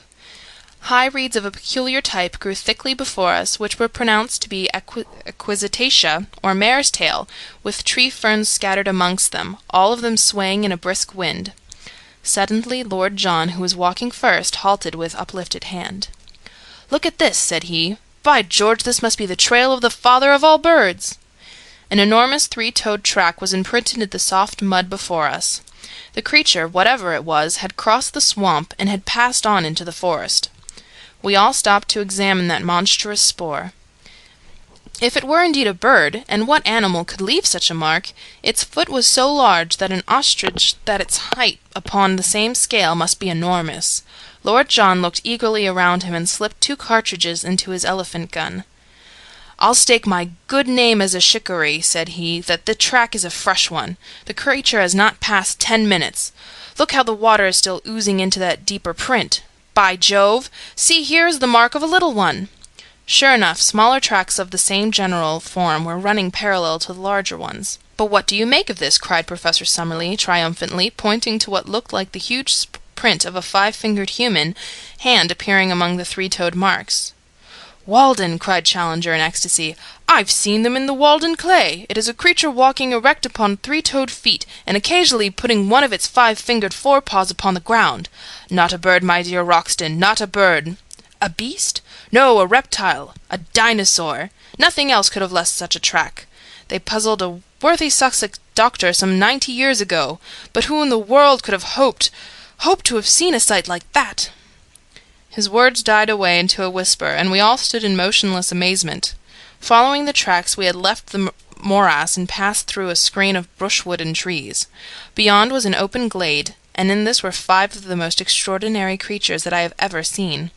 Crouching down among the bushes, we observed them at our leisure. There were, as I say, 5 of them, 2 being adults and 3 young ones. In size they were enormous. Even the babies were as big as elephants, while the 2 large ones were far beyond all creatures I have ever seen. They had slate-colored skin, which was scaled like a lizard, and shimmered where the sun shone upon it. All 5 were sitting up, balancing themselves upon their broad, powerful tails and their huge 3-toed hind feet, while with their small 5-fingered front feet they pulled down the branches upon which they browsed. I do not know that I can bring their appearance home to you better than by saying that they looked like monstrous kangaroos, 20 feet in length, and with skins like black crocodiles. I do not know how long we stayed motionless gazing at this marvelous spectacle. A strong wind blew towards us, and we were well concealed, so there was no chance of discovery. From time to time the little ones played around their parents in unwielding gambols, the great beasts bounding into the air and falling with dull thuds upon the earth. The strength of the parents seemed to be limitless, for one of them, having some difficulty in reaching a bunch of foliage which grew upon a considerable-sized tree, put his 4 legs round the trunk and tore it down as if it had been a sapling. The action seemed, as I thought, to show not only the great development of its muscles, but also the small one of its brain, for the whole weight came crashing down upon the top of it, and it uttered a series of shrill yelps to show that, big as it was, there was a limit to what it could endure. The incident made it think, apparently, that the neighborhood was dangerous, for it slowly lurched off through the wood, followed by its mate and its 3 enormous infants. We saw the shimmering slaty gleam of their skins between the tree trunks, and their heads undulating high above the brushwood. Then they vanished from our sight. I looked at my comrades. Lord John was standing at gaze with his finger on the trigger of his elephant gun, his eager hunter's soul shining from his fierce eyes. What would he not give for one such head to place between the two crossed oars above the mantelpiece in his snuggery at the Albany? And yet his reason held him in, for all our exploration of the wonders of this unknown land depended upon our presence being concealed from its inhabitants. The two professors were in silent ecstasy. In their excitement they had unconsciously seized each other by the hand, and stood like two little children in the presence of a marvel, Challenger's cheeks bunched up into a seraphic smile, and Summerlee's sardonic face softening for the moment into wonder and reverence. "Nunc dimittis," he cried at last, "what will they say in England of this?" "My dear Summerlee, I will tell you with great confidence exactly what they will say in England," said Challenger. "They will say that you are an infernal liar and a scientific charlatan, exactly as you and others said of me." "In the face of photographs?" "Faked, Summerlee, clumsily faked." "In the face of specimens?" "Ah, there we may have them. Malone and his filthy Fleet Street crew may be all yelping our praises yet. August the 28th, the day we saw 5 live iguanodons in a glade of maple white land. Put it down in your diary, my young friend, and send it to your rag." "And be ready to get the toe end of the editorial boot in return," said Lord John. "Things look a bit different from the latitude of London, young fellow my lad. There's many a man who never tells his adventures, for he can't hope to be believed. Who's to blame them? For this will seem a bit of a dream to ourselves in a month or two. What did you say they were?" "Iguanodons," said Summerlee. "You'll find their footmarks all over the Hastings sand in Kent and in Sussex. The south of England was alive with them when there was plenty of good lush green stuff to keep them going. Conditions have changed and the beasts died. Here it seems that the conditions have not changed and the beasts have lived." "If ever we get out of this alive, I must have a head with me," said Lord John. "Lord, how some of that Somaliland Uganda crowd would turn a beautiful pea green if they saw it! I don't know what you chaps think, but it strikes me that we are on a mighty thin ice all this time." I had the same feeling of mystery and danger around us. In the gloom of the trees there seemed a constant menace, and as we looked up into their shadowy foliage, vague terrors crept into one's heart. It is true that these monstrous creatures which we had seen were lumbering, inoffensive brutes which were unlikely to hurt anyone, but in this world of wonders what other survivals might there not be? What fierce active horrors ready to pounce upon us from their lair among the rocks or brushwood? I knew little of prehistoric life, but I had a clear remembrance of one book which I had read in which it spoke of creatures who would live upon our lions and tigers as a cat lives upon mice. What if these also were to be found in the woods of Maple White Land? It was destined that on this very morning, our first in the new country, we were to find out what strange hazards lay around us. It was a loathsome adventure, and one of which I hate to think. If, as Lord John said, the glade of the iguanodons will remain with us as a dream, then surely the swamp of the pterodactyls will forever be our nightmares. Let me set down exactly what occurred. We passed very slowly through the woods, partly because Lord Roxton acted as scout before he would let us advance, and partly because at every second step one or other of our professors would fall, with a cry of wonderment, before some flower or insect which presented him with a new type. We may have travelled 2 or 3 miles in all, keeping to the right of the line of the stream, when we came upon a considerable opening in the trees. A belt of brushwood led up to a tangle of rocks. The whole plateau was strewn with boulders. We were walking slowly towards these rocks among bushes which reached over our waists, when we came aware of a strange low gabbling and whistling sound, which filled the air with a constant clamour, and appeared to come from some spot immediately before us. Lord John held up his hand as a signal for us to stop, and he made his way swiftly, stooping and running to the line of rocks. We saw him peep over them and give a gesture of amazement. Then he stood staring as if forgetting us, so utterly entranced was he by what he saw. Finally he waved us to come on, holding up his hand as a signal for caution. His whole bearing made him feel that something wonderful but dangerous lay before us. Creeping to his side, we looked over the rocks. The place into which we gazed was a pit, and may in the early days have been one of the smaller volcanic blow-holes of the plateau. It was bowl-shaped, and at the bottom, some 100 of yards from where we lay, were pools of green-scummed, stagnant water fringed with bulrushes. It was a weird place in itself, but its occupants made it seem like a scene from the 7 Circles of Dante. The place was a rookery of pterodactyls. There were hundreds of them congregated within view. All the bottom area round the water edge was alive with their young ones and with hideous mothers brooding upon their leathery yellowish eggs. From this crawling, flapping mass of obscene reptilian life came the shocking clamour which filled the air and the mephitic, horrible, musty odour which turned us sick. But above, perched each upon its own stone, tall, grey, and withered, more like dead and dried specimens than actual living creatures, sat the horrible males, absolutely motionless, save for the rolling of their red eyes, or an occasional snap of their rat-trap beaks as a dragon-fly went past them. Their huge membranous wings were closed by folding their forearms, so that they sat like gigantic old women, wrapped in hideous web-coloured shawls, and with their ferocious heads protruding above them. Large and small, not less than 1,000 of these filthy creatures lay in the hollow before us. Our professors would gladly have stayed there all day, so entranced were they by this opportunity of studying the life of a prehistoric age.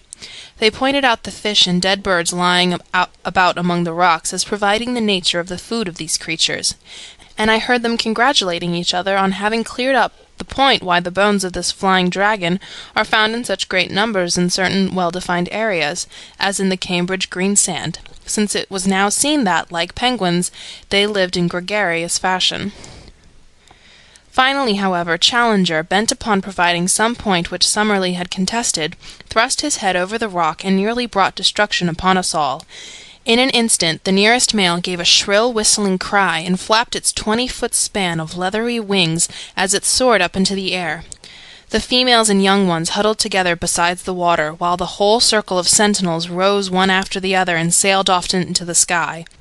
It was a wonderful sight to see at least 100 creatures of such enormous size and hideous appearance, all swooping like swallows with swift, shearing wing strokes above us, but soon we realized that it was not one of which we could afford to linger. At first the great brutes flew round in a huge ring, as if to make sure of what the exact extent of the danger might be. Then the flight grew lower and the circle narrower, until they were whizzing around and round us, the dry, rustling flap of their huge, slate-coloured wings filling the air with a volume of sound that made me think of Hendon Aerodrome upon a race day. "Make for the wood and keep together!" cried Lord John, clubbing his rifle. "The brutes mean mischief!"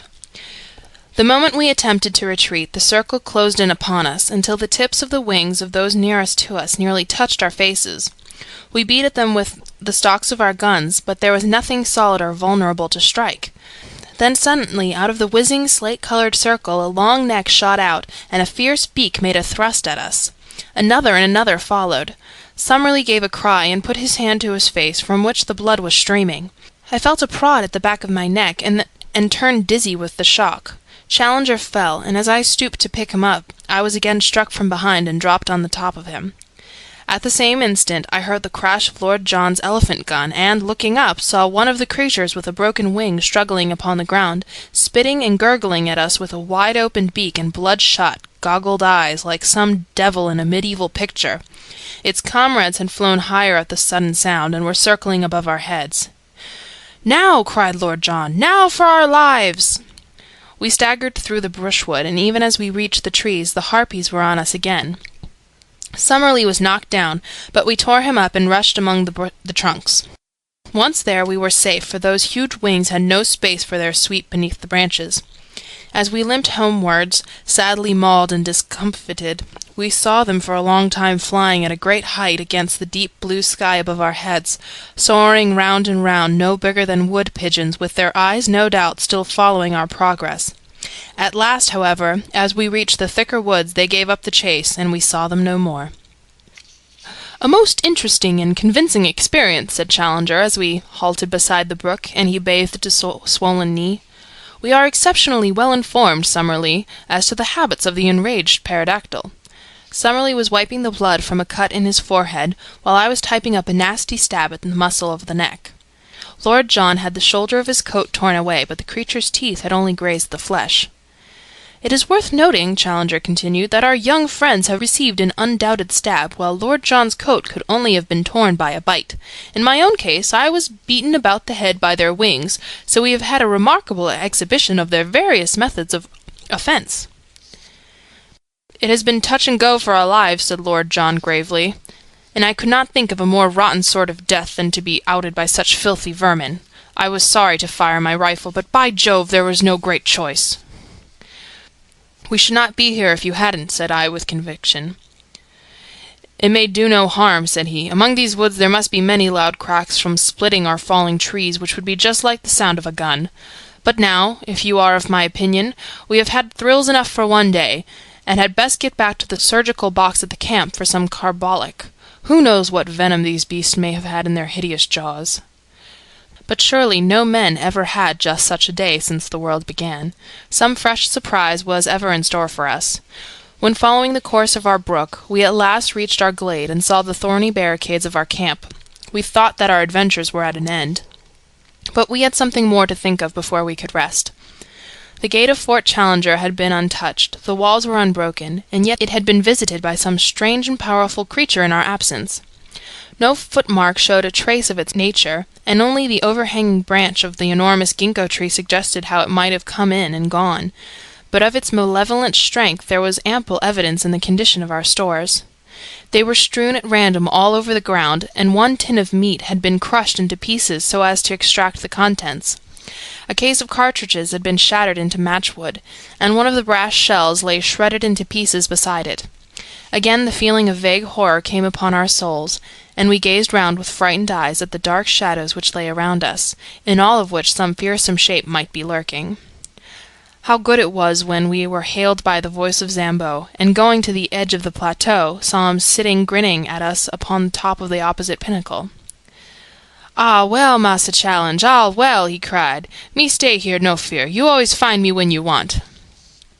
His honest black face and the immense view before us, which carried us halfway back to the affluent of the Amazon, helped us to remember that we really were upon this earth in the 20th century, and had not by some magic been conveyed to some raw planet in its earliest and wildest state. How difficult it was to realize that the violet line upon the far horizon was well advanced to that great river upon which huge steamers ran, and folk talked of the small affairs of life, while we, marooned among the creatures of a bygone age, could but gaze towards it and yearn for all that it meant. One other memory remains with me of this wonderful day, and with it I will close this letter. The two professors, their tempers aggravated no doubt by their injuries, had fallen out as to whether our assailants were of the genus Pterodactylus or Dimorphodon, and high words had ensued. To avoid their wrangling, I moved some little way apart, and was seated smoking upon the trunk of a fallen tree, when Lord John strolled over in my direction. "I say, Malone," said he, "do you remember that place where those beasts were?" "Very clearly." "A sort of volcanic pit, was it not?" "Exactly," said I. "Did you notice the soil?" "Rocks." "But round the water, where the reeds were?" "It was a bluish soil. It looked like clay." "Exactly, a volcanic tube full of blue clay." "What of that?" I asked. "Oh, nothing, nothing," said he, and strolled back to where the voices of the contending men of science rose in a prolonged duet, the high, strident note of Summerlee rising and falling to the sonorous bass of Challenger. I should have thought no more of Lord John's remarks, were it not that once again that night I heard him mutter to himself, "Blue clay, clay in a volcanic tube." They were the last words I heard before I dropped into an exhausted sleep. End of Chapter 10. Chapter 11. For once I was the hero. Lord John Roxton was right when he thought that some specially toxic quality might lie in the bite of the horrible creatures which had attacked us. On the morning after our first adventure upon the plateau, both Summerlee and I were in great pain and fever, while Challenger's knee was so bruised that he could hardly limp. We kept to our camp all day, therefore, Lord John busying himself, with such help as we could give him, in raising the height and thickness of the thorny walls which were our only defence. I remember that during the whole long day I was haunted by the feeling that we were closely observed, though by whom or whence I could give no guess. So strong was the impression that I told Professor Challenger of it, who put it down to the cerebral excitement caused by my fever. Again and again I glanced round swiftly, with a conviction that I was about to see something, but only to meet the dark tangle of our hedge, or the solemn and cavernous gloom of the great trees which arched above our heads. And yet the feeling grew ever stronger in my own mind that something observant and something malevolent was at our very elbow. I thought of the Indian superstition, of the Kurupuri, the dreadful lurking spirit of the woods, and I could have imagined that his terrible presence haunted those who had invaded his most remote and sacred retreat. That night, our third in Maple White Land, we had an experience which left a fearful impression upon our minds, and made us thankful that Lord John had worked so hard in making our retreat impregnable. We were all sleeping round our dying fire when we were aroused, or rather I should say shot out of our slumbers, by a succession of the most frightful cries and screams to which I have ever listened. I know no sound to which I could compare this amazing tumult, which seemed to come from some spot within a few hundred yards of our camp. It was as ear-splitting as any whistle of a railway engine, but whereas the whistle is a clear mechanical sharp-edged sound, this was far deeper in volume and vibrant with the uttermost strain of agony and horror.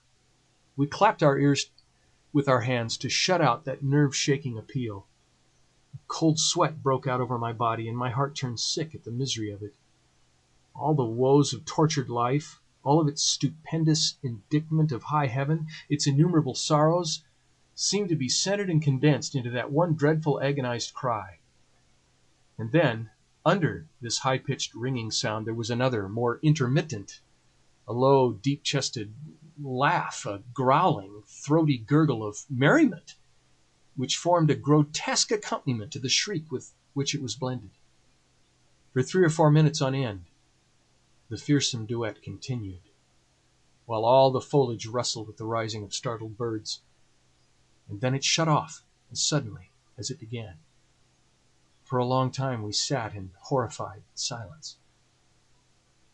And then Lord John threw a bundle of twigs upon the fire, and their red glare lit up the intent faces of my companions, and flickered over the great boughs above our heads. "What was it?" I whispered. "We shall know in the morning," said Lord John. "It was close to us, not farther than the glade." We have been privileged to overhear a prehistoric tragedy, the sort of drama which occurred among the reeds upon the border of some Jurassic lagoon, when the greater dragon pinned the lesser among the slime, said Challenger with more solemnity than I had ever heard in his voice. "It was surely well for man that he came late in the order of creation. There were powers abroad in earlier days which no courage and no mechanism of his could have met. And what could his sling, his throwing stick, or his arrow avail him against such forces as have been loose tonight? And even with a modern rifle it would be all odds on the monster."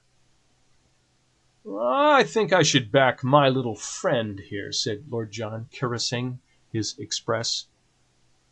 "But the beast would certainly have a good sporting chance."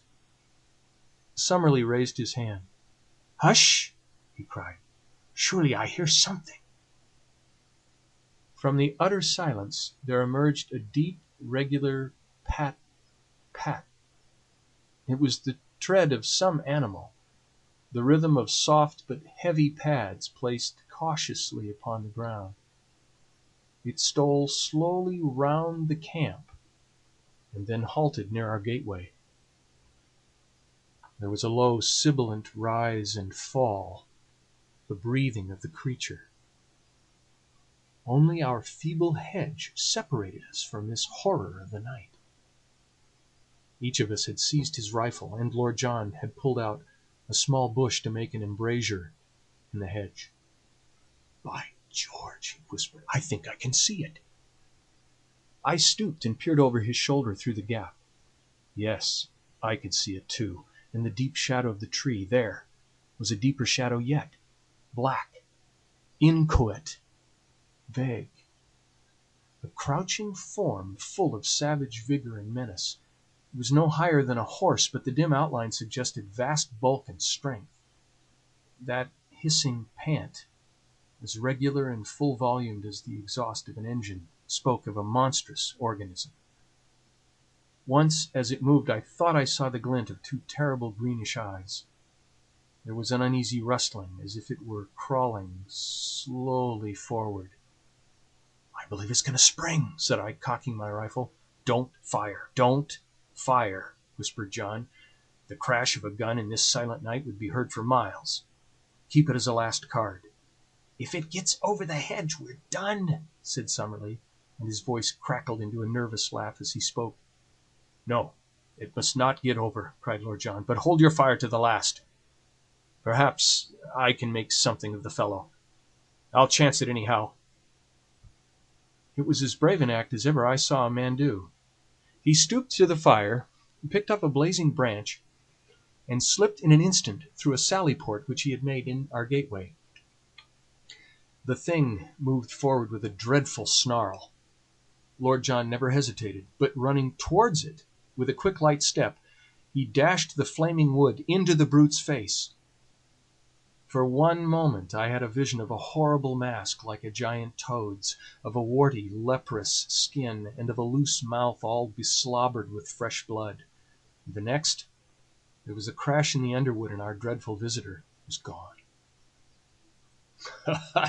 "I thought he wouldn't face the fire," said Lord John, laughing, as he came back and threw his branch among the faggots. "You should not have taken such a risk," we all cried. "Well, there was nothing else to be done. If he had got among us, we should have shot each other trying to show him down. On the other hand, if we had fired through the hedge and wounded him, he would soon have been on top of us, to say nothing of giving ourselves away. Well, on the whole, I think we are jolly well out of it. What was he, then?" Our learned men looked at each other with some hesitation. "Personally, I am unable to classify the creature with any certainty," said Summerlee, lighting his pipe from the fire. "In refusing to commit yourself, you are but showing a proper scientific reserve," said Challenger with massive condescension. "I am not myself prepared to go farther than to say, in general terms, that we have almost certainly been in contact tonight with some form of carnivorous dinosaur. I have already expressed my anticipation that something of the sort might exist upon this plateau." "We have to bear in mind," remarked Summerlee, "that there are many prehistoric forms which have never come down to us. It would be rash to suppose that we can give a name to all that we are likely to meet." "Exactly. A rough classification may be the best that we can attempt. Tomorrow some further evidence may help us to an identification. Meantime, we can only renew our interrupted slumbers." "But not without a sentinel," said Lord John with decision. "We can't afford to take chances in a country like this. 2-hour spells in the future for each of us." "Then I'll just finish my pipe and starting the first one," said Professor Summerlee. And from that time onwards we never trusted ourselves again without a watchman. In the morning it was not long before we discovered the source of the hideous uproar which had aroused us in the night. The Iguanodon glade was the scene of a horrible butchery. From the pools of blood and the enormous lumps of flesh scattered in every direction over the green sward, we imagined at first that a number of animals had been killed, but on examining the remains more closely we discovered that all this carnage came from one of these unwieldy monsters, which had been literally torn to pieces by some creature not larger perhaps, but far more ferocious than itself. Our two professors sat in absorbed argument, examining piece after piece, which showed the marks of savage teeth and of enormous claws. "Our judgment must still be in abeyance," said Professor Challenger, with a huge slab of whitish-colored flesh across his knee. "The indications would be consistent with the presence of a saber-toothed tiger, such as are still found among the breccia of our caverns. But the creature actually seen was undoubtedly of a larger and more reptilian character. Personally, I should pronounce for Allosaurus." "Or Megalosaurus," said Summerlee. "Exactly. Any one of the larger carnivorous dinosaurs would meet the case. Among them are to be found all the most terrible types of animal life that have ever cursed the earth, nor blessed a museum." He laughed sonorously at his own conceit, for though he had little sense of humor, the crudest pleasantry from his own lips moved him always to roars of appreciation. "The less noise the better," said Lord Roxton curtly. "We don't know who or what may be near us. If this fellow comes back for his breakfast and catches us here, we won't have so much to laugh at. And by the way, what's this mark upon the iguanodon's hide?" On the dull, scaly, slate-colored skin, somewhere above the shoulder, there was a singular black circle of some substance which looked like asphalt. None of us could suggest what it meant, though Summerlee was of opinion that he had seen something similar upon one of the young ones 2 days before. Challenger said nothing, but looked pompous and puffy, as if he could if he would, so that finally Lord John asked his opinion direct. "If your lordship will graciously permit me to open my mouth, I shall be happy to express my sentiments," said he with elaborate sarcasm. "I am not in the habit of being taken to task in the fashion which seems to be customary with your lordship. I was not aware that it was necessary to ask your permission before smiling at a harmless pleasantry." It was not until he had received his apology that our touchy friend would suffer himself to be appeased. When at last his ruffled feelings were at ease, he addressed us at some length from his seat upon a fallen tree, speaking as his habit was, as if he were imparting most precious information to a class of 1,000. "With regard to the marking," said he, "I am inclined to agree with my friend and colleague, Professor Summerlee, that the stains are from asphalt. As this plateau is, in its very nature, highly volcanic, and as asphalt is a substance which one associates with plutonic forces, I cannot doubt that it exists in the free liquid state, and that the creatures may have come in contact with it. A much more important problem is the question as to the existence of the carnivorous monster which has left its traces in this glade. We know roughly that this plateau is not larger than an average English county. Within this confined space a certain number of creatures, mostly types which have passed away in the world below, have lived together for innumerable years. Now, it is very clear to me that in so long a period one would have expected that the carnivorous creatures, multiplying unchecked, would have exhausted their food supply and have been compelled to either modify their flesh-eating habits or die of hunger. This, we see, has not been so. We can only imagine, therefore, that the balance of nature is preserved by some check which limits the number of these ferocious creatures. One of the many interesting problems, therefore, which await our solution is to discover what that check may be, and how it operates. I venture to trust that we may have some future opportunity for the closer study of the carnivorous dinosaurs. "And I venture to trust we may not," I observed. The professor only raised his great eyebrows, as the schoolmaster meets the irrelevant observation of the naughty boy. "Perhaps Professor Summerlee may have an observation to make," he said, and the two savants ascended together into some rarefied scientific atmosphere, where the possibilities of a modification of the birth rate were weighed against the decline of the food supply as a check in the struggle for existence. That morning we mapped out a small portion of the plateau, avoiding the swamp of the pterodactyls, and keeping to the east of our brook instead of to the west. In that direction the country was still thickly wooded, with so much undergrowth that our progress was very slow. I have dwelt up to now upon the terrors of Maple White Land, but there was another side to the subject, for all that morning we wandered among lovely flowers, mostly, as I observed, white or yellow in color, these being, as our professors explained, the primitive flower shades. In many places the ground was absolutely covered with them, and as we walked ankle-deep on that wonderful yielding carpet, the scent was almost intoxicating in its sweetness and intensity. The homely English bee buzzed everywhere around us.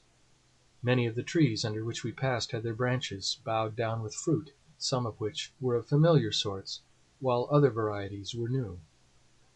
By observing which of them were pecked by the birds, we avoided all danger of poison, and added a delicious variety to our food reserve.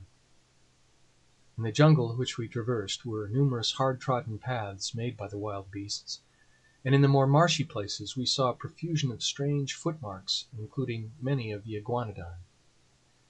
Once in a grove we observed several of these great creatures grazing, and Lord John with his glass was able to report that they also were spotted with asphalt, though in a different place to the one which we had examined in the morning.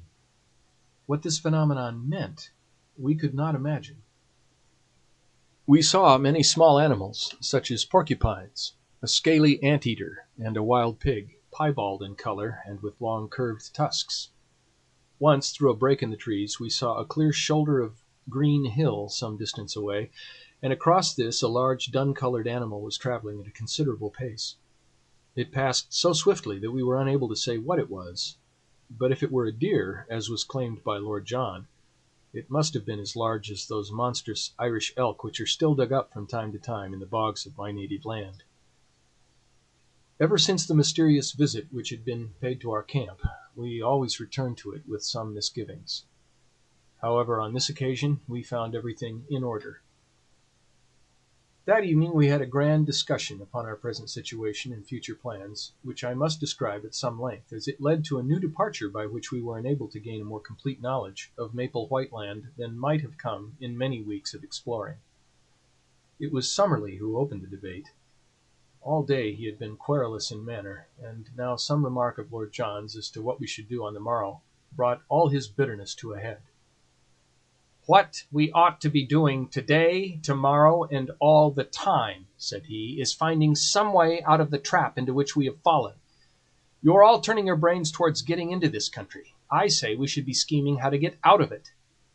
"I'm surprised, sir," boomed Challenger, stroking his majestic beard, "that any man of science should commit himself to so ignoble a sentiment.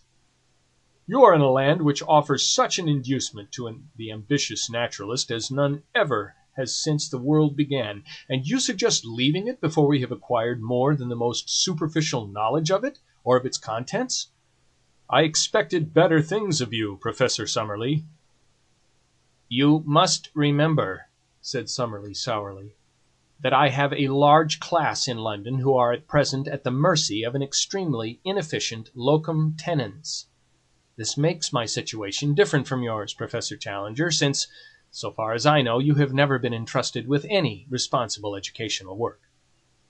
"Quite so," said Challenger. "I have felt it to be a sacrilege to divert a brain which is capable of the highest original research to any lesser object.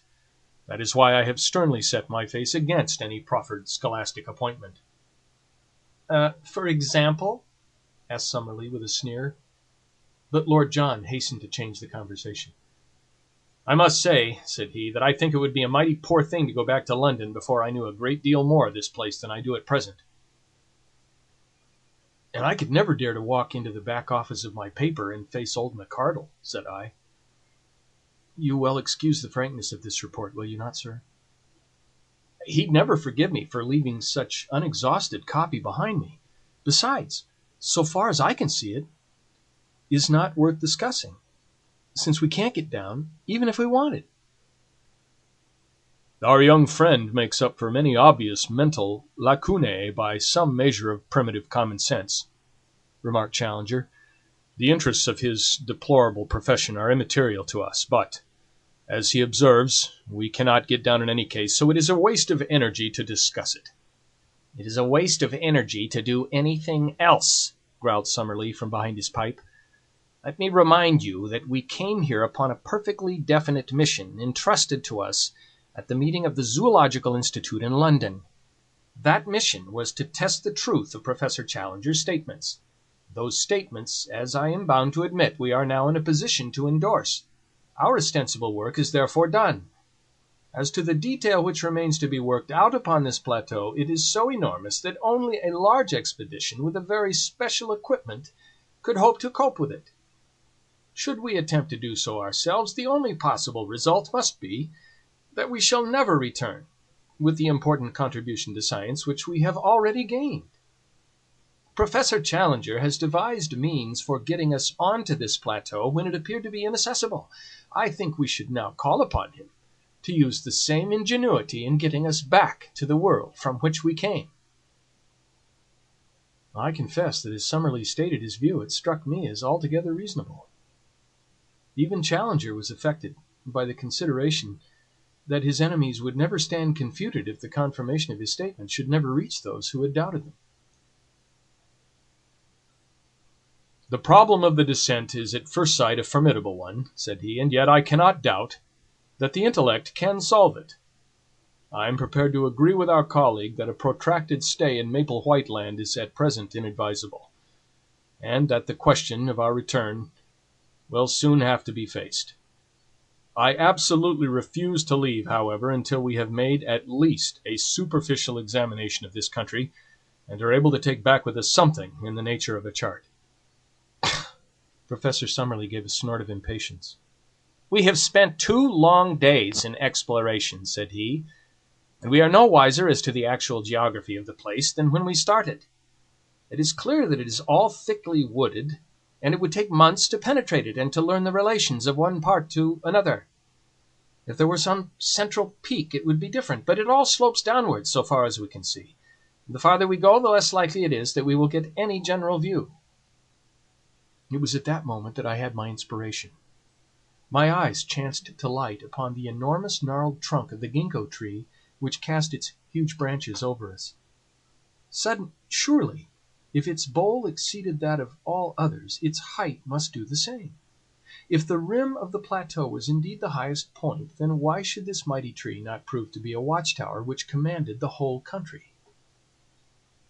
Now, ever since I ran wild as a lad in Ireland, I have been a bold and skilled tree climber. My comrades might be my masters on the rocks, but I knew that I would be supreme among those branches. Could I only get my legs onto the lowest of the giant offshoots, then it would be strange indeed if I could not make my way to the top. My comrades were delighted at my idea. "Our young friend," said Challenger, bunching up the red apples of his cheeks, "is capable of acrobatic exertions which would be impossible to a man of a more solid, though possibly of a more commanding, appearance. I applaud his resolution." "By George, young fellow, you put your hand on it," said Lord John, clapping me on the back. How can we never came to think of it before? I can't imagine. There's not more than an hour of daylight left, but if you take your notebook, you may be able to get some rough sketch of the place. If we put these 3 ammunition cases under the branch, I will soon hoist you onto it." He stood on the boxes while I faced the trunk, and was gently raising me, when Challenger sprang forward and gave me such a thrust with his huge hand that he fairly shot me into the tree. With both arms clasping the branch, I scrambled hard with my feet until I had worked first my body and then my knees onto it. There were 3 excellent offshoots, like huge rungs of a ladder above my head, and a tangle of convenient branches beyond, so that I clambered onwards with such speed that I soon lost sight of the ground, and had nothing but foliage beneath me. Now and then I encountered a check, and once I had to shin up a creeper for 8 or 10 feet, but I made excellent progress, and the booming of Challenger's voice seemed to be a great distance beneath me. The tree was, however, enormous, and looking upwards I could see no thinning of the leaves above my head. There was some thick bush-like clump which seemed to be a parasite upon a branch up which I was swarming. I leaned my head round it in order to see what was beyond, and I nearly fell out of the tree in my surprise and horror at what I saw. A face was gazing into mine, at the distance of only a foot or 2. The creature that owned it had been crouching behind the parasite, and had looked round it at the same instant that I did. It was a human face, or at least it was far more human than any monkey's that I have ever seen. It was long, whitish, and blotched with pimples, the nose flattened and the lower jaw projecting, with a bristle of coarse whiskers round the chin. The eyes, which were under thick and heavy brows, were bestial and ferocious, and as it opened its mouth to snarl what sounded like a curse at me, I observed that it had curved, sharp, canine teeth. For an instant I read hatred and menace in the evil eyes. Then, as quick as a flash, came an expression of overpowering fear. There was a crash of broken boughs as it dived wildly down into the tangle of green. I caught a glimpse of a hairy body, like that of a reddish pig, and then it was gone, amid a swirl of leaves and branches. "What's the matter?" shouted Roxton from below. "Anything wrong with you?" "Did you see it?" I cried, with my arms round the branch and all my nerves tingling. "Oh, we heard a row, as if your foot had slipped. What was it?" I was so shocked at the sudden and strange appearance of this ape-man that I hesitated whether I should not climb down again and tell my experience to my companions. But I was already so far up the great tree that it seemed a humiliation to return without having carried out my mission. After a long pause, therefore, to recover my breath and my courage, I continued my ascent. Once I put my weight upon a rotten branch and swung for a few seconds by my hands. But in the main it was all easy climbing. Gradually the leaves thinned around me, and I was aware, from the wind upon my face, that I had topped all the trees of the forest. I was determined, however, not to look about me before I had reached the very highest point, so I scrambled on until I had got so far that the topmost branch was bending beneath my weight. There I settled into a convenient fork, and balancing myself securely, I found myself looking down at a most wonderful panorama of this strange country in which we found ourselves. The sun was just above the western skyline, and the evening was a particularly bright and clear one, so that the whole extent of the plateau was visible beneath me. It was, as seen from this height, of an oval contour, with a breadth of about 30 miles, and a width of 20. Its general shape was that of a shallow funnel, all the sides sloping down to a considerable lake in the center. This lake may have been 10 miles in circumference, and lay very green and beautiful in the evening light, with a thick fringe of reeds at its edges, and with its surface broken by several yellow sandbanks which gleamed golden in the mellow sunshine.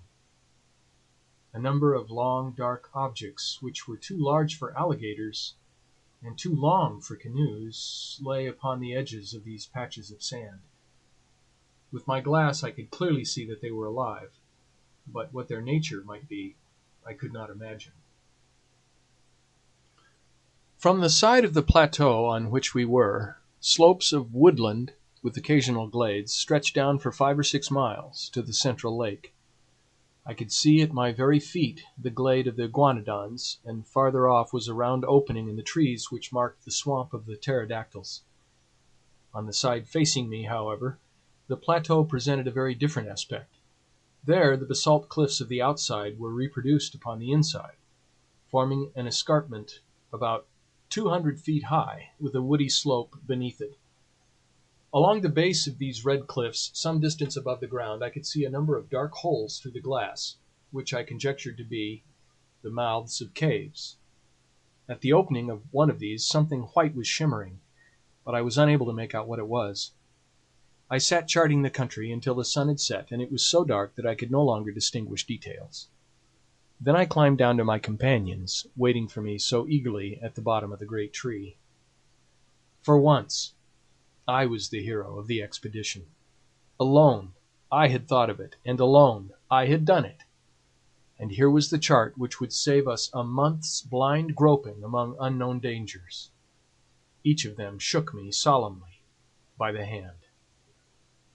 But before they discussed the details of my map, I had to tell them of my encounter with the ape-man among the branches.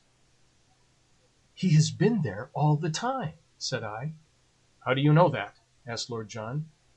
"Because I have never been without the feeling that something malevolent was watching us.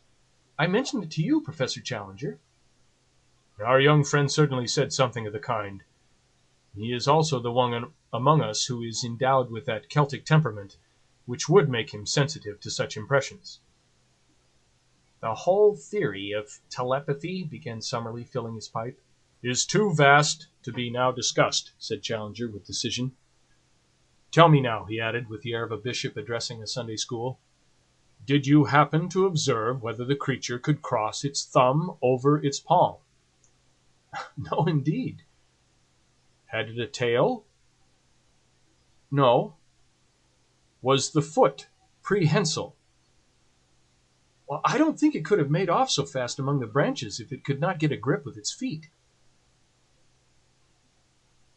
"In South America there are, if my memory serves me, you will check the observation, Professor Summerlee, some 36 species of monkeys, but the anthropoid ape is unknown. It is clear, however, that he exists in this country, and that he is not the hairy gorilla-like variety, which is never seen out of Africa or the East." I was inclined to interpolate, as I looked at him, that I had seen his first cousin in Kensington. This is a whiskered and colourless type, the latter characteristic pointing to the fact that he spends his days in arboreal seclusion. The question which we have to face is whether he approaches more closely to the ape or the man.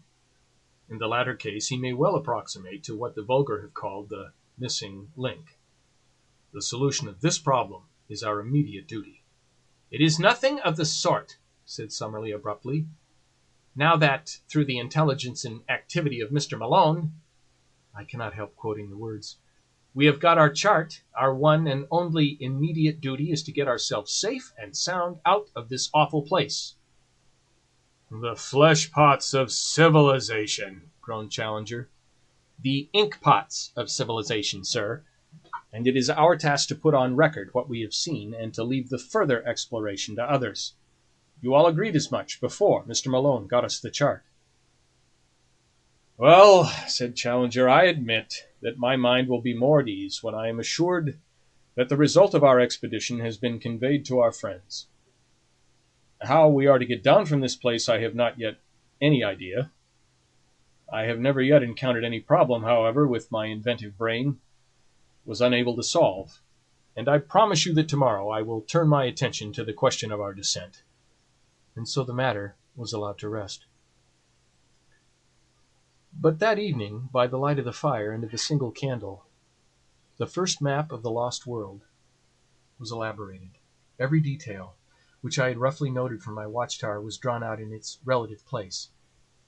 Challenger's pencil hovered over the great blank which marked the lake.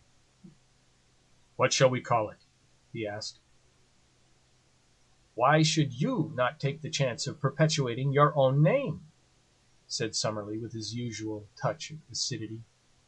"I trust, sir, that my name will have other and more personal claims upon posterity," said Challenger severely. "Any ignoramus can hand down his worthless memory by imposing it upon a mountain or a river. I need no such monument." Summerlee, with a twisted smile, was about to make some fresh assault when Lord John hastened to intervene. "It's up to you, young fella, to name the lake," said he. "You saw it first, and by George, if you choose to put Lake Malone on it, no one has a better right." "By all means. Let our young friend give it a name," said Challenger. "Then," said I, blushing, I dare say, as I said it, "let it be named Lake Gladys." "Don't you think the Central Lake would be more descriptive?" remarked Summerlee. "I should prefer Lake Gladys." Challenger looked at me sympathetically and shook his great head in mock disapproval. "Boys will be boys," said he. "Lake Gladys, let it be." End of chapter 11. Chapter 12. It was dreadful in the forest. I've said, or perhaps I've not said, for my memory plays me sad tricks these days, that I glowed with pride when 3 such men as my comrades thanked me for having saved, or at least greatly helped, the situation. As the youngster of the party, not merely in years, but in experience, character, knowledge, and all that goes to make a man, I'd been overshadowed from the first, and now I was coming into my own. I warmed at the thought. Alas, for the pride which goes before a fall! That little glow of self-satisfaction, that added measure of self-confidence, were to lead me on that very night to the most dreadful experience of my life, ending with a shock which turns my heart sick when I think of it. It came about in this way. I'd been unduly excited by the adventure of the tree, and sleep seemed to be impossible. Summerlee was on guard, sitting hunched over our small fire, a quaint, angular figure, his rifle across his knees, and his pointed goat-like beard wagging with each weary nod of his head. Lord John lay silent, wrapped in the South American poncho which he wore, while Challenger snored, with a roll and a rattle which reverberated through the woods. The full moon was shining brightly, and the air was crisply cold. What a night for a walk! And then suddenly came the thought, why not? Suppose I stole softly away? Suppose I made my way down to the Central Lake? Suppose I was back at breakfast with some record of the place? Would I not, in that case, be thought an even more worthy associate? Then, if Summerlee carried the day and some means of escape were found, we should return to London with first-hand knowledge of the central mystery of the plateau, to which I alone, of all men, would have penetrated. I thought of Gladys, with her, quote, "There are heroisms all around us," end quote. I seemed to hear her voice as she said it. I thought also of McArdle. What a 3-column article for the paper! What a foundation for a career! A correspondentship in the next great war might be within my reach. I clutched at my gun. My pockets were full of cartridges, and, parting the thorn bushes at the gate of our zareba, quickly slipped out. My last glance showed me the unconscious Summerlee, most futile of sentinels, still nodding away like a queer mechanical toy in front of the smoldering fire. I had not gone 100 yards before I deeply repented my rashness. I may have said somewhere in this chronicle that I am too imaginative to be a really courageous man, but that I have an overpowering fear of seeming afraid. This was the power which now carried me onwards. I simply could not slink back with nothing done. Even if my comrades should not have missed me, and should never know of my weakness, there would still remain some intolerable self-shame in my own soul, and yet I shuddered at the position in which I found myself, and would have given all I possessed at that moment to have been honorably free of the whole business. It was dreadful in the forest. The trees grew so thickly, and their foliage spread so widely, that I could see nothing of the moonlight, save that here and there the high branches made a tangled filigree against the starry sky. As the eyes became more used to the obscurity, one learned that there were different degrees of darkness among the trees, that some were dimly visible, while between and among them there were coal-black shadowed patches, like the mouths of caves, from which I shrank in horror as I passed. I thought of the despairing yell of the tortured iguanodon, that dreadful cry which had echoed through the woods. I thought, too, of the glimpse I had in the light of Lord John's torch of that bloated, warty, blood-slavering muzzle. Even now I was on its hunting ground. At any instant it might spring upon me from the shadows, this nameless and horrible monster. I stopped, and picking a cartridge from my pocket, I opened the breech of my gun. As I touched the lever, my heart leaped within me. It was the shotgun, not the rifle, which I had taken. Again the impulse to return swept over me. Here, surely, was a most excellent reason for my failure, one for which no one would think the less of me. But again the foolish pride fought against that very word. I could not, must not fail. After all, my rifle would probably have been as useless as a shotgun against such dangers as I might meet. If I were to go back to camp to change my weapon, I could hardly expect to enter and to leave again without being seen.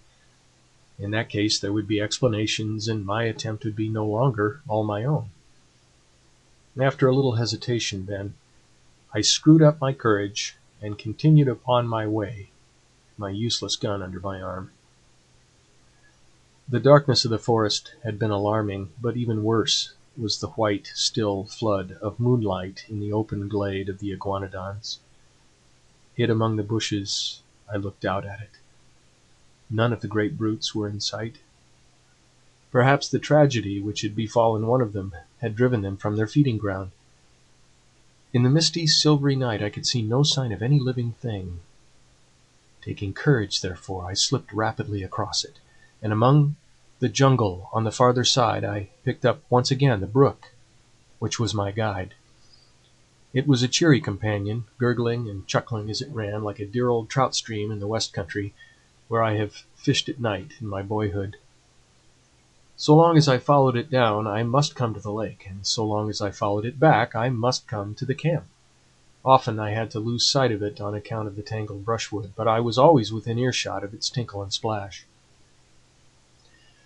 As one descended the slope, the woods became thinner, and bushes, with occasional high trees, took the place of the forest. I could make good progress, therefore, and I could see without being seen. I passed close to the pterodactyl swamp, and as I did so, with a dry, crisp, leathery rattle of wings, one of these great creatures, who was 20 feet at least from tip to tip, rose up from somewhere near me and soared into the air.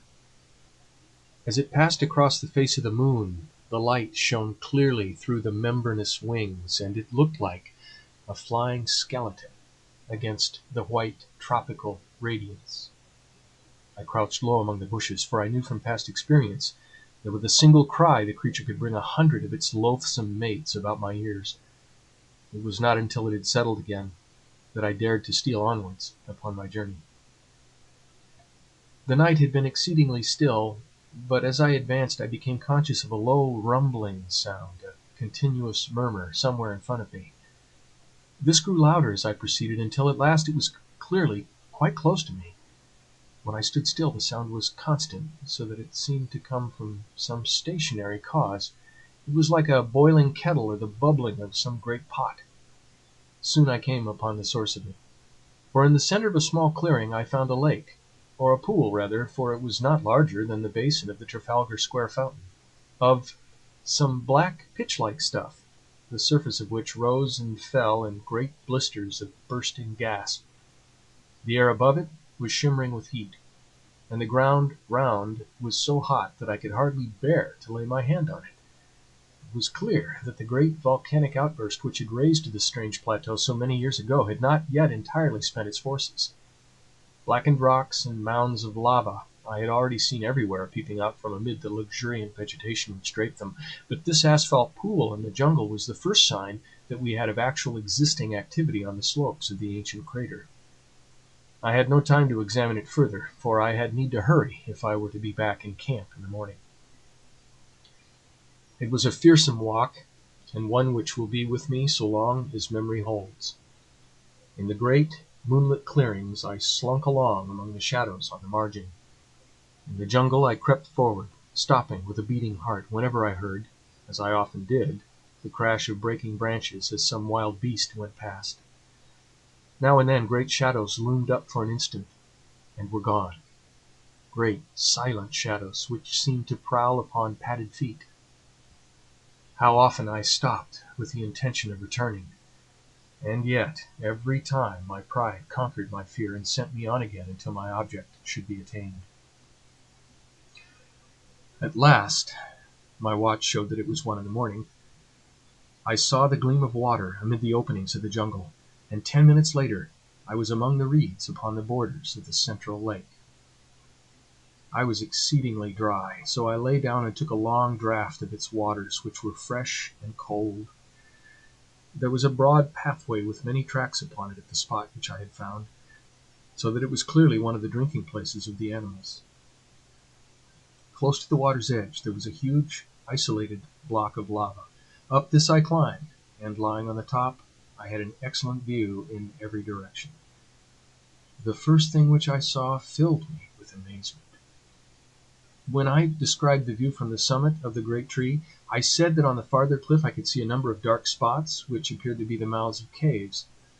Now, as I looked up at the same cliffs, I saw disks of light in every direction, ruddy, clearly defined patches, like the portholes of a liner in the darkness. For a moment I thought it was the lava glow from some volcanic action, but this could not be so. Any volcanic action would surely be down in the hollow and not high among the rocks. What then was the alternative? It was wonderful, and yet it must surely be. These ruddy spots must be the reflection of fires within the caves, fires which could only be lit by the hand of man. There were human beings, then, upon the plateau. How gloriously my expedition was justified! Here was news indeed for us to bear back with us to London. For a long time I lay and watched these red, quivering blotches of light. I suppose they were 10 miles off from me, yet even at that distance one could observe how from time to time they twinkled or were obscured as some one passed before them. What would I not have given to be able to crawl up to them, to peep in, and to take back some word to my comrades as to the appearance and character of the race who lived in so strange a place? It was out of the question for the moment, and yet surely we could not leave the plateau until we had some definite knowledge upon the point. Lake Gladys, my own lake, lay like a sheet of quicksilver before me, with a reflected moon shining brightly in the center of it. It was shallow, for in many places I saw low sandbanks protruding above the water. Everywhere upon the still surface I could see signs of life, sometimes mere rings and ripples in the water, sometimes the gleam of a great silver-sided fish in the air, sometimes the arched, slate-colored back of some passing monster. Once, on a yellow sandbank, I saw a creature like a huge swan, with a clumsy body and a high, flexible neck, shuffling about upon the margin. Presently it plunged in, and for some time I could see the arched neck and darting head undulating over the water. And then it dived, and I saw it no more. My attention was soon drawn away from these distant sights and brought back to what was going on at my very feet. Two creatures like large armadillos had come down to the drinking place and were squatting at the edge of the water, their long, flexible tongues like red ribbons shooting in and out as they lapped. A huge deer, with branching horns, a magnificent creature, which carried itself like a king, came down with its doe and two fawns and drank beside the armadillos. No such deer exist anywhere else upon the earth, for the moose or elks which I have seen would hardly have reached its shoulders. Presently it gave a warning snort, and was off with its family among the reeds, while the armadillos also scuttled for shelter. A newcomer, a most monstrous animal, was coming down the path. For a moment I wondered where I could have seen that ungainly shape, that arched back with triangular fringes along it, that strange bird-like head held close to the ground, and then it came back to me. It was the Stegosaurus, the very creature which Maple White had preserved in his sketchbook, and which had been the first object which arrested the attention of Challenger. There he was, perhaps the very specimen which the American artist had encountered. The ground shook beneath his tremendous weight, and his gulpings of water resounded through the still night. For 5 minutes he was so close to my rock that by stretching out my hand I could have touched the hideous waving hackles upon his back. Then he lumbered away and was lost among the boulders. Looking at my watch, I saw that it was 2:30, and high time, therefore, that I started upon my homeward journey. There was no difficulty about the direction in which I should return, for all along I had kept the little brook upon my left, and it opened into the central lake within a stone's throw of the boulder upon which I had been lying. I set off, therefore, in high spirits, for I felt that I had done good work and was bringing back a fine budget of news for my companions. Foremost of all, of course, were the sight of the fiery caves, and the certainty that some troglodytic race inhabited them. But besides that, I could speak from experience of the central lake. I could testify that it was full of strange creatures, and I had seen several land forms of primeval life which we had not before encountered. I reflected as I walked that few men in the world could have spent a stranger night or added more to human knowledge in the course of it. I was plodding up the slope, turning these thoughts over in my mind, and had reached a point which may have been halfway to home, when my mind was brought back to my own position by a strange noise behind me. It was something between a snore and a growl, low, deep, and exceedingly menacing. Some strange creature was evidently near me, but nothing could be seen, so I hastened more rapidly upon my way. I had traversed half a mile or so, when suddenly the sound was repeated, still behind me, but louder and more menacing than before. My heart stood still within me as it flashed across me that the beast, whatever it was, must surely be after me. My skin grew cold and my hair rose at the thought. That these monsters should tear each other to pieces was part of the strange struggle for existence, but that they should turn upon modern man, that they should deliberately track and hunt down the predominant human, was a staggering and fearsome thought. I remembered again the blood-beslobbered face which we had seen in the glare of Lord John's torch, like some horrible vision from the deepest circle of Dante's hell. With my knees shaking beneath me, I stood and glared with starting eyes down the moonlit path which lay behind me. All was quiet, as in a dream landscape. Silver clearings and the black patches of the bushes, nothing else could I see. Then, from out of the silence, imminent and threatening, there came once more that low, throaty croaking, far louder and closer than before. There could no longer be a doubt. Something was on my trail and was closing in upon me every minute. I stood like a man paralyzed, still staring at the ground which I had traversed. Then suddenly I saw it. There was movement among the bushes at the far end of the clearing which I had just traversed. A great dark shadow disengaged itself and hopped out into the clear moonlight. I say hopped advisedly, for the beast moved like a kangaroo, springing along in an erect position upon its powerful hind legs, while its front ones were held bent in front of it. It was of enormous size and power, like an erect elephant, but its movements, in spite of its bulk, were exceedingly alert. For a moment, as I saw its shape, I hoped that it was an iguanodon, which I knew to be harmless, but ignorant as I was, I soon saw that this was a very different creature. Instead of the gentle deer-shaped head of the three-toed great leaf-eater, this beast had a broad, squat, toad-like face like that which had alarmed us in our camp. His ferocious cry and the horrible energy of his pursuit both assured me that this was surely one of the great flesh-eating dinosaurs and most terrible beasts which have ever walked this earth. As the huge brute loped along, it dropped forward upon its forepaws and brought its nose to the ground every 20 yards or so. It was smelling out my trail.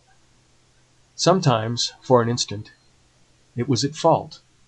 Then it would catch it up again and come bounding swiftly along the path I had taken. Even now, when I think of that nightmare, the sweat breaks out upon my brow.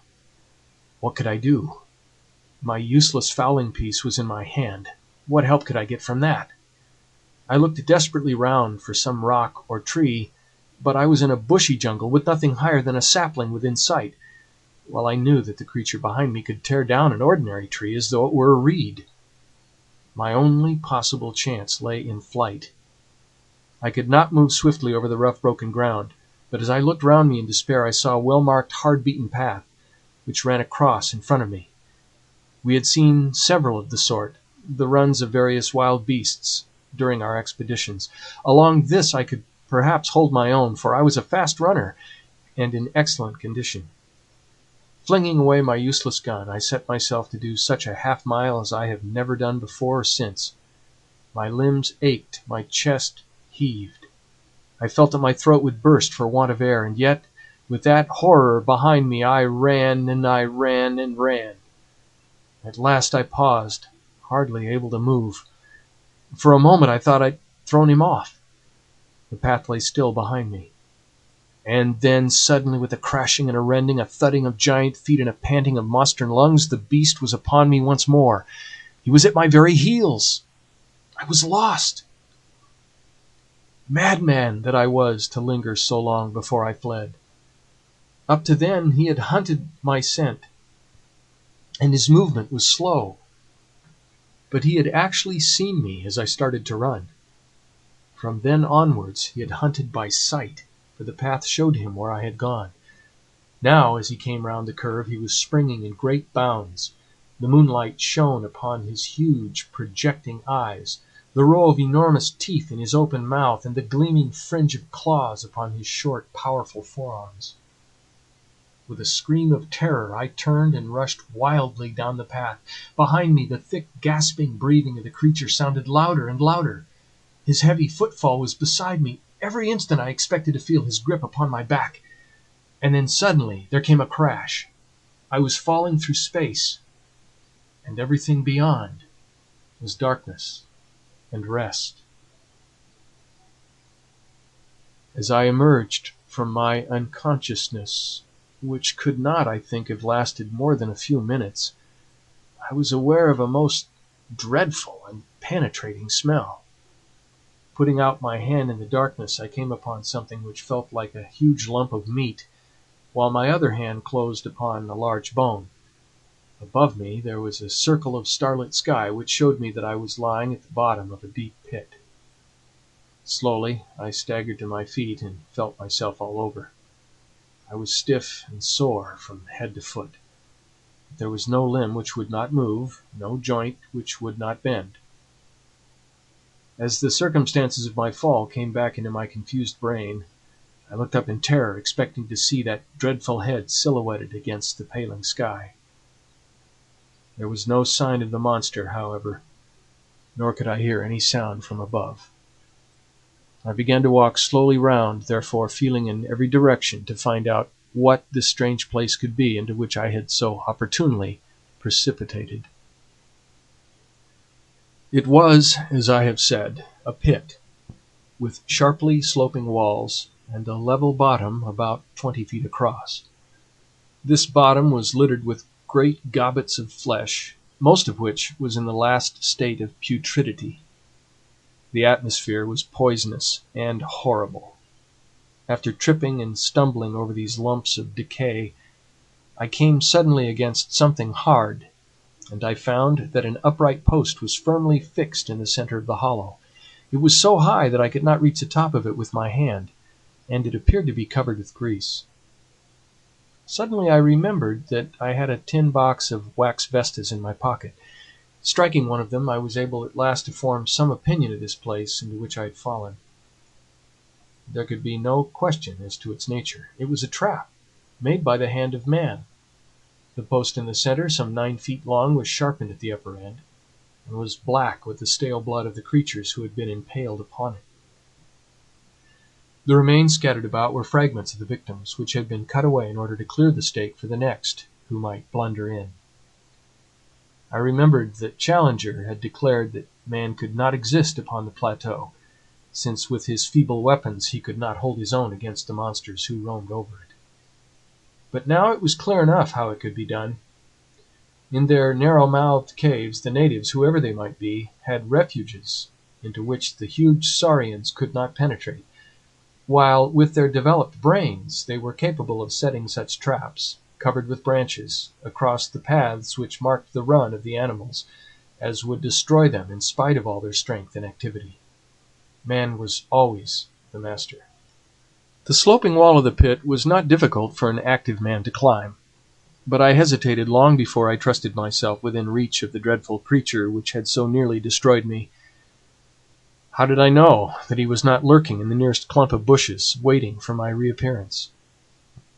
I took heart, however, as I recalled the conversation between Challenger and Summerlee upon the habits of the great saurians.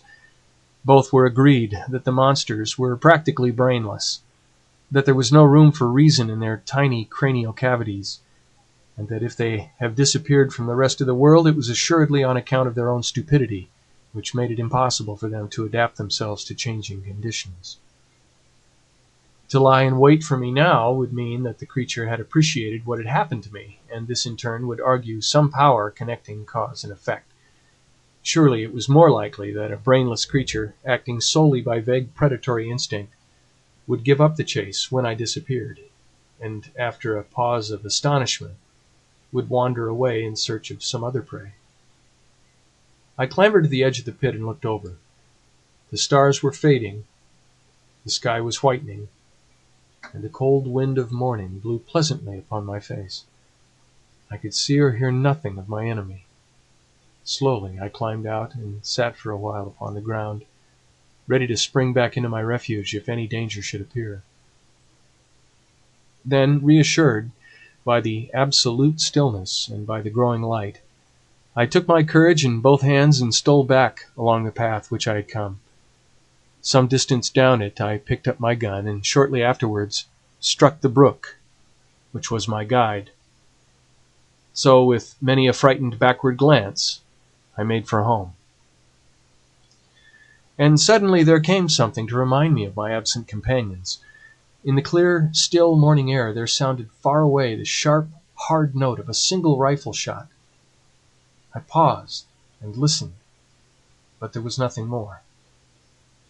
For a moment I was shocked at the thought that some sudden danger might have befallen them. But then a simpler and more natural explanation came to my mind. It was now broad daylight. No doubt my absence had been noticed. They had imagined that I was lost in the woods and had fired this shot to guide me home. It is true that we had made a strict resolution against firing, but if it seemed to them that I might be in danger, they would not hesitate. It was for me now to hurry on as fast as possible, and so to reassure them. I was weary and spent, so my progress was not so fast as I wished. But at last I came into regions which I knew. There was the swamp of the pterodactyls upon my left. There, in front of me, was the glade of the iguanodons. Now I was in the last belt of trees which separated me from Fort Challenger. I raised my voice in a cheery shout to allay their fears. No answering greeting came back to me. My heart sank at the ominous stillness. I quickened my pace into a run. The zareba rose before me, even as I had left it, but the gate was open. I rushed in. In the cold morning light it was a fearful sight which met my eyes. Our effects were scattered in wild confusion over the ground. My comrades had disappeared, and close to the smouldering ashes of our fire the grass was stained crimson with a hideous pool of blood. I was so stunned by this sudden shock that for a time I must have nearly lost my reason. I have a vague recollection, as one remembers a bad dream, of rushing about through the woods all round the empty camp, calling wildly for my companions. No answer came back from the silent shadows.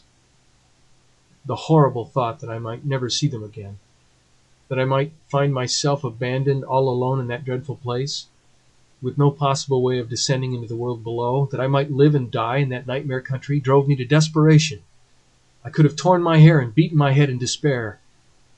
Only now did I realize how I had learned to lean upon my companions, upon the serene self-confidence of Challenger, and upon the masterful, humorous coolness of Lord John Roxton.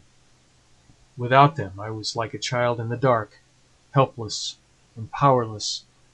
I did not know which way to turn, or what I should do first. After a period during which I sat in bewilderment, I set myself to try and discover what sudden misfortune could have befallen my companions.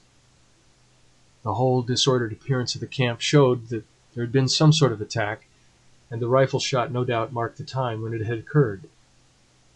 That there should have been only one shot showed that it had been all over in an instant. The rifles still lay upon the ground, and one of them, Lord John's, had the empty cartridge in the breech. The blankets of Challenger and of Summerlee beside the fire suggested that they had been asleep at the time. The cases of ammunition and of food were scattered about in a wild litter together with our unfortunate cameras and plate carriers, but none of them were missing. On the other hand, all the exposed provisions, and I remembered that there were a considerable quantity of them, were gone. They were animals, then, and not natives who had made the inroad, for surely the latter would have left nothing behind. But if animals, or some single terrible animal, then what had become of my comrades? A ferocious beast would surely have destroyed them and left their remains. It is true that there was that one hideous pool of blood, which told of violence. Such a monster as had pursued me during the night would have carried away a victim as easily as a cat would a mouse. In that case, the others would have followed in pursuit. But then they would assuredly have taken their rifles with them. The more I tried to think it out with my confused and weary brain, the less could I find any plausible explanation. I searched round in the forest, but could see no tracks which could help me to a conclusion. Once I lost myself, and it was only by good luck and after an hour of wandering that I found the camp once more. Suddenly a thought came to me, and brought some little comfort to my heart. I was not absolutely alone in the world. Down at the bottom of the cliff and within call of me was waiting the faithful Zambo. I went to the edge of the plateau and looked over. Sure enough, he was squatting among his blankets beside his fire in his little camp. But to my amazement, a second man was seated in front of me. For an instant my heart leapt for joy as I thought that one of my comrades had made his way safely down. But a second glance dispelled the hope. The rising sun shone red upon the man's skin. He was an Indian. I shouted loudly and waved my handkerchief. Presently Zambo looked up, waved his hand, and turned to ascend the pinnacle. In a short time he was standing close to me, and listening with deep distress to the story which I told him. "Devil got them for sure, Massa Malone," said he. "You got into the devil's country, sah, and he take you all to himself. You take advice, Massa Malone, and come down quick, else he get you as well." "How can I come down, Zambo?" "You get creepers from trees, Massa Malone. Throw them over here. I make fast to this stump, and so you have bridge." "Well, we have thought of that, but there are no creepers here which could bear us." "Send for ropes, Massa Malone." "Who can I send, and where?" "Send to Indian villages, sah. Plenty hide rope in Indian village. Indian down below, send him." "Who is he?" "One of our Indians. Other ones beat him and take away his pay. He come back to us, ready now to take letter, bring rope, anything. To take a letter, why not? Perhaps he might bring help, but in any case, he would ensure that our lives were not spent for nothing, and that news of all that we had won for science should reach our friends at home. I had 2 completed letters already waiting. I would spend the day in writing a third, which would bring back my experiences absolutely up to date. The Indian could bear this back to the world. I ordered Zambo, therefore, to come again in the evening, and spent my miserable and lonely day in recording my own adventures of the night before. I also drew up a note to be given to any white merchant or captain of a steamboat whom the Indian could find, imploring them to see that ropes were sent to us, since our lives must depend on it. These documents I threw to Zambo in the evening, and also my purse, which contained 3 English sovereigns. These were to be given to the Indian, and he was promised twice as much if he returned with the ropes. So now you will understand, my dear Mr. McArdle, how this communication reaches you, and you will also know the truth, in case you never hear it again from your unfortunate correspondent. Tonight I am too weary and too depressed to make my plans. Tomorrow I must think out some way by which I shall keep in touch with this camp, and yet search round for any traces of my unhappy friends. End of chapter 12. Chapter 13. A sight which I shall never forget. Just as the sun was setting upon that melancholy night, I saw the lonely figure of the Indian upon the vast plain beneath me, and I watched him, our one faint hope of salvation, until he disappeared in the rising mists of evening which lay, rose-tinted from the setting sun, between the far-off river and me. It was quite dark when I at last turned back to our stricken camp, and my last vision as I went was the red gleam of Zambo's fire, the one point of light in the wide world below, as was his faithful presence in my own shadowed soul. And yet I felt happier than I had done since this crushing blow had fallen upon me, for it was good to think that the world should know what we had done, so that, at the worst, our names should not perish with our bodies, but should go down to posterity associated with the result of our labours. It was an awesome thing to sleep in that ill-fated camp, and yet it was even more unnerving to do so in the jungle. One or the other it must be. Prudence, on the one hand, warned me that I should remain on guard, but exhausted nature, on the other, declared that I should do nothing of the kind. I climbed up onto a limb of the great ginkgo tree, but there was no secure perch on its rounded surface, and I should certainly have fallen off and broken my neck the moment I began to doze. I got down, therefore, and pondered over what I should do. Finally I closed the door of the zareba, lit 3 separate fires in a triangle, and, having eaten a hearty supper, dropped off into a profound sleep, from which I had a strange and most welcoming awakening. In the early morning, just as day was breaking, a hand was laid upon my arm, and starting up, with all my nerves in a tingle, and my hand feeling for a rifle, I gave a cry of joy as in the cold grey light I saw Lord John Roxton kneeling beside me. It was he, and yet it was not he. I had left him calm in his bearing, correct in his person, prim in his dress. Now he was pale and wild-eyed, gasping as he breathed like one who has run far and fast. His gaunt face was scratched and bloody, his clothes were hanging in rags, and his hat was gone. I stared in amazement, but he gave me no chance for questions. He was grabbing at our stores all the time he spoke. "Quick, young fellow, quick!" he cried. "Every moment counts. Get the rifles, both of them. I have the other 2. Now all the cartridges you can gather. Fill up your pockets. Now some food. 6 tins will do. That's all right. Don't wait to talk or think. Get a move on, or we are done." Still half awake, and unable to imagine what it might mean, I found myself hurrying madly after him through the wood, a rifle under each arm, and a pile of various stores in my hands. He dodged in and out through the thickest of the scrub, until he came to a dense clump of brushwood. Into this he rushed, regardless of thorns, and threw himself into the heart of it, pulling me down by his side. "There," he panted. "I think we are safe here. They'll make for the camp as sure as fate.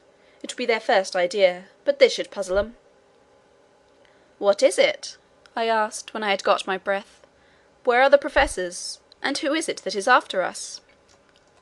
"The ape-men," he cried. "My God, what brutes! Don't raise your voice, for they have long ears, sharp eyes too, but no power of scent, so far as I could judge, so I don't think they can sniff us out. Where have you been, young fellow? You are well out of it." In a few sentences I whispered what I had done. "Pretty bad," said he, when he heard of the dinosaur in the pit. "It isn't quite the place for a rest cure, what?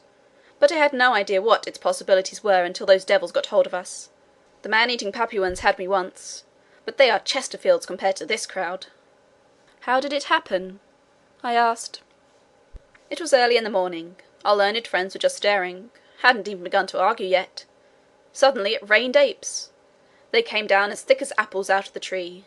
They had been assembling in the dark, I suppose, until that great tree over our heads was heavy with them. I shot one of them through the belly, but before we knew where we were, they had us spread-eagled on our backs. I call them apes, but they carried sticks and stones in their hands, and jabbered talk to each other, and ended up by tying our hands with creepers, so they are ahead of any beast that I have seen in my wanderings. Ape-men, that's what they are. Missing links, and I wish they had stayed missing. They carried off their wounded comrade, he was bleeding like a pig, and then they sat around us, and if ever I saw frozen murder it was in their faces. They were big fellows, as big as a man, and a deal stronger.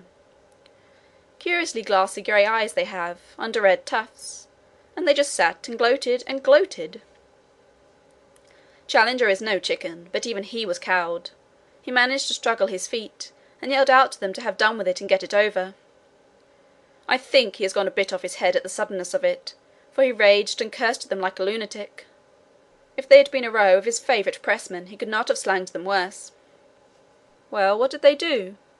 I was enthralled by the strange story, which my companion was whispering into my ear, while all the time his keen eyes were shooting in every direction, and his hand grasping his cocked rifle. "I thought it was the end of us, but instead of that, it started them on a new line. They all jabbered and chatted together. Then one of them stood out beside Challenger. You'll smile, my young fellow, but upon my word they might have been kinsmen. I couldn't have believed it if I hadn't seen it with my own eyes. This old ape-man, he was their chief, was a sort of red Challenger, with every one of our friends' beauty points, only just a trifle more so. He had the short body, the big shoulders, the round chest, no neck, a great ruddy frill of a beard, the tufted eyes, the 'what do you want, damn you' look about the eyes, and the whole catalogue. When the ape-man stood by Challenger and put his paw on his shoulder, the thing was complete. Summerlee was a bit hysterical, and he laughed till he cried. The ape-men laughed too, or at least they put up the devil of a cackling, and they set to work to drag us through the forest. They wouldn't touch the guns and things, thought them dangerous I expect, but they carried away all our loose food. Summerlee and I got some rather rough handling on the way. There's my skin and my clothes to prove it, for they took us a bee-line through the brambles, and their own hides are like leather. But Challenger was all right. 4 of them carried him shoulder high, and he went like a Roman emperor. What's that?" It was a strange clicking noise, in the distance not unlike castanets. "There they go," said my companion, slipping cartridges into the second double-barrelled express. "Load them all up, young fellow, my lad, for we're not going to be taken alive, and don't you think it. That's the row they make when they are excited. By George, they'll have something to excite them if they put us up. The last stand of the Greys won't be in it, with their rifles grasped in their stiffened hands, mid a ring of the dead and dying, as some fathead sings. Can you hear them now?" "Very far away." "That little lot will do no good, but I expect their search parties are all over the wood. Well, I was telling you my tale of woe. They got us soon to this town of theirs, about 1,000 huts of branches and leaves in a great grove of trees near the edge of a cliff. It's 3 or 4 miles from here. The filthy beasts fingered me all over, and I feel as if I should never be clean again. They tied us up. The fellow who handled me could tie like a boatswain, and there we lay with our toes up beneath a tree, with a great brute guard stood over us with a club in his hand. When I say we, I mean Summerlee and myself. Old Challenger was up a tree, eating pines and having the time of his life. I'm bound to say that he managed to get some fruit to us, and with his own hands he loosened our bonds. If you'd seen him sitting up in that tree hobnobbing with his twin brother, and singing in that rolling bass of his, Ring Out, Wild Bells, 'cause music of any kind seemed to put him in a good humour, you'd have smiled. But we weren't in much mood for laughing, as you can guess. They were inclined, within limits, to let him do what he liked, but they drew the line pretty sharply at us. It was a mighty consolation to us all to know that you were running loose, and had the archives in your keeping. Well now, young fellow, I tell you what will surprise you. You say you saw signs of men, fires, traps, and the like. Well, we have seen the natives themselves. Poor devils they were, down-faced little chaps, and had enough to make them so. It seems that the humans hold one side of this plateau, over yonder, where you saw the caves, and the ape-men hold this side, and there is a bloody war between them all the time. That's the situation so far as I could follow it. Well, yesterday the ape-men got hold of a dozen of the humans and brought them in as prisoners. You never heard such a jabbering and shrieking in your life. The men were little red fellows, and had been bitten and clawed so that they could hardly walk. The ape-men put 2 of them to death there and then. Fairly pulled the arm off one of them. It was perfectly beastly. Plucky little chaps they are, and hardly gave a squeak. But it turned us absolutely sick. Summerlee fainted, and even Challenger had as much as he could stand. I think they have cleared, don't you? We listened intently, but nothing save the calling of the birds broke the deep peace of the forest. Lord Roxton went on with his story. I think you have had the escape of your life, young fellow my lad. It was catching those Indians that put you clean out of their heads, else they would have been back to the camp for you as sure as fate and gathered you in. Of course, as you said, they have been watching us from the beginning out of that tree, and they knew perfectly well that we were 1 short. However, they could think only of this new haul, so it was I, and not a bunch of apes, that dropped in on you in the morning. Well, we had a horrid business afterwards. My God, what a nightmare the whole thing is! You remember the great bristle of sharp canes down below where we found the skeleton of the American? Well, that is just under the ape town, and that's the jumping-off place of their prisoners. I expect there's heaps of skeletons there, if we looked for 'em. They have a sort of clear parade ground on the top, and they make a proper ceremony about it. One by one the poor devils have to jump, and the game is to see whether they are merely dashed to pieces, or whether they get skewered on the canes. They took us out to see it, and the whole tribe lined up on the edge. 4 of the Indians jumped, and the canes went through 'em like knitting needles through a pat of butter. No wonder we found that poor Yankee's skeleton with the canes growing between his ribs. It was horrible, but it was deucedly interesting too. We were all fascinated to see them take the dive, even when we thought it would be our turn next on the springboard. Well, it wasn't. They kept 6 of the Indians up for today. That's how I understood it, but I fancy we were to be the star performers in the show. Challenger might get off, but Summerlee and I were in the bill. Their language is more than half signs, and it was not hard to follow them, so I thought it was time we made a break for it. I had been plotting it out a bit, and had 1 or 2 things clear in my mind. It was all on me, for Summerlee was useless, and Challenger not much better. The only time they got together, they got slanging, because they couldn't agree upon the scientific classification of these red-headed devils that had got hold of us. One said it was the Dreiopithecus of Java. The other said it was Pithecanthropus. Madness, I call it. Loonies, both. But, as I say, I had thought out 1 or 2 points that were helpful. One was that these brutes could not run as fast as a man in the open. They have short bandy legs, you see, and heavy bodies. Even Challenger could give a few yards in 100 to the best of them, and you or I would be a perfect shrub. Another point was that they knew nothing about guns. I don't believe they ever understood how the fellow I shot came by his hurt. If we could get at our guns, there was no saying what we could do. So I broke away early this morning, and gave my guard a kick in the tummy that laid him out, and sprinted for the camp.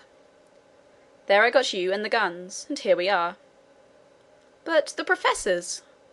I cried in consternation. "Well, we must just go back and fetch 'em. I couldn't bring 'em with me. Challenger was up in the tree, and Summerlee was not fit for the effort. The only chance was to get the guns and try a rescue. Of course, they may scrap at them at once in revenge. I don't think they would touch Challenger, but I wouldn't answer for Summerlee. But they would have had him in any case, of that I am certain. So I haven't made matters any worse by bolting. But we are honour bound to go back and have them out, or to see it through with them. So you can make up your soul, young fellow, my lad, for it be one way or the other before evening." I have tried to imitate here Lord Roxton's jerky talk, his short, strong sentences, the half-humorous, half-reckless tone that ran through it all. But he was a born leader. As danger thickened, his jaunty manner would increase, his speech become more racy, his cold eyes glittered into ardent life, and his Don Quixote moustache bristle with joyous excitement. His love of danger, his intense appreciation of the drama of an adventure, all the more intense for being held tightly in, his constant view that every peril in life is a form of sport, a fierce game betwixt you and fate, with death as a forfeit, made him a wonderful companion at such hours. If it were not for our fears as to the fate of our companions, it would have been a positive joy to throw myself with such a man into such an affair. We were rising from our bushwood hiding-place, when suddenly I felt his grip upon my arm. "By George!" he whispered, "here they come." From where we lay we could look down on a brown isle, arched with green, formed by the trunks and branches. Along this a party of the ape men were passing. They went in single file, with bent legs and rounded backs, their hands occasionally touching the ground, their heads turning to left and right as they trotted along. Their crouching gait took away from their height, but I should put them at 5 feet or so, with long arms and enormous chests. Many of them carried sticks, and at the distance they looked like a line of very hairy and deformed human beings. For a moment I caught this clear glimpse of them, then they were lost among the bushes. "Not this time," said Lord John, who had caught up his rifle. "Our best chance is to lie quiet until they have given up the search.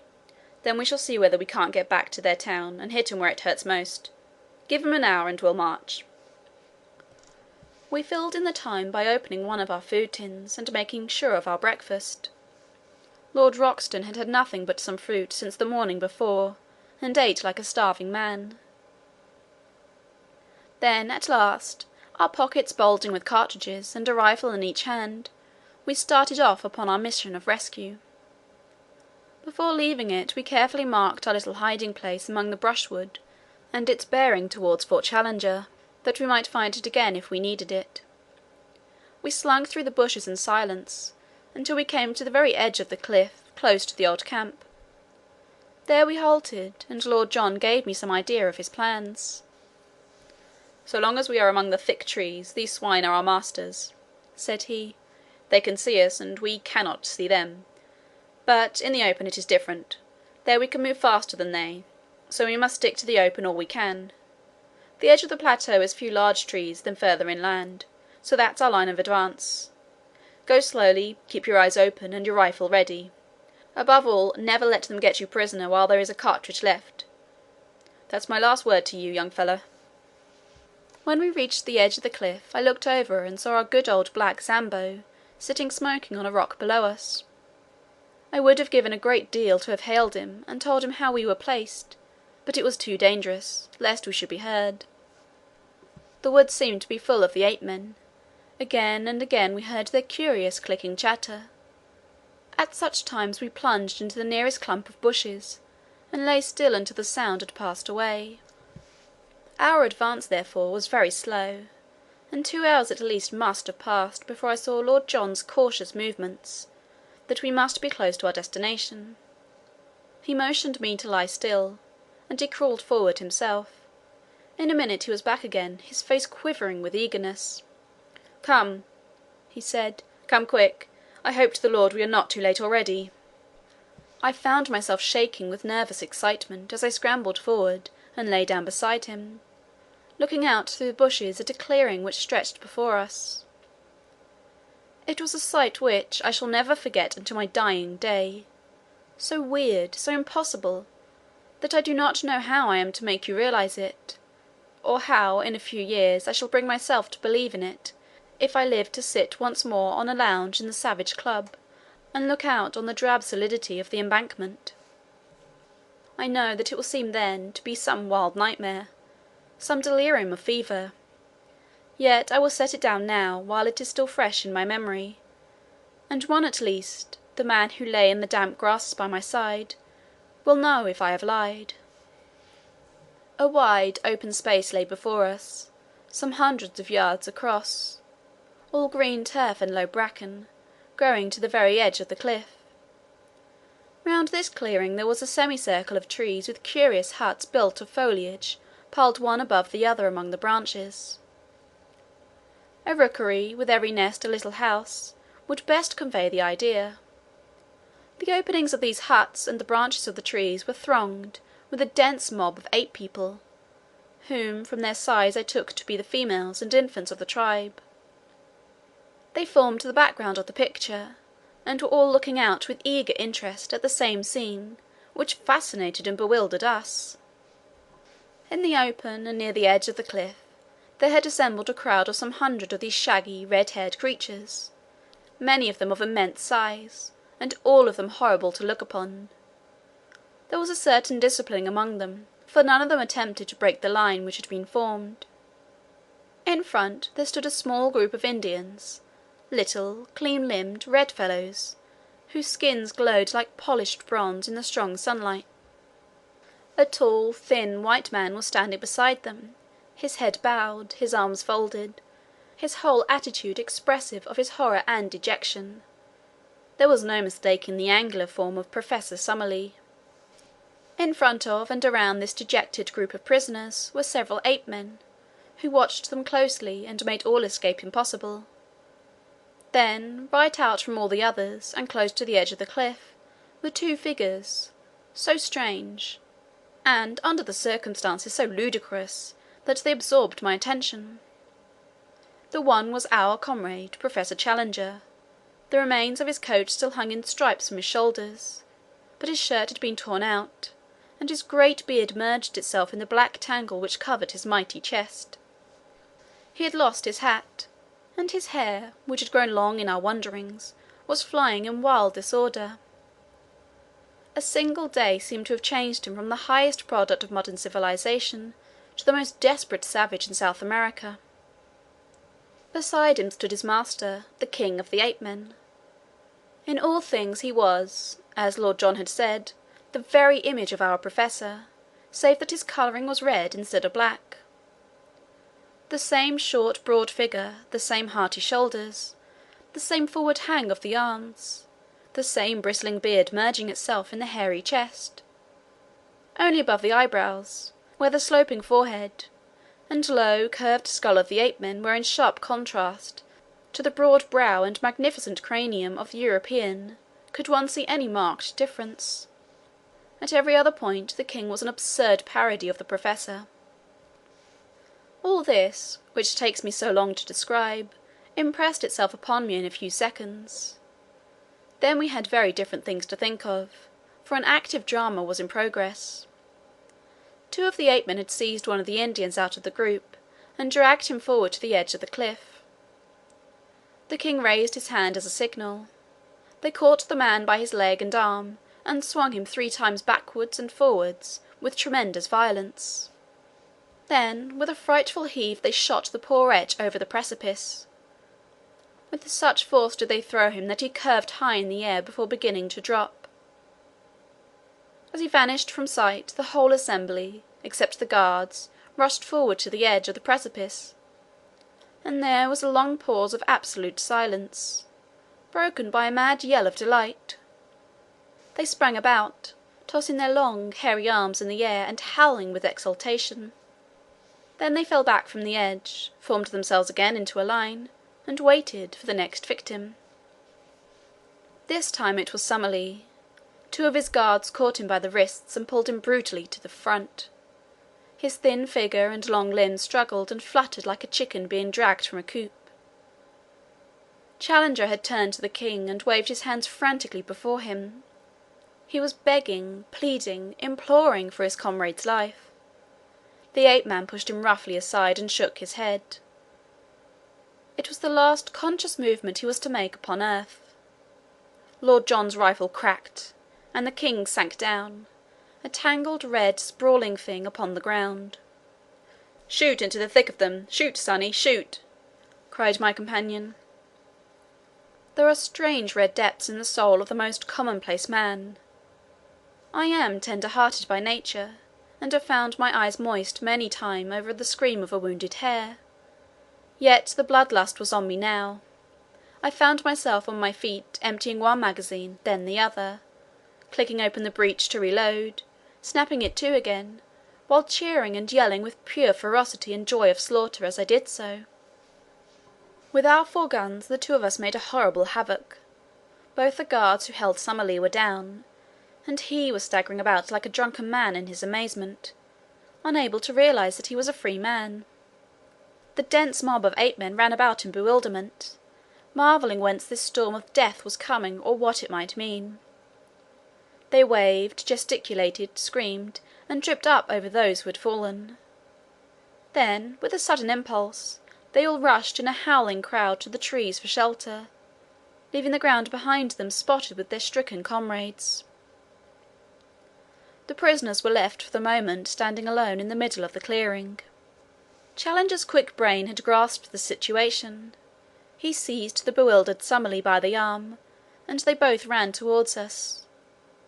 2 of their guards bounded after them and fell to 2 bullets from Lord John. We ran forward into the open to meet our friends, and passed a loaded rifle into the hands of each. But Summerlee was at the end of his strength. He could hardly totter. Already the ape-men were recovering from their panic. They were coming through the brushwood and threatening to cut us off. Challenger and I ran Summerlee along, one at each end of his elbows, while Lord John covered our retreat, firing again and again, as savage heads snarled at us out of the bushes. For a mile or more the chattering brutes were at our very heels. Then the pursuit slackened off, for they learned our power and would no longer face that unerring rifle. When we had at last reached the camp, we looked back and found ourselves alone. So it seemed to us, and yet we were mistaken. We had hardly closed the thorn-brush door of our zareba, clasped each other's hands, and thrown ourselves panting upon the ground beside our spring, when we heard a patter of feet, and then a gentle, plaintive crying from outside our entrance. Lord Roxton rushed forward, rifle in hand, and threw it open. There, prostrate upon their faces, lay the little red figures of the 4 surviving Indians, trembling with fear of us, and yet imploring our protection. With an expressive sweep of his hands, one of them pointed to the woods around them, and indicated that they were full of danger. Then, darting forward, he threw his arms round Lord John's legs, and rested his face upon them. "By George!" cried our peer, pulling at his moustache in great perplexity. "I say, what the deuce are we to do with these people? Get up, little chappie, and take your face off my boots." Summerlee was sitting up and stuffing some tobacco into his old briar. "We've got to see them safe," said he. "You've pulled us all out of the jaws of death. My word, it was a good bit of work." "Admirable," said Challenger, "admirable. Not only we as individuals, but European science collectively, owe you a deep debt of gratitude for what you have done. I do not hesitate to say that the disappearance of Professor Summerlee and myself would have left an appreciable gap in modern zoological history. Our young friend here and you have done most excellently well." He beamed at us with the old paternal smile.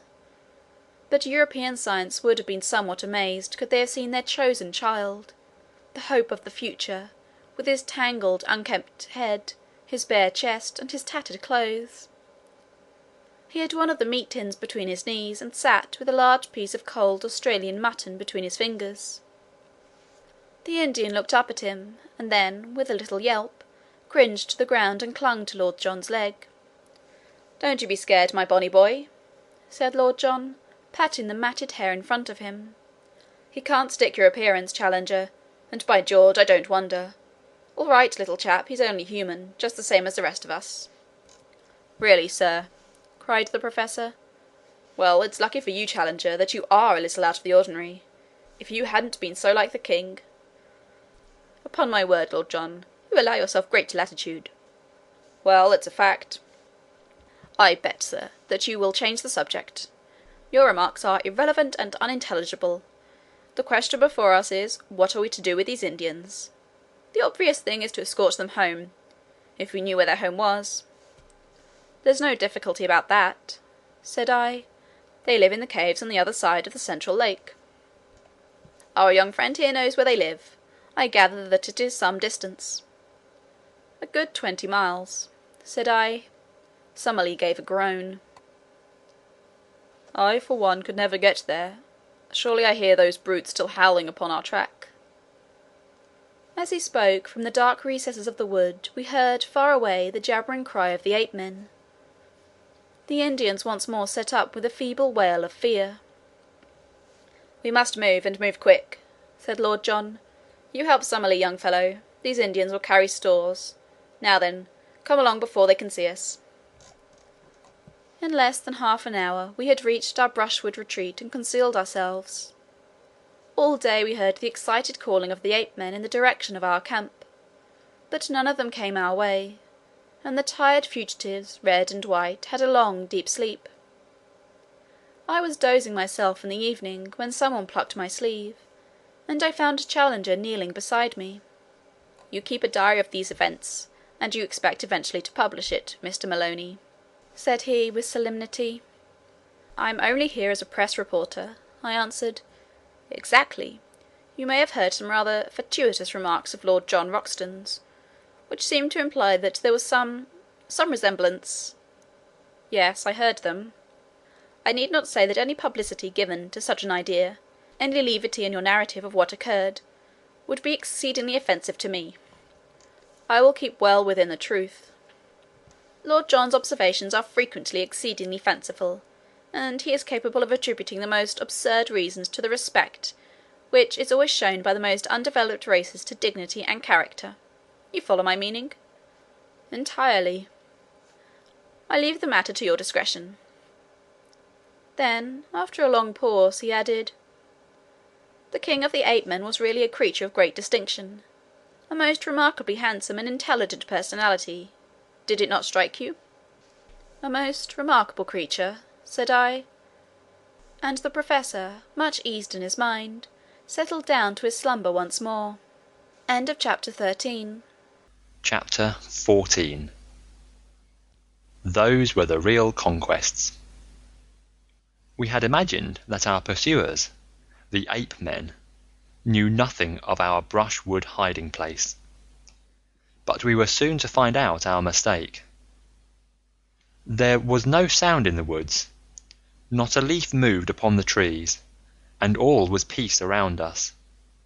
But we should have been warned by our first experience how cunningly and how patiently these creatures can watch and wait until their chance comes. Whatever fate may be mine through life, I am very sure that I shall never be nearer death than I was that morning.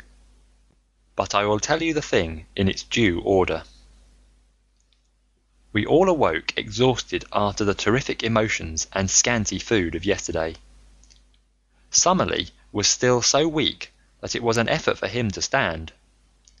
But the old man was full of a sort of surly courage which would never admit defeat.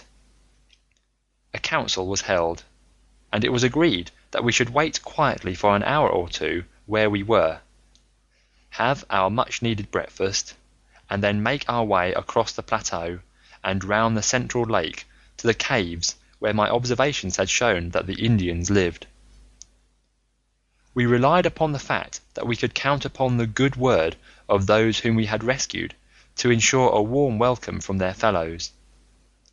Then, with our mission accomplished, and possessing a fuller knowledge of the secrets of Maple White Land, we should turn our whole thoughts to the vital problem of our escape and return.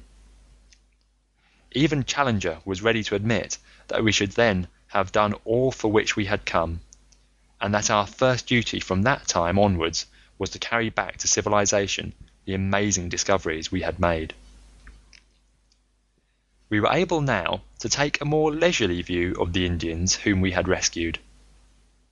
They were small men, wiry, active, and well built, with lank black hair tied up in a bunch behind their heads with a leather thong, and leathern also were their loincloths.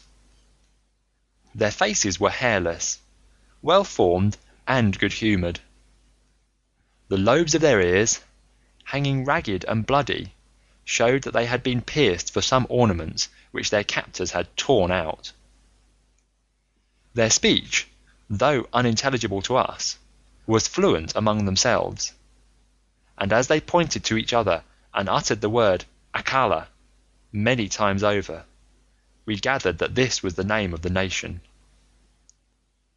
Occasionally, with faces which were convulsed with fear and hatred, they shook their clenched hands at the woods round and cried, "Doda! Doda!" which was surely their term for their enemies. "What do you make of them, Challenger?" asked Lord John. "One thing is very clear to me, and that is that the little chap with the front of his head shaved is the chief among them." It was indeed evident that this man stood apart from the others, and that they never ventured to address him without every sign of deep respect. He seemed to be the youngest of them all, and yet so proud and high was his spirit that, upon Challenger laying his great hand upon his head, he started like a spurred horse, and with a quick flash of his dark eyes moved further away from the Professor. Then, placing his hand upon his breast, and holding himself with great dignity, he uttered the word "Meritus" several times. The Professor, unabashed, seized the nearest Indian by the shoulder and proceeded to lecture upon him as if he were a potted specimen in a classroom. "The type of these people," said he in his sonorous fashion, "whether judged by cranial capacity, facial angle, or any other test, cannot be regarded as a low one. On the contrary, we must place it as considerably higher in the scale than many South American tribes which I can mention. On no possible supposition can we explain the evolution of such a race in this place. For that matter, so great a gap separates these ape-men from the primitive animals which have survived upon this plateau, that it is inadmissible to think that they could have developed where we find them." "Then, where the deuce did they drop from?" asked Lord John. "A question which will, no doubt, be eagerly discussed in every scientific society in Europe and America," the Professor answered. "My own reading of the situation, for what it is worth," he inflated his chest enormously and looked insolently about him at the words, "is that evolution has advanced under the peculiar conditions of this country up to the vertebrate stage, the old types surviving and living on in company with the newer ones. Thus, we find such modern creatures as the tapir, an animal with quite a respectable length of pedigree, the great deer, and the anteater, in the companionship of reptilian forms of Jurassic type. So much is clear. And now come the ape-men and the Indian. What is the scientific mind to think of their presence? I can only account for it by an invasion from the outside. It is probable that there existed an anthropoid ape in South America, who, in past ages, found his way to this place, and that he developed into the creatures we have seen, some of which," here he looked hard at me, "were of an appearance and shape which, if it had been accompanied by corresponding intelligence, would, I do not hesitate to say, have reflected credit upon any living race. As to the Indians, I cannot doubt that they were more recent, immigrants from below. The stress of famine or of conquest, they have made their way up here, Faced by ferocious creatures which they had never before seen, they took refuge in the caves which our young friend has described. But they have no doubt had a bitter fight to hold their own against wild beasts, and especially against the ape men, who would regard them as intruders, and wage a merciless war upon them with a cunning which the larger beasts would lack. Hence the fact that their numbers appear to be limited. Well, gentlemen, have I read you the riddle aright, or is there any point which you would query?" Professor Summerlee, for once, was too depressed to argue, though he shook his head violently as a token of general disagreement. Lord John merely scratched his scanty locks with the remark that he couldn't put up a fight as he wasn't in the same weight of class. For my own part, I performed my usual role of bringing things down to a strictly prosaic and practical level by the remark that one of the Indians was missing. "He has gone to fetch some water," said Lord Roxton. "We fitted him up with an empty beef tin, and he is off." "To the old camp?" I asked. "No, to the brook. It's among the trees there. It can't be more than a couple of 100 yards, but the beggar is certainly taking his time." "I'll go and look after him," said I. I picked up my rifle and strolled in the direction of the brook, leaving my friends to lay out the scanty breakfast. It may seem to you rash that even for so short a distance I should quit the shelter of our friendly thicket, but you will remember that we were many miles from Ape Town, that so far as we knew the creatures had not discovered our retreat, and that in any case, with a rifle in my hands, I had no fear of them. I had not yet learned their cunning or their strength. I could hear the murmur of our brook somewhere ahead of me, but there was a tangle of trees and brushwood between me and it. I was making my way through this at a point which was just out of sight of my companions, when, under one of the trees, I noticed something red huddled among the bushes. As I approached it, I was shocked to see that it was the dead body of the missing Indian. He lay upon his side, his limbs drawn up and his head screwed round at a most unnatural angle, so that he seemed to be looking straight over his shoulder. I gave a cry to warn my friends that something was amiss, and running forward I stooped over the body. Surely my guardian angel was very near me then, for some instinct of fear, or it may have been some faint rustle of leaves, made me glance upwards. Out of the thick green foliage which hung low over my head, 2 long muscular arms covered with reddish hair were slowly descending. Another instant and the great stealthy hands would have been round my throat. I sprang backwards, but quick as I was, those hands were quicker still. Through my sudden spring they missed a fatal grip, but one of them caught the back of my neck, and the other one my face. I threw my hands up to protect my throat, and the next moment the huge paw had slid down my face and closed over them. I was lifted lightly from the ground, and I felt an intolerable pressure forcing my head back and back until the strain upon the cervical spine was more than I could bear. My senses swam, but I still tore at the hand that forced it out from my chin. Looking up, I saw a frightful face, with cold, inexorable light blue eyes looking down into mine. There was something hypnotic in those terrible eyes. I could struggle no longer. As the creature felt me grow limp in his grasp, 2 white canines gleamed for a moment at each side of the vile mouth, and the grip tightened still more upon my chin, forcing it always upwards and back. A thin, oval-tinted mist formed before my eyes, and little silvery bells tinkled in my ears. Dully and far off I heard the crack of a rifle, and was feebly aware of the shock as I was dropped to the earth, where I lay without sense or motion. I awoke to find myself on my back upon the grass in our lair within the thicket. Someone had brought the water from the brook, and Lord John was sprinkling my head with it, while Challenger and Summerlee were propping me up with concern in their faces.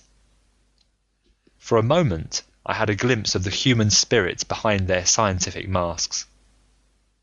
It was really shock, rather than any injury, which had prostrated me, and in half an hour, in spite of aching head and stiff neck, I was sitting up and ready for anything. "But you've had the escape of your life, young fellow, my lad," said Lord Roxton. "When I heard your cry and ran forward, and saw your head twisted half off and your stowwassers kicking in the air, I thought we were one short. I missed the beast in my flurry, but he dropped you all right and was off like a streak, by George. I wish I had 50 men with rifles. I'd clear out the whole infernal gang of them and leave this country a bit cleaner than we found it." It was clear now that the 8 men had in some way marked us down, and that we were watched on every side. We had not so much to fear from them during the day, but they would be very likely to rush us by night, so the sooner we got away from their neighbourhood the better. On 3 sides of us was absolute forest, and there we might find ourselves in an ambush, but on the 4th side, that which sloped down in the direction of the lake, there was only low scrub, with scattered trees and occasional open glades. It was, in fact, the route which I had myself taken in my solitary journey, and it led us straight for the Indian caves. This then must for every reason be our road. One great regret we had, and that was to leave our old camp behind us, not only for the sake of the stores which remained there, but even more because we were losing touch with Zambo, our link with the outside world. However, we had a fair supply of cartridges and all our guns, so, for a time at least, we could look after ourselves, and we hoped soon to have a chance of returning and restoring our communications with our negro. He had faithfully promised to stay where he was, and we had not a doubt that he would be as good as his word. It was in the early afternoon that we started upon our journey. The young chief walked at our head as our guide, but refused indignantly to carry any burden. Behind him came the 2 surviving Indians, with our scanty possessions upon their backs. We 4 white men walked in the rear with rifles loaded and ready. As we started, there broke from the thick, silent woods behind us a sudden great ululation of the ape men, which may have been a cheer of triumph at our departure, or a jeer of contempt at our flight. Looking back, we saw only the dense screen of trees, but that long drawn yell told us how many of our enemies lurked among them. We saw no sign of pursuit, however, and soon we had got into more open country and beyond their power. As I tramped along, the rearmost of the 4, I could not help smiling at the appearance of my 3 companions in front. Was this the luxurious Lord John Roxton, who had sat that evening in the Albany amidst his Persian rugs and his pictures in the pink radiance of the tinted lights? And was this the imposing professor who had swelled behind the great desk in his massive study at Enmore Park? And finally, could this be the austere and prim figure which had ridden before the meeting at the Zoological Institute? No 3 tramps that one could have met in a Surrey lane could have looked more hopeless and bedraggled. We had, it is true, been only a week or so upon the top of the plateau, but all our spare clothing was in the camp below, and the 1 week had been a severe one upon us all, though least to me, who had not to endure the handling of the 8 men. My 3 friends had all lost their hats, and had now bound handkerchiefs round their heads. Their clothes hung in ribbons about them, and their unshaven, grimy faces were hardly to be recognised. Both Summerlee and Challenger were limping heavily, while I still dragged my feet from weakness, after the shock of the morning, and my neck was as stiff as a board from the murderous grip that held it.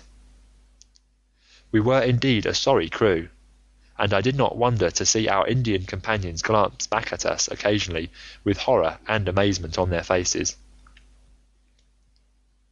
In the late afternoon we reached the margin of the lake, and as we emerged from the bush and saw the sheet of water stretching before us, our native friends set up a shrill cry of joy and pointed eagerly in front of them.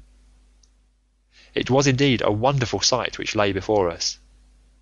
Sweeping over the glassy surface was a great flotilla of canoes coming straight for the shore upon which we stood. They were some miles out when we first saw them, but they shot forward with great swiftness, and were soon so near that the rowers could distinguish our persons. Instantly a thunderous shout of delight burst from them, and we saw them rise from their seats, waving their paddles and spears madly in the air. Then, bending to their work once more, they flew across the intervening water, beached their boats upon the sloping sand, and rushed up to us, prostrating themselves with loud cries of greeting before the young chief. Finally, one of them, an elderly man, with a necklace and bracelet of great lustrous glass beads, and the skin of some beautiful mottled amber-coloured animal slung over his shoulders, ran forward and embraced most tenderly of the youth whom we had saved. He then looked at us and asked some questions, after which he stepped up with much dignity and embraced us also each in turn. Then, at his order, the whole tribe lay down upon the ground before us in homage. Personally, I felt shy and uncomfortable at this obsequious adoration, and I read the same feelings in the faces of Roxton and Summerlee. But Challenger expanded like a flower in the sun. "They may be undeveloped types," said he, stroking his beard and looking round at them, "but their deportment in the presence of their superiors might be a lesson to some of our more advanced Europeans. Strange how correct are the instincts of the natural man." It was clear that the natives had come out upon the war-path, for every man carried his spear, a long bamboo tipped with bone, his bow and arrows, and some sort of club or stone battle-axe slung at his side. Their dark, angry glances at the woods from which we had come, and their frequent repetition of the word "Doda," made it clear enough that this was a rescue party who had set forth to save or revenge the old chief's son, for such we gathered that the youth must be. A council was now held by the whole tribe, squatting in a circle, whilst we sat near on a slab of basalt and watched their proceedings. 2 or 3 warriors spoke, and finally our young friend made a spirited harangue with such eloquent features and gestures that we could understand it all as clearly as if we had known his language. "What is the use of returning?" he said. "Sooner or later the thing must be done. Your comrades have been murdered. What if I have returned safe? These others have been done to death. There is no safety for any of us. We are assembled now and ready." Then he pointed to us. "These strange men are our friends. They are great fighters, and they hate the ape men even as we do. They command," here he pointed up to heaven, "the thunder and the lightning. When shall we have such a chance again? Let us go forward, and either die now or live for the future in safety. How else shall we go back, unashamed, to our women?" The little red warriors hung upon the words of the speaker, and when he had finished they burst into a roar of applause, waving their rude weapons in the air. The old chief stepped forward to us and asked us some questions, pointing at the same time to the woods. Lord John made a sign to him that he should wait for an answer, and then he turned to us. "Well, it's up to you to say what you will do," said he. "For my part, I have a score to settle with these monkey folk, and if it ends by wiping them off the face of the earth, I don't see that the earth needs fret about it. I'm going with our little red pals, and I mean to see them through the scrap. What do you say, young fella?" "Of course, I will come." "And you, Challenger?" "I will assuredly cooperate." "And you, Summerlee?" "We seem to be drifting very far from the object of this expedition, Lord John. I assure you that I little thought, when I left my professional chair in London, that it was for the purpose of heading a raid of savages upon a colony of anthropoid apes." "To such base uses do we come," said Lord John, smiling. "But we are up against it, so what's the decision?" "It seems a most questionable step," said Summerlee, argumentative to the last, "but if you are all going, I hardly see how I can remain behind." "Then it is settled," said Lord John, and turning to the chief he nodded and slapped his rifle. The old fellow clasped our hands each in turn, while his men cheered louder than ever. It was too late to advance that night, so the Indians settled down into a rude bivouac. On all sides their fires began to glimmer and smoke. Some of them, who had disappeared into the jungle, came back presently driving a young iguanodon before them. Like the others, it had a daub of asphalt upon its shoulder, and it was only when we saw one of the natives step forward with the air of an owner and give his consent to the beast's slaughter that we understood at last that these great creatures were as much private property as a herd of cattle, and that these symbols, which had so perplexed us, were nothing more than the marks of the owner. Helpless, torpid, and vegetarian, with great limbs but a minute brain, they could be rounded up and driven by a child. In a few minutes the huge beast had been cut up, and slabs of him were hanging over a dozen campfires, together with great scaly ganoid fish which had been speared in the lake. Summerlee had laid down and slept upon the sand, but we others roamed round the edge of the water, seeking to learn something more of this strange country. Twice we found pits of blue clay, such as we had already seen in the swamp of the pterodactyls. These were old volcanic vents, and for some reason excited the greatest interest in Lord John. What attracted Challenger, on the other hand, was a bubbling, gurgling mud geyser, where some strange gas formed great bursting bubbles upon the surface. He thrust a hollow reed into it, and cried out with delight like a schoolboy when he was able, on touching it with a lighted match, to cause a sharp explosion and a blue flame at the far end of the tube. Still more pleased was he when, inverting a leathern pouch over the end of the reed, and so filling it with the gas, he was able to send it soaring up into the air. "An inflammable gas, and one markedly lighter than the atmosphere. I should say beyond doubt that it contained a considerable proportion of free hydrogen. The resources of GEC are not yet exhausted, my young friend. I may yet show you how a great mind moulds all nature to its use." He swelled up with some secret purpose, but would say no more. There was nothing which we could see upon the shore which seemed to me so wonderful as the great sheet of water before us.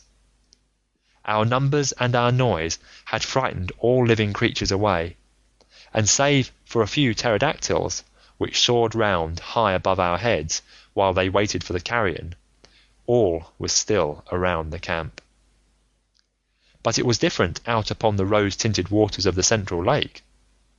It boiled and heaved with strange life. Great slate-coloured backs and high serrated dorsal fins shot up with a fringe of silver, and then rolled down into the depths again. The sandbanks far out were spotted with uncouth crawling forms, huge turtles, strange saurians, and one great flat creature like a writhing, palpitating mat of black, greasy leather, which flopped its way slowly to the lake. Here and there, high serpent heads projected out of the water, cutting swiftly through it with a little collar of foam in front and a long swirling wake behind, rising and falling in graceful swan-like undulations as they went.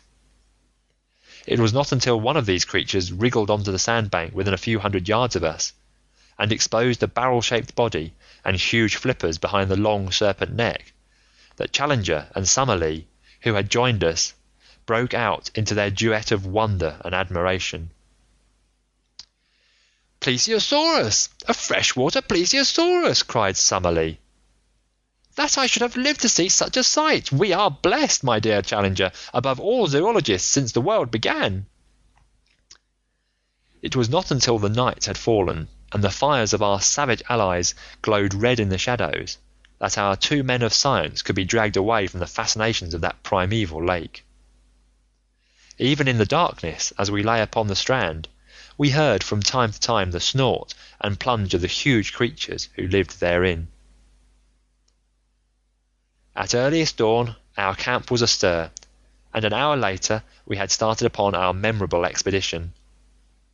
Often in my dreams have I thought that I might live to be a war correspondent.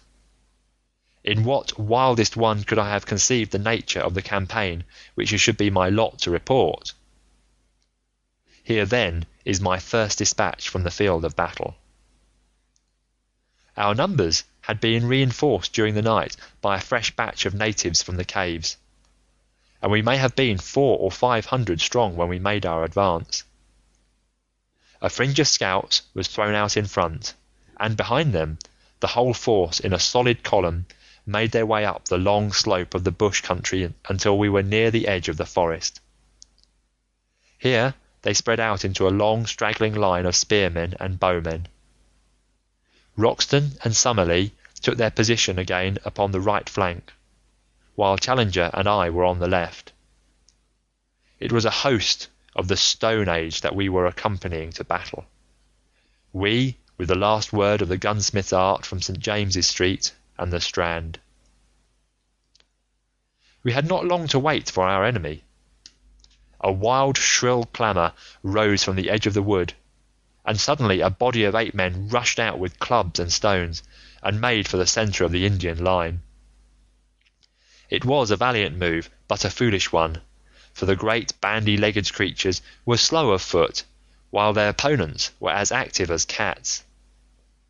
It was horrible to see the fierce brutes with foaming mouths and glaring eyes rushing and grasping, but forever missing their elusive enemies, while arrow after arrow buried itself in their hides. One great fellow ran past me roaring with pain, with a dozen darts sticking from his chest and ribs. In mercy I put a bullet through his skull, and he fell sprawling among the aloes.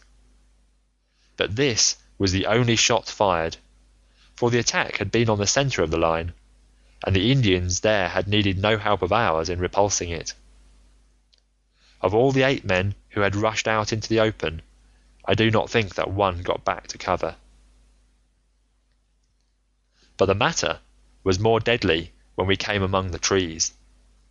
For an hour or more after we entered the wood, there was a desperate struggle, in which for a time we hardly held our own. Springing out from among the scrub, the 8 men with huge clubs broke in upon the Indians, and often felled 3 or 4 of them before they could be speared. Their frightful blows shattered everything upon which they fell.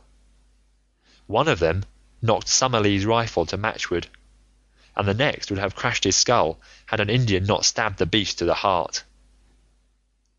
Other 8 men in the trees above us hurled down stones and logs of wood, occasionally dropping bodily onto our ranks and fighting furiously until they were felled. Once our allies broke under the pressure, and had it not been for the execution done by our rifles, they would certainly have taken to their heels. But they were gallantly rallied by their old chief, and came on with such a rush that the 8 men began to turn to give way. Summerlee was weaponless, but I was emptying my magazine as quick as I could fire, and on the further flank we heard the continuous cracking of our companions' rifles. Then, in a moment, came the panic and the collapse. Screaming and howling, the great creatures rushed away in all directions through the brushwood, while our allies yelled in their savage delight, following swiftly after their flying enemies. All the feuds of countless generations, all the hatreds and cruelties of their narrow history, all the memories of ill usage and persecution were to be purged that day. At last man was to be supreme, and the man-beast to find forever his allotted place. Fly as they would, the fugitives were too slow to escape from the active savages, and from every side in the tangled woods we heard the exultant yells, the twanging of bows, and the crash and thud as 8 men were brought down from their hiding places in the trees. I was following the others when I found that Lord John and Challenger had come across to join us. "It's over," said Lord John. "I think we can leave the tidying up to them. Perhaps the less we see of it, the better we shall sleep." Challenger's eyes were shining with the lust of slaughter. "We have been privileged," he cried, strutting about like a gamecock, "to be present at one of the typical decisive battles of history, the battles which have determined the fate of the world. What, my friends, is the conquest of one nation by another? It is meaningless.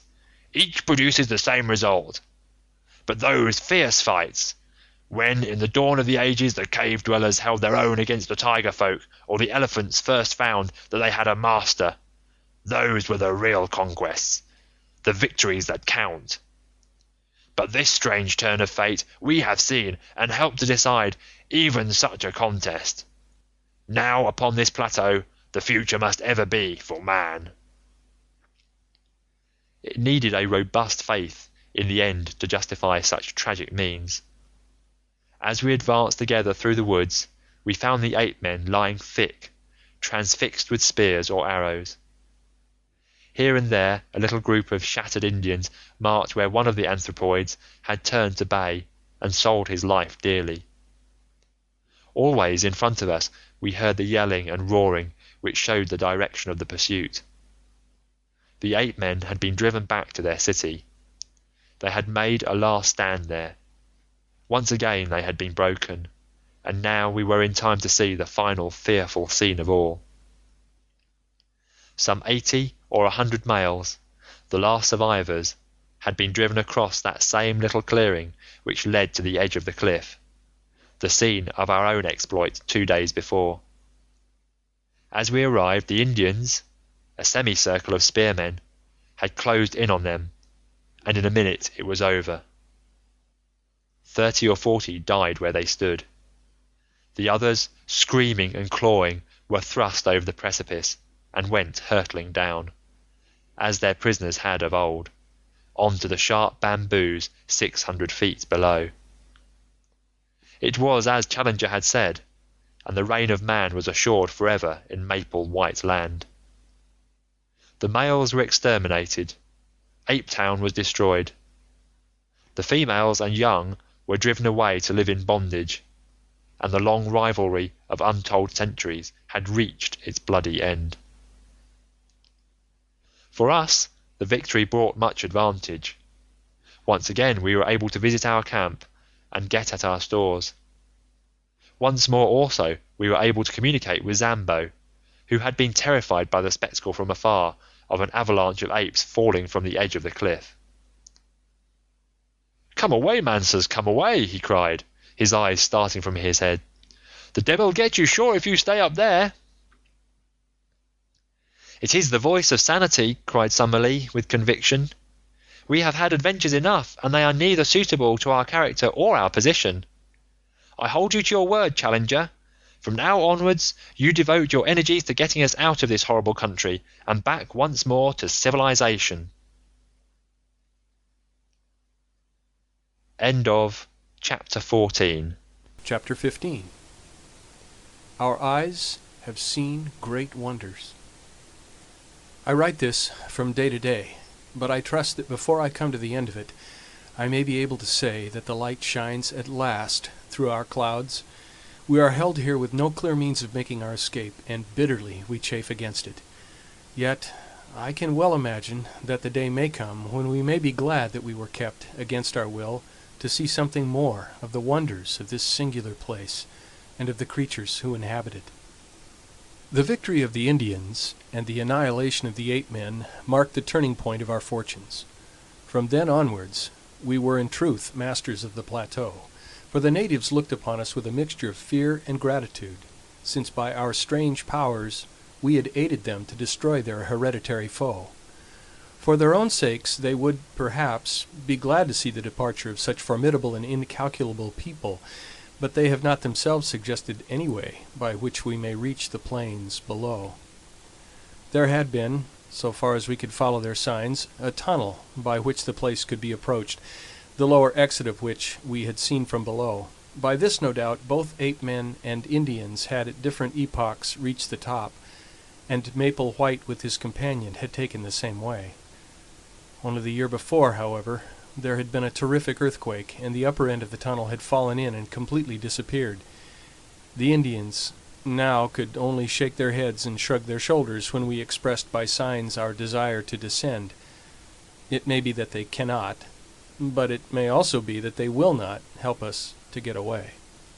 At the end of the victorious campaign, the surviving ape folk were driven across the plateau.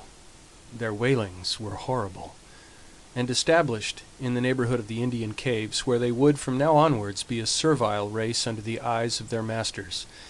It was a rude, raw, primeval version of the Jews in Babylon or the Israelites in Egypt. At night we could hear from amid the trees the long-drawn cry, as some primitive Ezekiel mourned for fallen greatness and recalled the departed glories of Ape Town. Hewers of wood and drawers of water, such were they from now onwards. We had returned across the plateau with our allies 2 days after the battle, and made our camp at the foot of their cliffs. They would have had us share their caves with them, but Lord John would by no means consent to it, considering that to do so would put us in their power if they were treacherously disposed. We kept our independence, therefore, and had our weapons ready for any emergency, while preserving the most friendly relations. We also continually visited their caves, which were most remarkable places, though whether made by man or by nature we have never been able to determine. They were all on the one stratum, hollowed out of some soft rock which lay between the volcanic basalt forming the ruddy cliffs above them and the hard granite which formed their base. The openings were about 80 feet above the ground, and were led up to by long stone stairs, so narrow and steep that no large animal could mount them. Inside they were warm and dry, running in straight passages of varying length into the side of the hill, with smooth gray walls decorated with many excellent pictures done with charred sticks and representing the various animals of the plateau. If every living thing were swept from the country, the future explorer would find upon the walls of these caves ample evidence of the strange fauna, the dinosaurs, iguanodons, and fish lizards, which had lived so recently upon Earth. Since we had learned that the huge iguanodons were kept as tame herds by their owners, and were simply walking meat stores, we had conceived that man, even with his primitive weapons, had established his ascendancy upon the plateau. We were soon to discover that it was not so, and that he was still there upon tolerance. It was on the 3rd day after forming our camp near the Indian caves that the tragedy occurred. Challenger and Summerlee had gone off together that day to the lake, where some of the natives, under their direction, were engaged in harpooning specimens of the great lizards. Lord John and I had remained in our camp, while a number of the Indians were scattered about upon the grassy slope in front of the caves, engaged in different ways. Suddenly there was a shrill cry of alarm, with the word "Stoa" resounding from 100 tongues. From every side, men, women, and children were rushing wildly for shelter, swarming up the staircases and into the caves in a mad stampede. Looking up, we could see them waving their arms from the rocks above and beckoning to us to join them in their refuge. We had both seized our magazine rifles and ran out to see what the danger could be. Suddenly, from the near belt of trees, there broke forth a group of 12 or 15 Indians, running for their lives, and at their very heels 2 of those frightful monsters which had disturbed our camp and pursued me upon my solitary journey. In shape, they were like horrible toads, and moved in a succession of springs, but in size they were of an incredible bulk, larger than the largest elephant. We had never before seen them save at night, and indeed they are nocturnal animals save when disturbed in their lairs, as these had been. We now stood amazed at the sight, for their blotched and warty skins were of a curious fish-like iridescence, and the sunlight struck them with an ever-varying rainbow bloom as they moved. We had little time to watch them, however, for in an instant they had overtaken the fugitives, and were making a dire slaughter among them. Their method was to fall forward with their full weight upon each in turn, leaving him crushed and mangled, to bound on after the others. The wretched Indians screamed with terror, but were helpless, run as they would, before the relentless purpose and horrible activity of these monstrous creatures. One after another they went down, and there were not half a dozen surviving by the time my companion and I could come to their help. But our aid was of little avail, and only involved us in the same peril. At the range of a couple hundred yards, we emptied our magazines, firing bullet after bullet into the beasts, but with no more effect than if we were pelting them with pellets of paper. Their slow reptilian natures cared nothing for wounds, and the springs of their lives, with no special brain center, but scattered throughout their spinal cords, could not be tapped by any modern weapons. The most that we could do was to check their progress by distracting their attention with the flash and roar of our guns, and so to give both the natives and ourselves time to reach the steps which led to safety. But where the conical explosive bullets of the 20th century were of no avail, the poisoned arrows of the natives, dipped in the juice of strophanthus and steeped afterwards in decayed carrion, could succeed. Such arrows were of little avail to the hunter who attacked the beast, because their action in that torpid circulation was slow, and before its powers failed it could certainly overtake and slay its assailant. But now, as the two monsters hounded us to the very foot of the stairs, a drift of darts came whistling from every chink in the cliff above them. In a minute they were feathered with them, and yet, with no sign of pain, they clawed and slobbered with impotent rage at the steps which would lead them to their victims, mounting clumsily up for a few yards and then sliding down again to the ground. But at last the poison worked. One of them gave a deep rumbling groan and dropped his huge squat head onto the earth. The other bounded round in an eccentric circle with shrill wailing cries, and then lying down writhed in agony for some minutes before it also stiffened and lay still. With yells of triumph the Indians came flocking down from their caves, and danced a frenzied dance of victory round the dead bodies, in mad joy that two more of the most dangerous of all their enemies had been slain. That night they cut up and removed the bodies, not to eat, for the poison was still active, but lest they should breed a pestilence. The great reptilian hearts, however, each as large as a cushion, still lay there, beating slowly and steadily, with a gentle rise and fall, in horrible independent life. It was only upon the third day that the ganglia ran down, and the dreadful things were still. Some day, when I have a better desk than a meat tin, and more helpful tools than a worn stub of pencil and a last tattered notebook, I will write some fuller account of the Akala Indians, of our life among them, and of the glimpses which we had of the strange conditions of wondrous Maple White Land. Memory, at least, will never fail me, for so long as the breath of life is in me, every hour and every action of that period will stand out as hard and clear as do the first strange happenings of our childhood. No new impressions could efface those which are so deeply cut.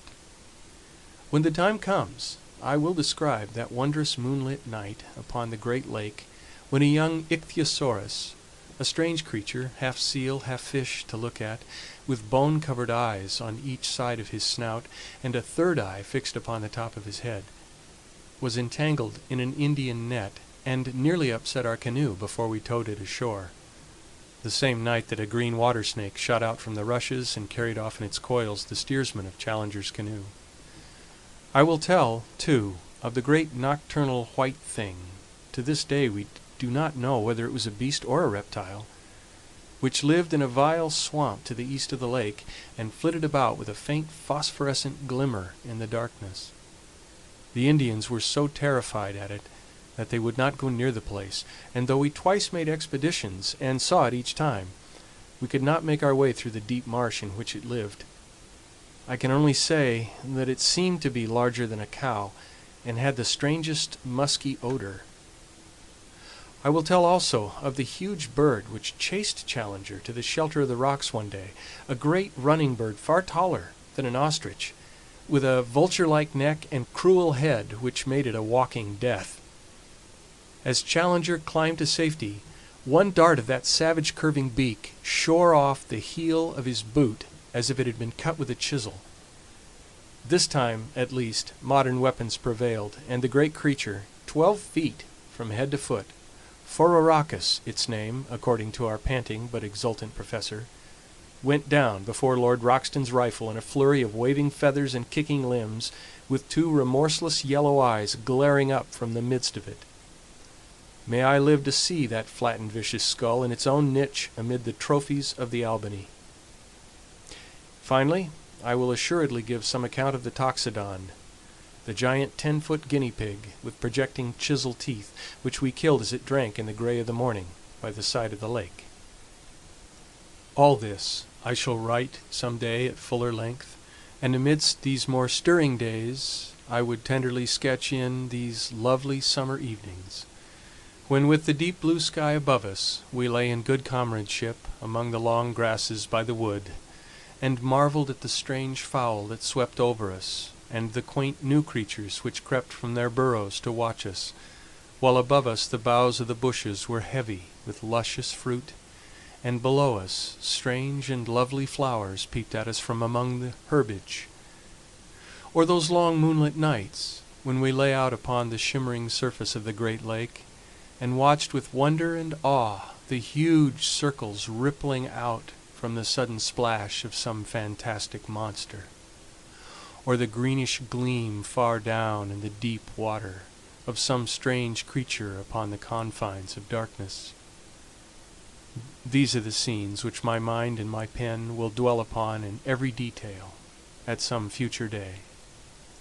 But, you will ask, why these experiences, and why this delay, when you and your comrade should have been occupied day and night in the devising of some means by which you could return to the outer world? My answer is, that there was not one of us who was not working for this end, but that our work had been in vain. One fact we had very speedily discovered: the Indians would do nothing to help us. In every other way they were our friends, one might almost say our devoted slaves. But when it was suggested that they should help us to make and carry a plank which would bridge the chasm, or when we wished to get from them thongs of leather or liana to weave ropes which might help us, we were met by a good-humored but an invincible refusal. They would smile, twinkle their eyes, shake their heads, and there was the end of it. Even the old chief met us with the same obstinate denial, and it was only Maritas, the youngster whom we had saved, who looked wistfully at us and told us by his gestures that he was grieved for our thwarted wishes. Ever since their crowning triumph with the ape-men, they looked upon us as supermen who bore victory in the tubes of strange weapons, and they believed that so long as we remained with them, good fortune would be theirs. A little red-skinned wife and a cave of our own were freely offered to each of us if we would but forget our own people and dwell forever upon the plateau. So far all had been kindly, however far apart our desires might be, but we felt well assured that our actual plans of a descent must be kept secret, for we had reason to fear that at the last they might try to hold us by force. In spite of the danger from dinosaurs, which is not great save at night, for as I may have said before, they are mostly nocturnal in their habits, I have twice in the last 3 weeks been over to our old camp in order to see our negro who still kept watch and ward below the cliff. My eyes strained eagerly across the great plain in the hope of seeing afar off the help for which we had prayed, but the long cactus-strewn levels still stretched away, empty and bare, to the distant line of the canebrake. "They will come soon now, Massa Malone. Before another week pass, Indian come back and bring rope and fetch you down."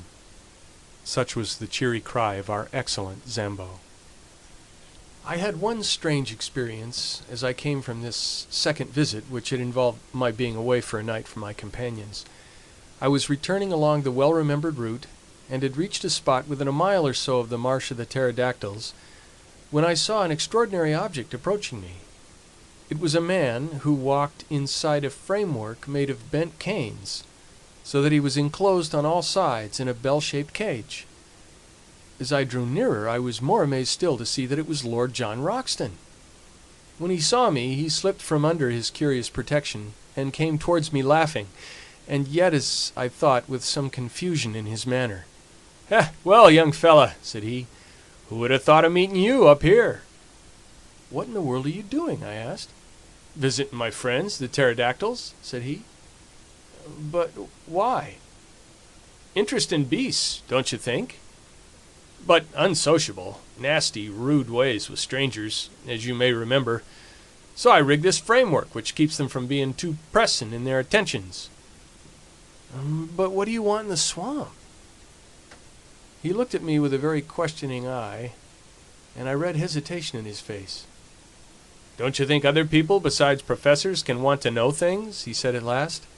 "I'm studying the pretty dears. That's enough for you?" "No offense," said I. His good humor returned, and he laughed. "Ha! No offense, young fella. I'm going to get a young devil chick for Challenger. That's one of my jobs. No, I don't want your company. I'm safe in this cage, and you are not. So long, and I'll be back in camp by nightfall." He turned away, and I left him wandering on through the wood, with his extraordinary cage around him. If Lord John's behavior at this time was strange, that of Challenger was more so. I may say that he seemed to possess an extraordinary fascination for the Indian women, and that he always carried a large spreading palm branch with which he beat them off as if they were flies when their attentions became too pressing. To see him walking like a comic opera sultan, with this badge of authority in his hand, his black beard bristling in front of him, his toes pointing at each step, and a train of wide-eyed Indian girls behind him clad in their slender drapery of bark cloth, is one of the most grotesque of all the pictures which I will carry back with me.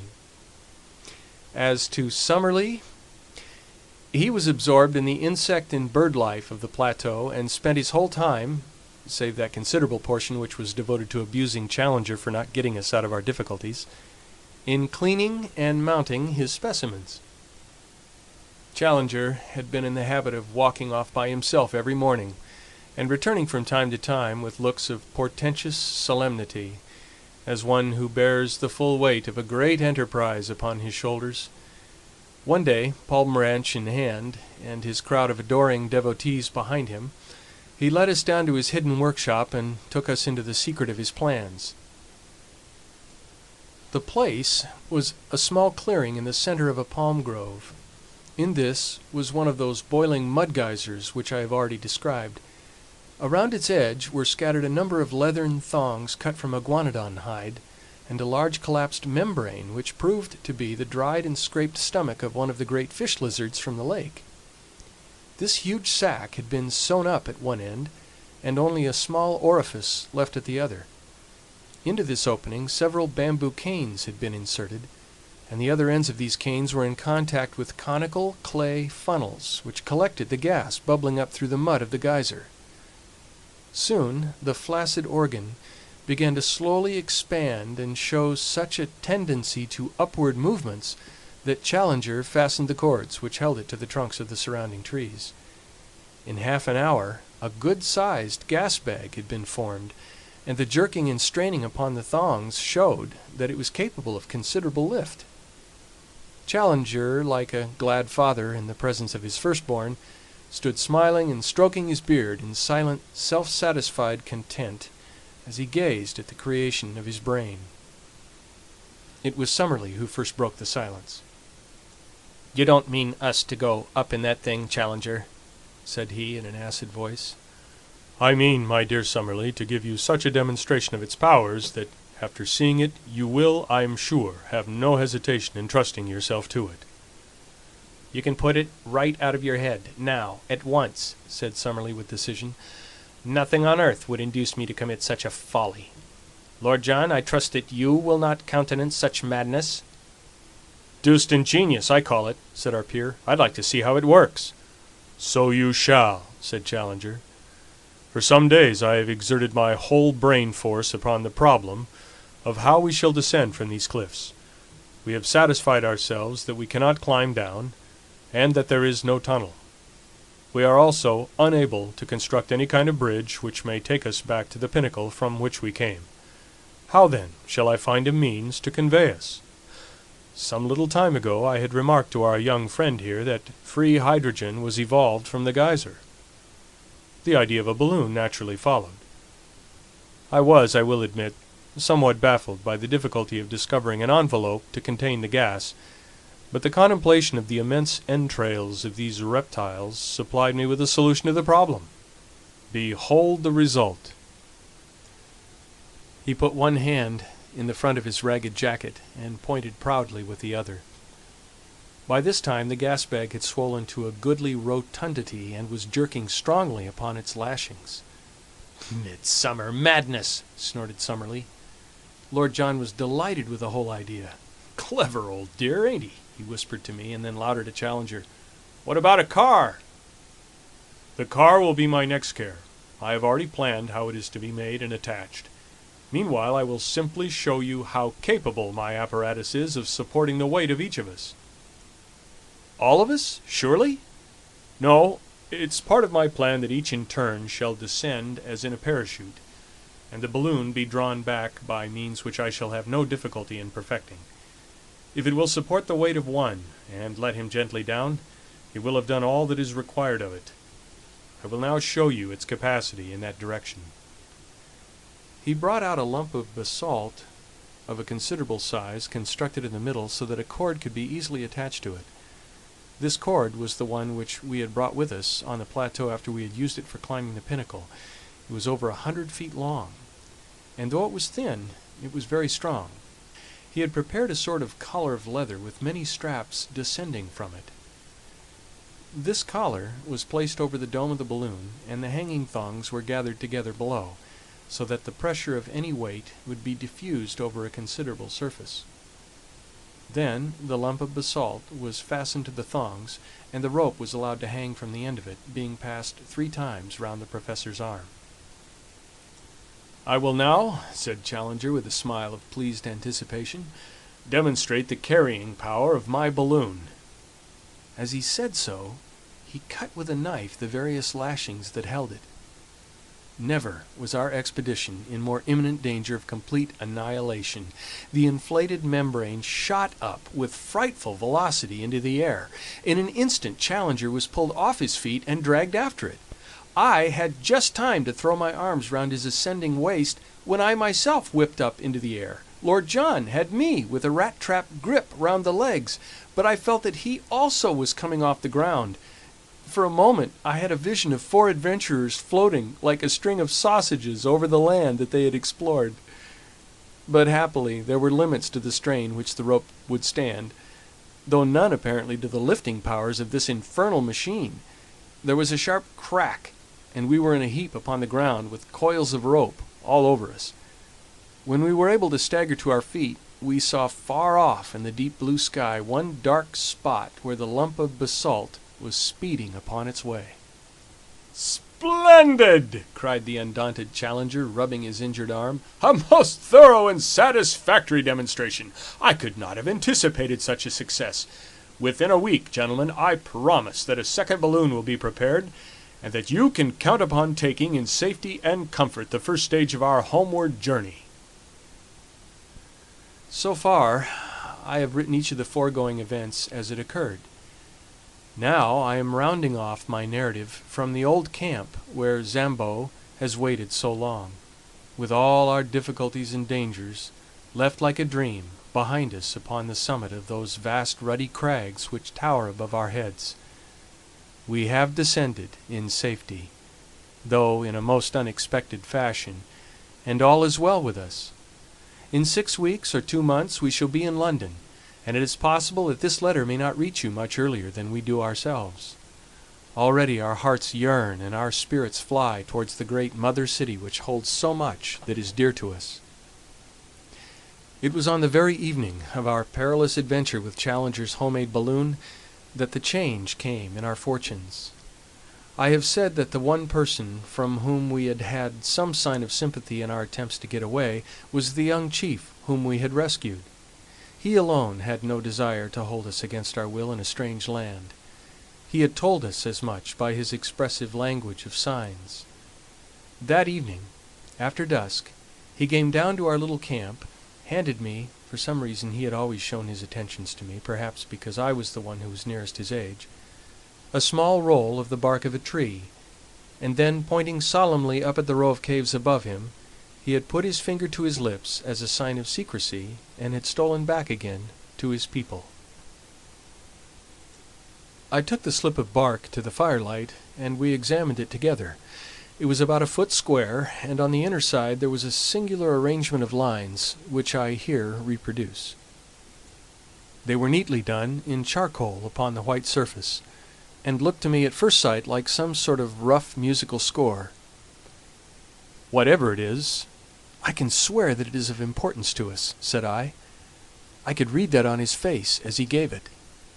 "Unless we have come upon a primitive practical joker," Summerlee suggested, "which I should think would be one of the most elementary developments of man." "It is clearly some sort of script," said Challenger.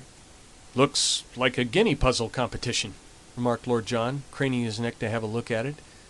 Then suddenly he stretched out his hand and seized the puzzle. "By George!" he cried. "I believe I've got it. The boy guessed right the very first time. See here? How many marks are on that paper? 18. Well, if you come to think of it, there are 18 cave openings on the hillside above us."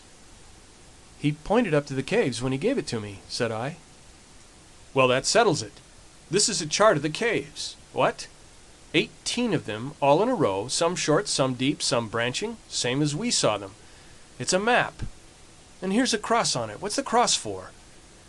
It's placed to mark one that is much deeper than the others." "Yeah, one that goes through," I cried. "I believe our young friend has read the riddle," said Challenger. "If the cave does not go through, I do not understand why this person, who has every reason to mean us well, should have drawn our attention to it. But if it does go through and comes out at the corresponding point on the other side, we should not have more than 100 feet to descend." 100 feet, grumbled Summerlee. "Well, our rope is still more than 100 feet long," I cried. "Surely we could get down." "How about the Indians in the cave?" Summerlee objected. "There are no Indians in any of the caves above our heads," said I. "They are all used as barns and storehouses. Why should we not go up now at once and spy out the land?" There is a dry bituminous wood upon the plateau, a species of araucaria according to our botanist, which is always used by the Indians for torches. Each of us picked up a faggot of this, and we made our way up weed-covered steps to the particular cave which was marked in the drawing. It was, as I had said, empty, save for a great number of enormous bats which flapped round our heads as we advanced into it. As we had no desire to draw the attention of the Indians to our proceedings, we stumbled along in the dark until we had gone round several curves and penetrated a considerable distance into the cavern. Then, at last, we lit our torches. It was a beautiful dry tunnel with smooth gray walls, covered with native symbols, a curved roof which arched over our heads, and white glistening sand beneath our feet. We hurried eagerly along it until, with a deep groan of bitter disappointment, we were brought to a halt. A sheer wall of rock had appeared before us, with no chink through which a mouse could have slipped.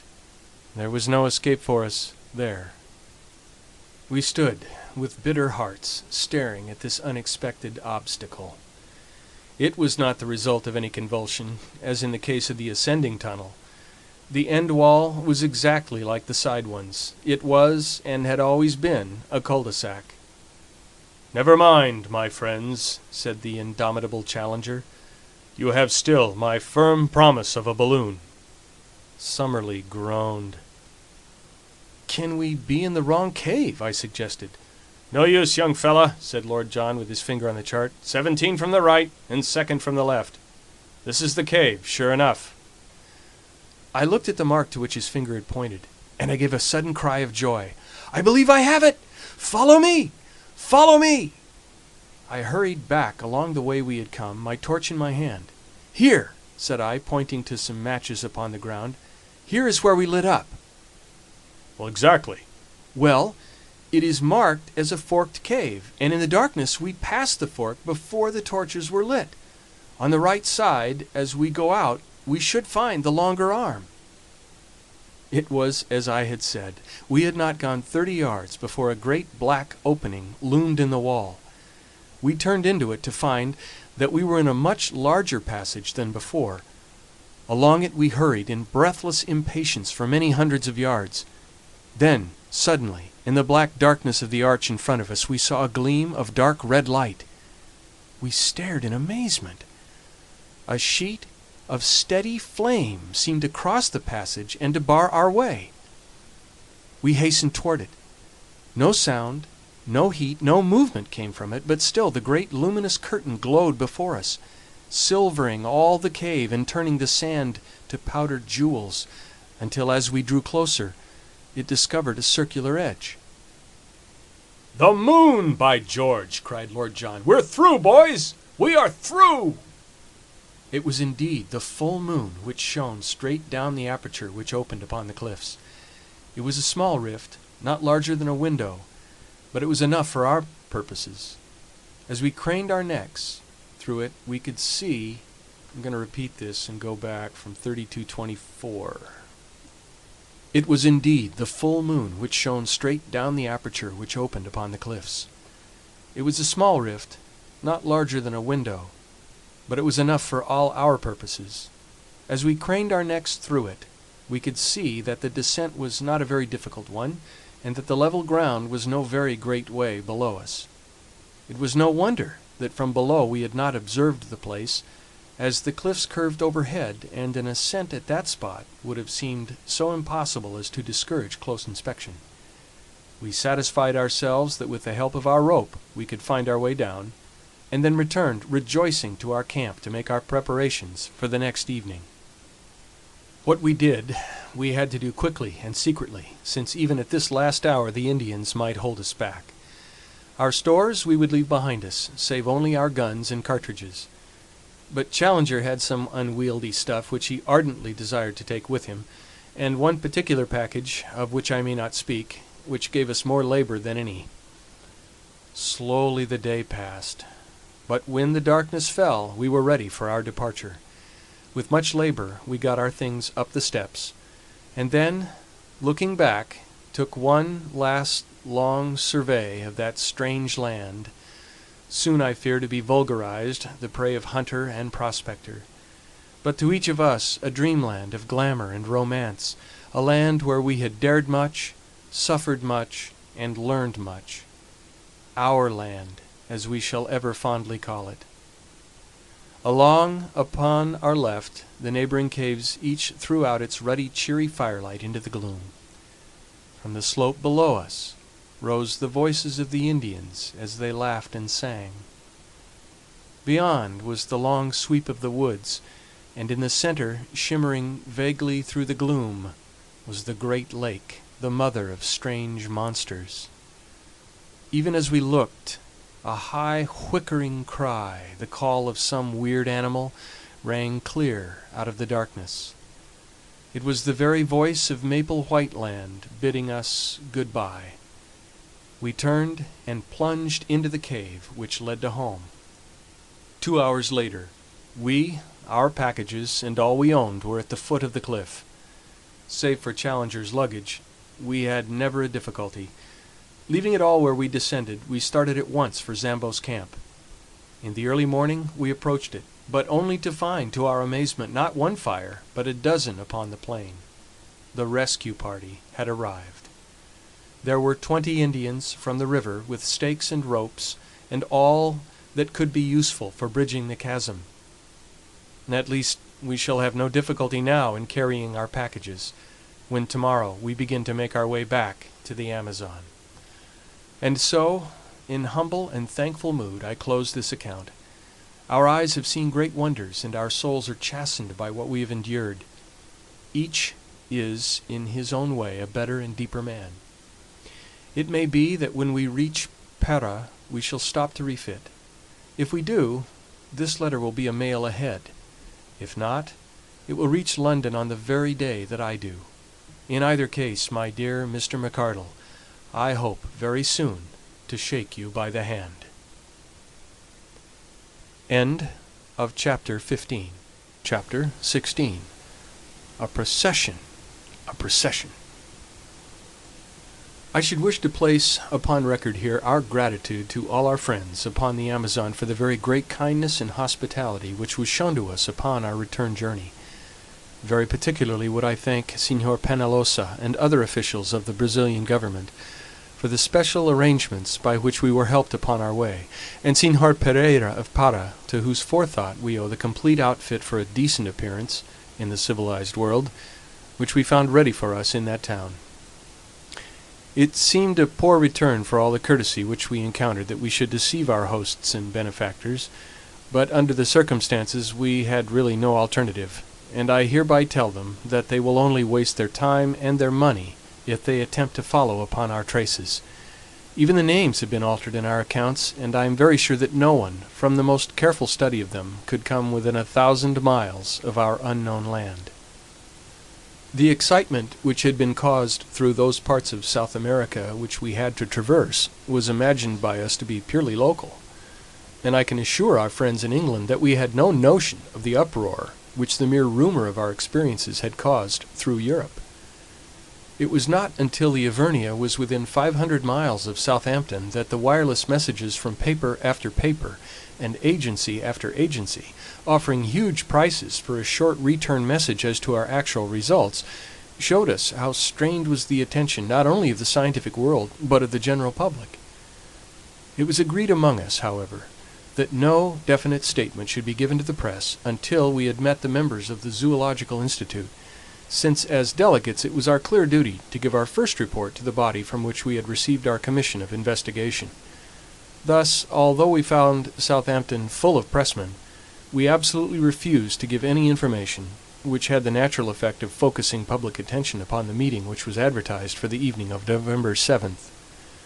For this gathering, the Zoological Hall, which had been the scene of the inception of our task, was found to be far too small, and it was only in the Queen's Hall in Regent Street that accommodation could be found. It is now common knowledge the promoters might have ventured upon Albert Hall and still found their space too scanty. It was for the second evening after our arrival that the great meeting had been fixed. For the first, we had each, no doubt, our own pressing personal affairs to absorb us. Of mine, I cannot yet speak. It may be that, as it stands further from me, I may think of it, and even speak of it, with less emotion. I have shown the reader in the beginning of this narrative where lay the springs of my action. It is but right, perhaps, that I should carry on the tale, and show also the results. And yet the day may come when I would not have it otherwise.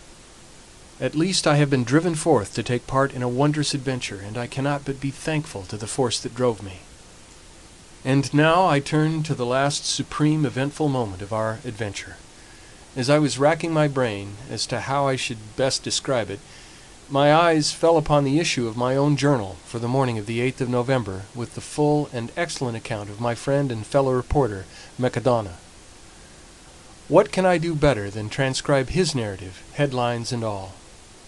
I admit that the paper was exuberant in the matter, out of compliment to its own enterprise in sending a correspondent, but the other great dailies were hardly less full in their account. Thus, then, friend Mac in his report. The New World. Great meeting at the Queen's Hall. Scenes of uproar. Extraordinary incident. What was it? Nocturnal riot in Regent Street. Special. The much-discussed meeting of the Zoological Institute, convened to hear the report of the Committee of Investigation sent out last year to South America to test the assertions made by Professor Challenger as to the continued existence of prehistoric life upon that continent, was held last night in the Greater Queen's Hall, and it is safe to say that it is likely to be a red-letter date in the history of science, for the proceedings were of so remarkable and sensational a character that no one present is ever likely to forget them. Oh, brother scribe Macdona, what a monstrous opening sentence. The tickets were theoretically confined to members and their friends, but the latter is an elastic term, and long before 8 o'clock, the hour fixed for the commencement of the proceedings, all parts of the great hall were tightly packed. The general public, however, which most unreasonably entertained a grievance at having been excluded, stormed the doors at 7:45, after a prolonged melee in which several people were injured, including Inspector Scoble of Headquarter Division, whose leg was unfortunately broken. After this unwarrantable invasion, which not only filled every passage, but even intruded upon the space set apart for the press, it is estimated that nearly 5,000 people awaited the arrival of the travelers. When they eventually appeared, they took their places in front of a platform which already contained all the leading scientific men, not only of this country, but of France and of Germany. Sweden was also represented in the person of Professor Sergius, the famous zoologist of the University of Uppsala. The entrance of the four heroes of the occasion was the signal for a remarkable demonstration of welcome, the whole audience rising and cheering for some minutes. An acute observer might, however, have detected some signs of dissent amid the applause, and gathered that the proceedings were likely to become more lively than harmonious. It may be safely prophesied, however, that no one could have foreseen the extraordinary turn which they were actually to take. Of the appearance of the four wanderers little need be said, since their photographs have for some time been appearing in all the papers. They bear few traces of the hardships which they are said to have undergone. Professor Challenger's beard may be more shaggy, Professor Summerlee's features more ascetic, Lord John Roxton's figure more gaunt, and all three may be burned to a darker tint than when they left our shores, but each appeared to be in most excellent health. As to our own representative, the well-known athlete and international rugby football player E.D. Malone, he looks trained to a hair, and as he surveyed the crowd, a smile of good-humored contentment pervaded his honest but homely face. "All right, Mac, wait till I get you alone." When quiet had been restored, and the audience resumed their seats after the ovation which they had given to the travellers, the chairman, the Duke of Durham, addressed the meeting.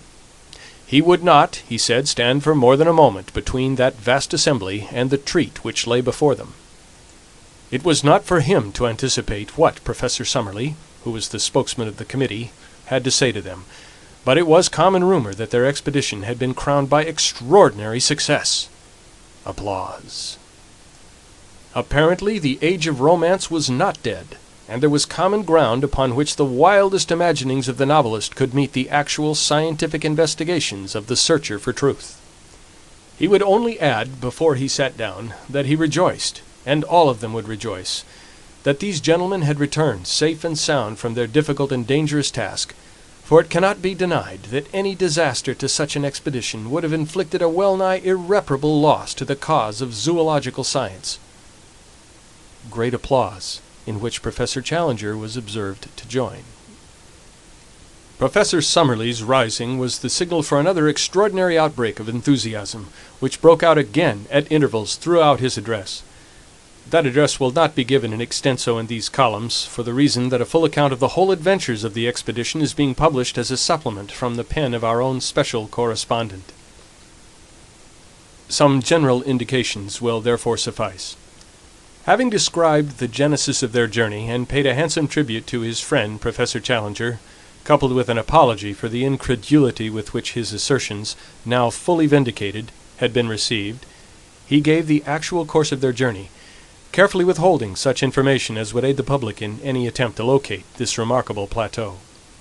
Having described in general terms their course from the main river up to the time that they actually reached the base of the cliffs, he enthralled his hearers by his account of the difficulties encountered by the expedition in their repeated attempts to mount them, and finally described how they succeeded in their desperate endeavours, which cost the lives of their two devoted half-breed servants. This amazing reading of the affair was the result of Summerlee's endeavours to avoid raising any questionable matter at the meeting. Having conducted his audience in fancy to the summit, and marooned them there by reason of the fall of their bridge, the professor proceeded to describe both the horrors and the attractions of that remarkable land. Of personal adventures he said little, but laid stress upon the rich harvest reaped by science in the observations of the wonderful beast, bird, insect, and plant life of the plateau.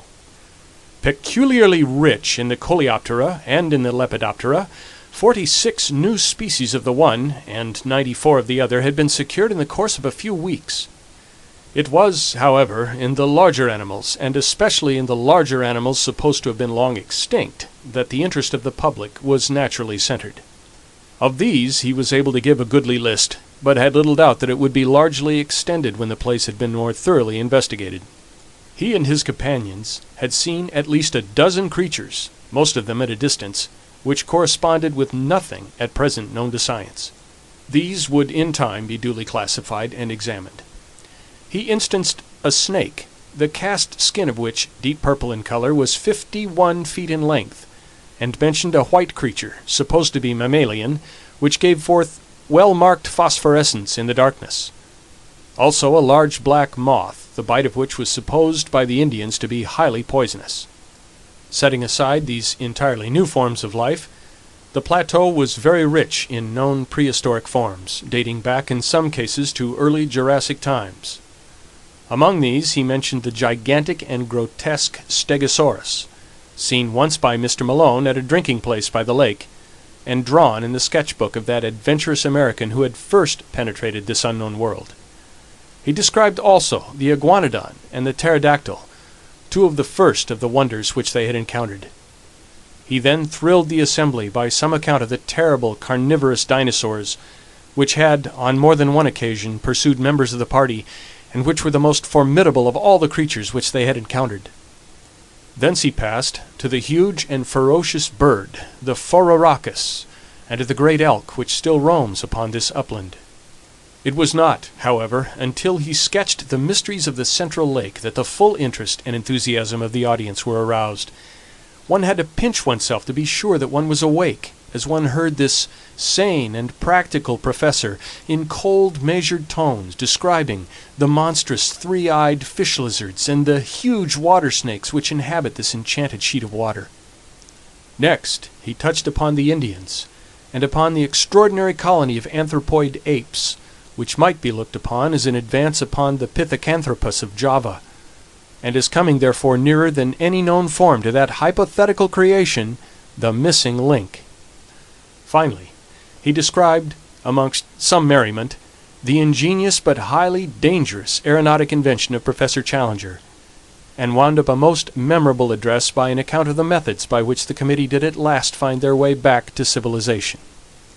It had been hoped that the proceedings would end there, and that a vote of thanks and congratulation moved by Professor Sergius of Uppsala University would be duly seconded and carried. But it was soon evident that the course of events was not destined to flow so smoothly.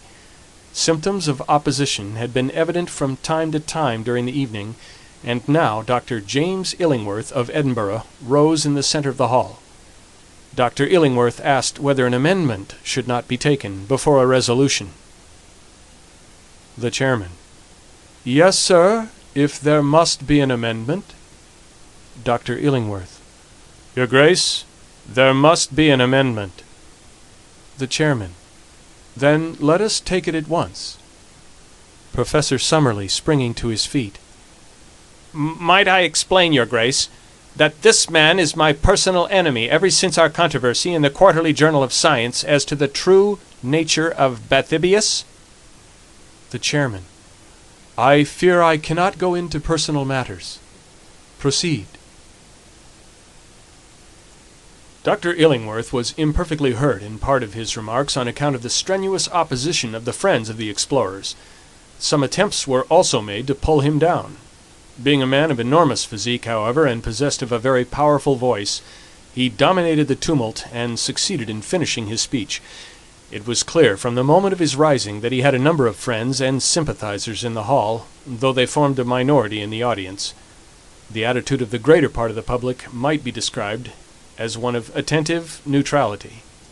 Dr. Illingworth began his remarks by expressing his high appreciation of the scientific work both of Professor Challenger and of Professor Summerlee. He much regretted that any personal bias should have been read into his remarks, which were entirely dictated by his desire for scientific truth. His position, in fact, was substantially the same as that taken up by Professor Summerlee at the last meeting. At that last meeting, Professor Challenger had made certain assertions which had been queried by his colleague. Now this colleague came forward himself with the same assertions and expected them to remain unquestioned. Was this reasonable? Yes, no, and prolonged interruption, during which Professor Challenger was heard from the press box to ask leave from the chairman to put Dr. Illingworth into the street. A year ago, one man said certain things. Now 4 men said other and more startling ones. Was this to constitute a final proof where the matters in question were of the most revolutionary and incredible character? There had been recent examples of travelers arriving from the unknown with certain tales which had been too readily accepted. Was the London Zoological Institute to place itself in this position? He admitted that the members of the committee were men of character, but human nature was very complex. Even professors might be misled by the desire for notoriety. Like moths, we all love best to flutter in the light. Heavy game shots like to be in a position to cap the tails of their rivals, and journalists were not averse from sensational coups, even when imagination had to aid fact in the process. Each member of the committee had his own motive for making the most of his results.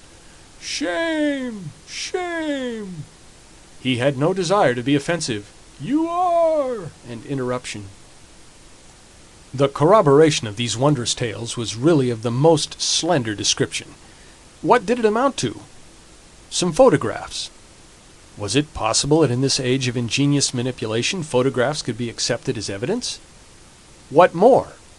We have a story of a flight and a descent by ropes which precluded the production of larger specimens. It was ingenious, but not convincing.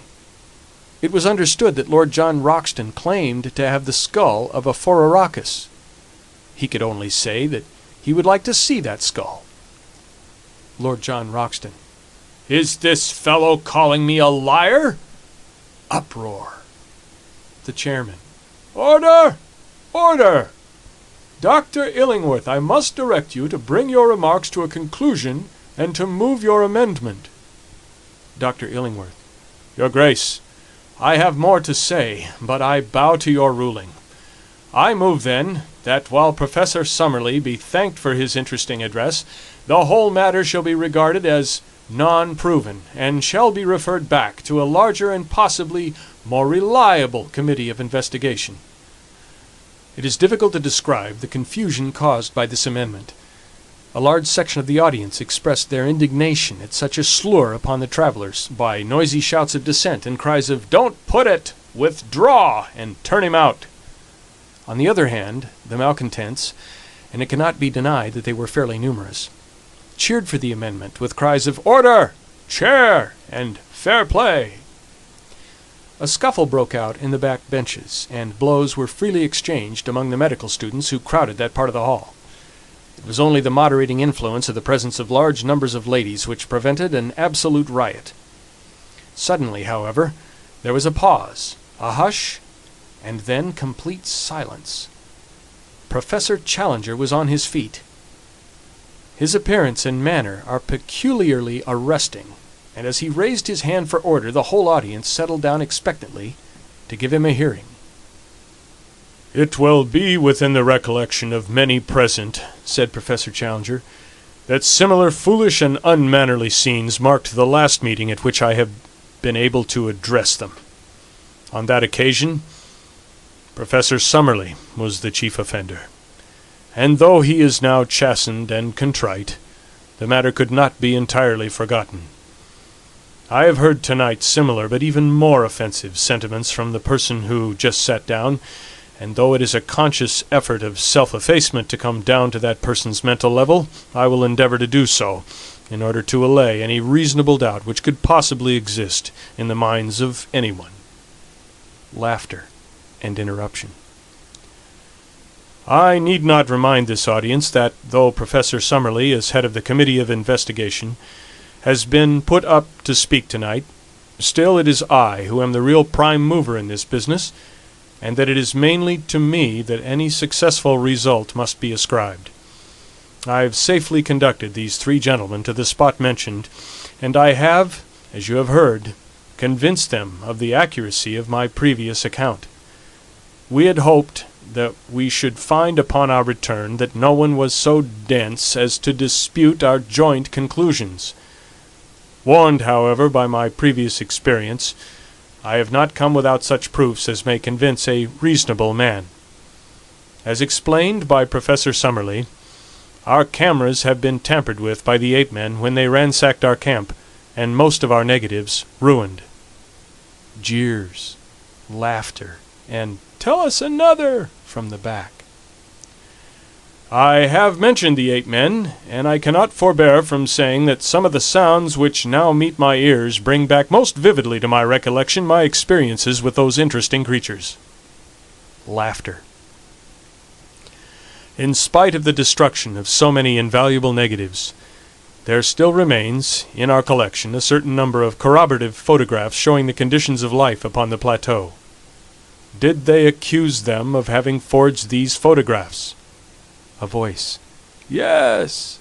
And considerable interruption, which ended in several men being put out of the hall. The negatives were open to the inspection of experts. But what other evidence had they? Under the condition of their escape, it was naturally impossible to bring a large amount of baggage, but they had rescued Professor Summerlee's collection of butterflies and beetles containing many new species. Was this not evidence? Several voices. No! Who said no? Dr. Illingworth, rising. Our point is that such a collection might have been made in other places than a prehistoric plateau. Applause. Professor Challenger. No doubt, sir, we have to bow to your scientific authority, although I must admit that the name is unfamiliar. Passing, then, both the photographs and the entomological collection, I come to the varied and accurate information which we bring with us upon points which have never before been elucidated. For example, upon the domestic habits of the pterodactyl, a voice, Bosh! An uproar. I say that upon the domestic habits of the pterodactyl we can throw a flood of light. I can exhibit to you from my portfolio a picture of that creature taken from life, which would convince you, Dr. Illingworth. No picture could convince us of anything.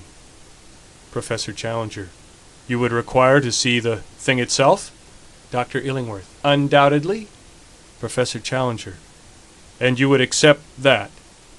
Dr. Illingworth. Beyond a doubt. It was at this point that the sensation of the evening arose, a sensation so dramatic that it can never have been paralleled in the history of scientific gatherings. Professor Challenger raised his hand in the air as a signal, and at once our colleague, Mr. E.D. Malone, was observed to rise and to make his way to the back of the platform. An instant later he reappeared in company of a gigantic negro, the two of them bearing between them a large square packing case. It was evidently of great weight, and was slowly carried forward and placed in front of the professor's chair. All sound had hushed in the audience, and everyone was absorbed in the spectacle before them. Professor Challenger drew off the top of the case, which formed a sliding lid. Peering down into the box, he snapped his fingers several times, and was heard from the press seat to say, Come then, pretty, in a coaxing voice. An instant later, with a scratching, rattling sound, a most horrible and loathsome creature appeared from below and perched itself upon the side of the case. Even the unexpected fall of the Duke of Durham into the orchestra, which occurred at this moment, could not distract the petrified attention of the vast audience. The face of the creature was like the wildest gargoyle that the imagination of a mad medieval builder could have conceived. It was malicious, horrible, with two small red eyes as bright as points of burning coal. Its long, savage mouth, which was held half open, was full of a double row of shark-like teeth. Its shoulders were humped, and round them were draped what appeared to be a faded grey shawl. It was the devil of our childhood in person.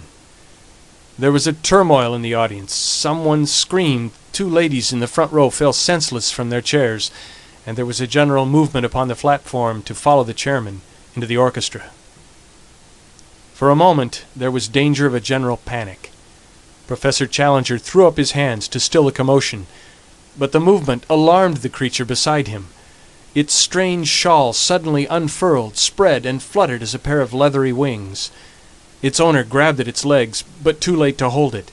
It had sprung from the perch, and was circling slowly round the Queen's Hall, with a dry, leathery flapping of its 10-foot wings, while a putrid and insidious odour pervaded the room. The cries of the people in the galleries, who were alarmed at the near approach of those glowing eyes and that murderous beak, excited the creature to a frenzy. Faster and faster it flew, beating against walls and chandeliers in a blind frenzy of alarm. "The window! For heaven's sake, shut that window!" roared the professor from the platform, dancing and wringing his hands in an agony of apprehension. Alas, his warning was too late. In a moment the creature, beating and bumping along the wall like a huge moth within a gas shade, came upon the opening, squeezed its hideous bulk through it, and was gone.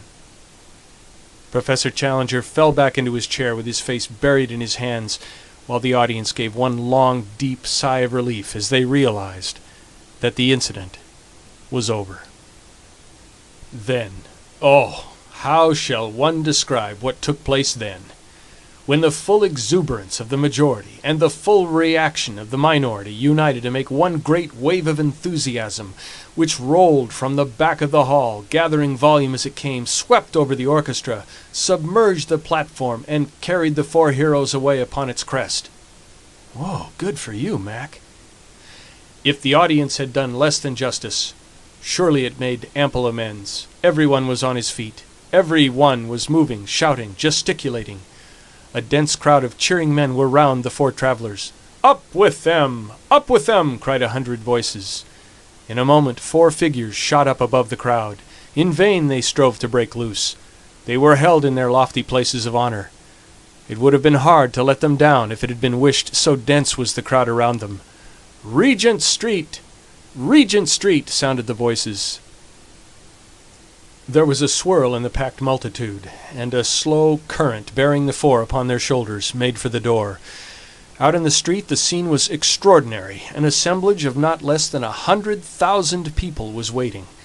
The close-packed throng extended from the other side of the Langham Hotel to Oxford Circus.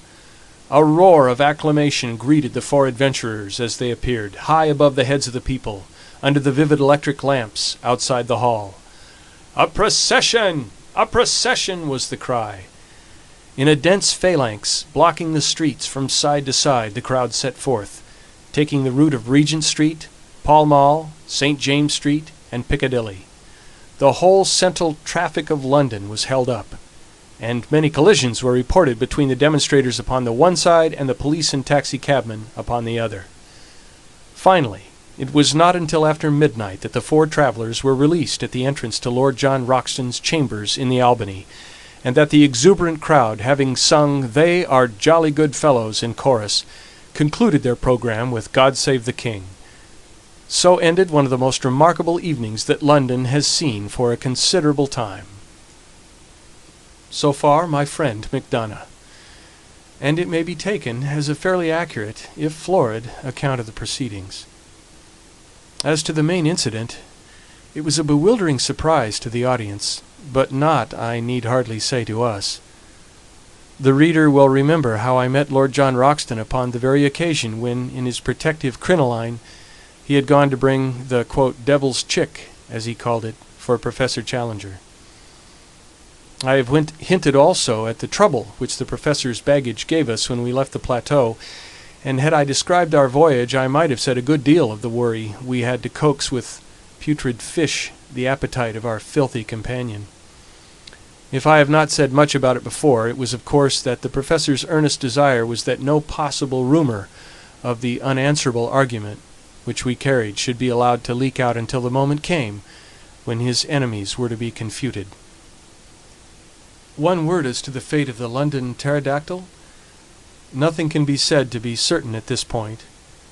There is the evidence of 2 frightened women, that it perched upon the roof of the Queen's Hall and remained there like a diabolical statue for some hours. The next day it came out in the evening papers that Private Miles of the Coldstream Guards, on duty outside Marlborough House, had deserted his post without leave, and was therefore court-martialed. Private Miles' account that he dropped his rifle and took to his heels down the Mall because on looking up he had suddenly seen the devil between him and the moon, was not accepted by the court, and yet it may have a direct bearing upon the point at issue. The only other evidence which I can adduce is from the log of the SS Friesland, a Dutch-American liner, which asserts that at 9 next morning, start point being at the time 10 miles upon their starboard quarter, they were passed by something between a flying goat and a monstrous bat, which was heading at a prodigious pace south and west. If its homing instinct led it upon the right line, there can be no doubt that somewhere out in the wastes of the Atlantic, the last European pterodactyl found its end. And Gladys, oh my Gladys, Gladys of the Mystic Lake, now to be renamed the Central, for never shall she have immortality through me. Did I not always see some hard fibre in her nature? Did I not, even at the time when I was proud to obey her behest, feel that it was surely a poor love which could drive a lover to his death or the danger of it? Did I not, in my truest thoughts, always recurring and always dismissed, see past the beauty of the face, and peering into the soul discern the twin shadows of selfishness and of fickleness glooming at the back of it?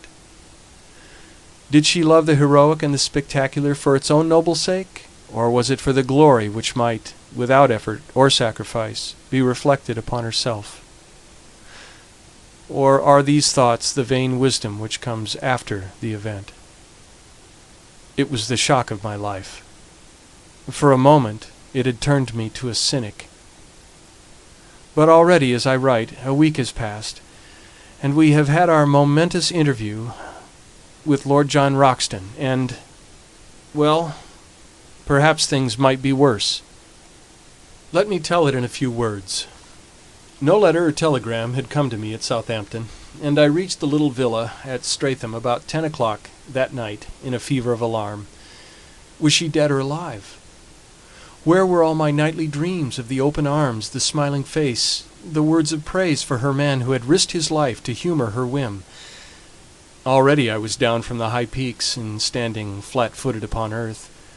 Yet some good reasons given might still lift me to the clouds once more. I rushed down the garden path, hammered at the door, heard the voice of Gladys within, pushed past the staring maid, and strode into the sitting-room. She was seated in a low settee under the shaded standard lamp by the piano. In 3 steps I was across the room, and had both her hands in mine. "Gladys!" I cried. "Gladys!" She looked up with amazement in her face. She was altered in some subtle way. The expression of her eyes, the hard upward stare, the set of the lips was new to me. She drew back her hands. "What do you mean?" she said. "Gladys!" I cried. "What is the matter? You are my Gladys, are you not, little Gladys Hungerton?" "No," said she, "I am Gladys Potts.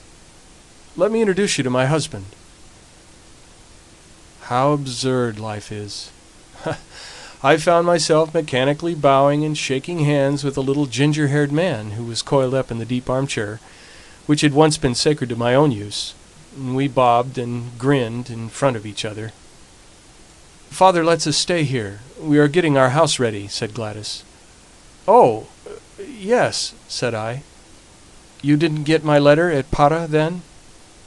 "No, I got no letter." "Oh, what a pity! It would have made all clear." "It is quite clear," said I. "I've told William all about you," said she. "We have no secrets. I'm so sorry about it. But it couldn't have been so very deep, could it? If you could go off to the other end of the world and leave me here alone? You're not crabby, are you?" No, not at all. I think I'll go." "Have some refreshment," said the little man, and he added in a confidential way, "It's always like this, ain't it? And it must be, unless you had polygamy, only the other way around. You understand?" He laughed like an idiot, while I made for the door. I was through it, when a sudden fantastic impulse came upon me, and I went back to my successful rival, who looked nervously at the electric push. "Will you answer a question?" I asked. "Well, within reason," said he. "How did you do it? Have you searched for hidden treasure, or discovered a pole, or done time on a pirate, or flown the Channel, or what? Where is the glamour of romance? How did you get it?" He stared at me with a hopeless expression upon his vacuous, good-natured, scrubby little face. "Don't you think all this is a little too personal?" he said. "Well, just one question," I cried. "What are you? What is your profession?" "I'm a solicitor's clerk," said he, "second man at Johnson and Merivale's, 41 Chancery Lane." "Good night," said I, and vanished, like all disconsolate and broken-hearted heroes, into the darkness, with grief and rage and laughter all simmering within me like a boiling pot. One more little scene, and I have done. Last night we all supped at Lord John Roxton's rooms, and sitting together afterwards we smoked in good comradeship and talked our adventures over. It was strange, under these altered surroundings, to see the old well-known faces and figures. There was Challenger, with his smile of condescension, his drooping eyelids, his intolerant eyes, his aggressive beard, his huge chest swelling and puffing as he laid down the law to Summerlee. And Summerlee, too, there he was, with his short briar between his thin moustache and his grey goat's beard. His worn face protruded in eager debate as he queried all Challenger's propositions. Finally there was our host, with his rugged eagle face and his cold blue glacier eyes, with always a shimmer of devilment and of humour down in the depths of them. Such is the last picture of them that I have carried away. It was after supper, in his own sanctum, the room of the pink radiance and the innumerable trophies, that Lord John Roxton had something to say to us. From a cupboard he had brought an old cigar-box, and this he laid before him on the table. "There's one thing," said he, "that maybe I should have spoken about before this, but I wanted to know a little more clearly where I was. No use to raise hopes, and let them down again. But it's facts, not hopes, with us now. You may remember that day we found the pterodactyl rookery in the swamp, what? Well, something in the lie of the land took my notice. Perhaps it has escaped you, so I will tell you. It was a volcanic vent full of blue clay." The professors nodded. "Well, now, in the whole world I've only had to do with one place that was a volcanic vent full of blue clay. That was the great De Beers diamond mine of Kimberley, what? So you see, I got diamonds into my head. I rigged up a contraption to hold off those stinking beasts, and I spent a happy day there with a spud. This is what I got." He opened his cigar-box, and tilting it over, he poured about 20 or 30 rough stones, varying from the size of beans to that of chestnuts, on the table. "Perhaps you think I should have told you then. Well, so I should. Only I know there are a lot of traps for the unwary, and that stones may be of any size, and yet of little value where colour and consistency are clean off. Therefore, I brought them back, and on the first day at home I took one round to Spinks, and asked him to have it roughly cut and valued." He took a pill-box from his pocket, and spilled out of it a beautiful glittering diamond, one of the finest stones that I have ever seen. "There's the result," said he. "He prices the lot at a minimum of £200,000. Of course it's fair shares between us. I won't hear of anything else. Well, Challenger, what will you do with your 50,000? "If you really persist in your generous view," said the professor, "why, I should found a private museum, which has long been one of my dreams." "And you, Summerlee?" "I would retire from teaching, and so find time for my final classification of the chalk fossils." "I'll use my own," said Lord John Roxton, "in fitting a well-formed expedition and having another look at the dear old plateau. As to you, young fella, you, of course, will spend yours in getting married." "Not just yet," said I, with a rueful smile. "I think, if you will have me, that I would rather go with you." Lord Roxton said nothing, but a brown hand was stretched out to me across the table. End of chapter 16. End of The Lost World by Sir Arthur Conan Doyle. Thank you for listening to Narrated Books. If you enjoyed this audiobook, hit like and subscribe for more amazing stories. What book should we narrate next? Let us know in the comments.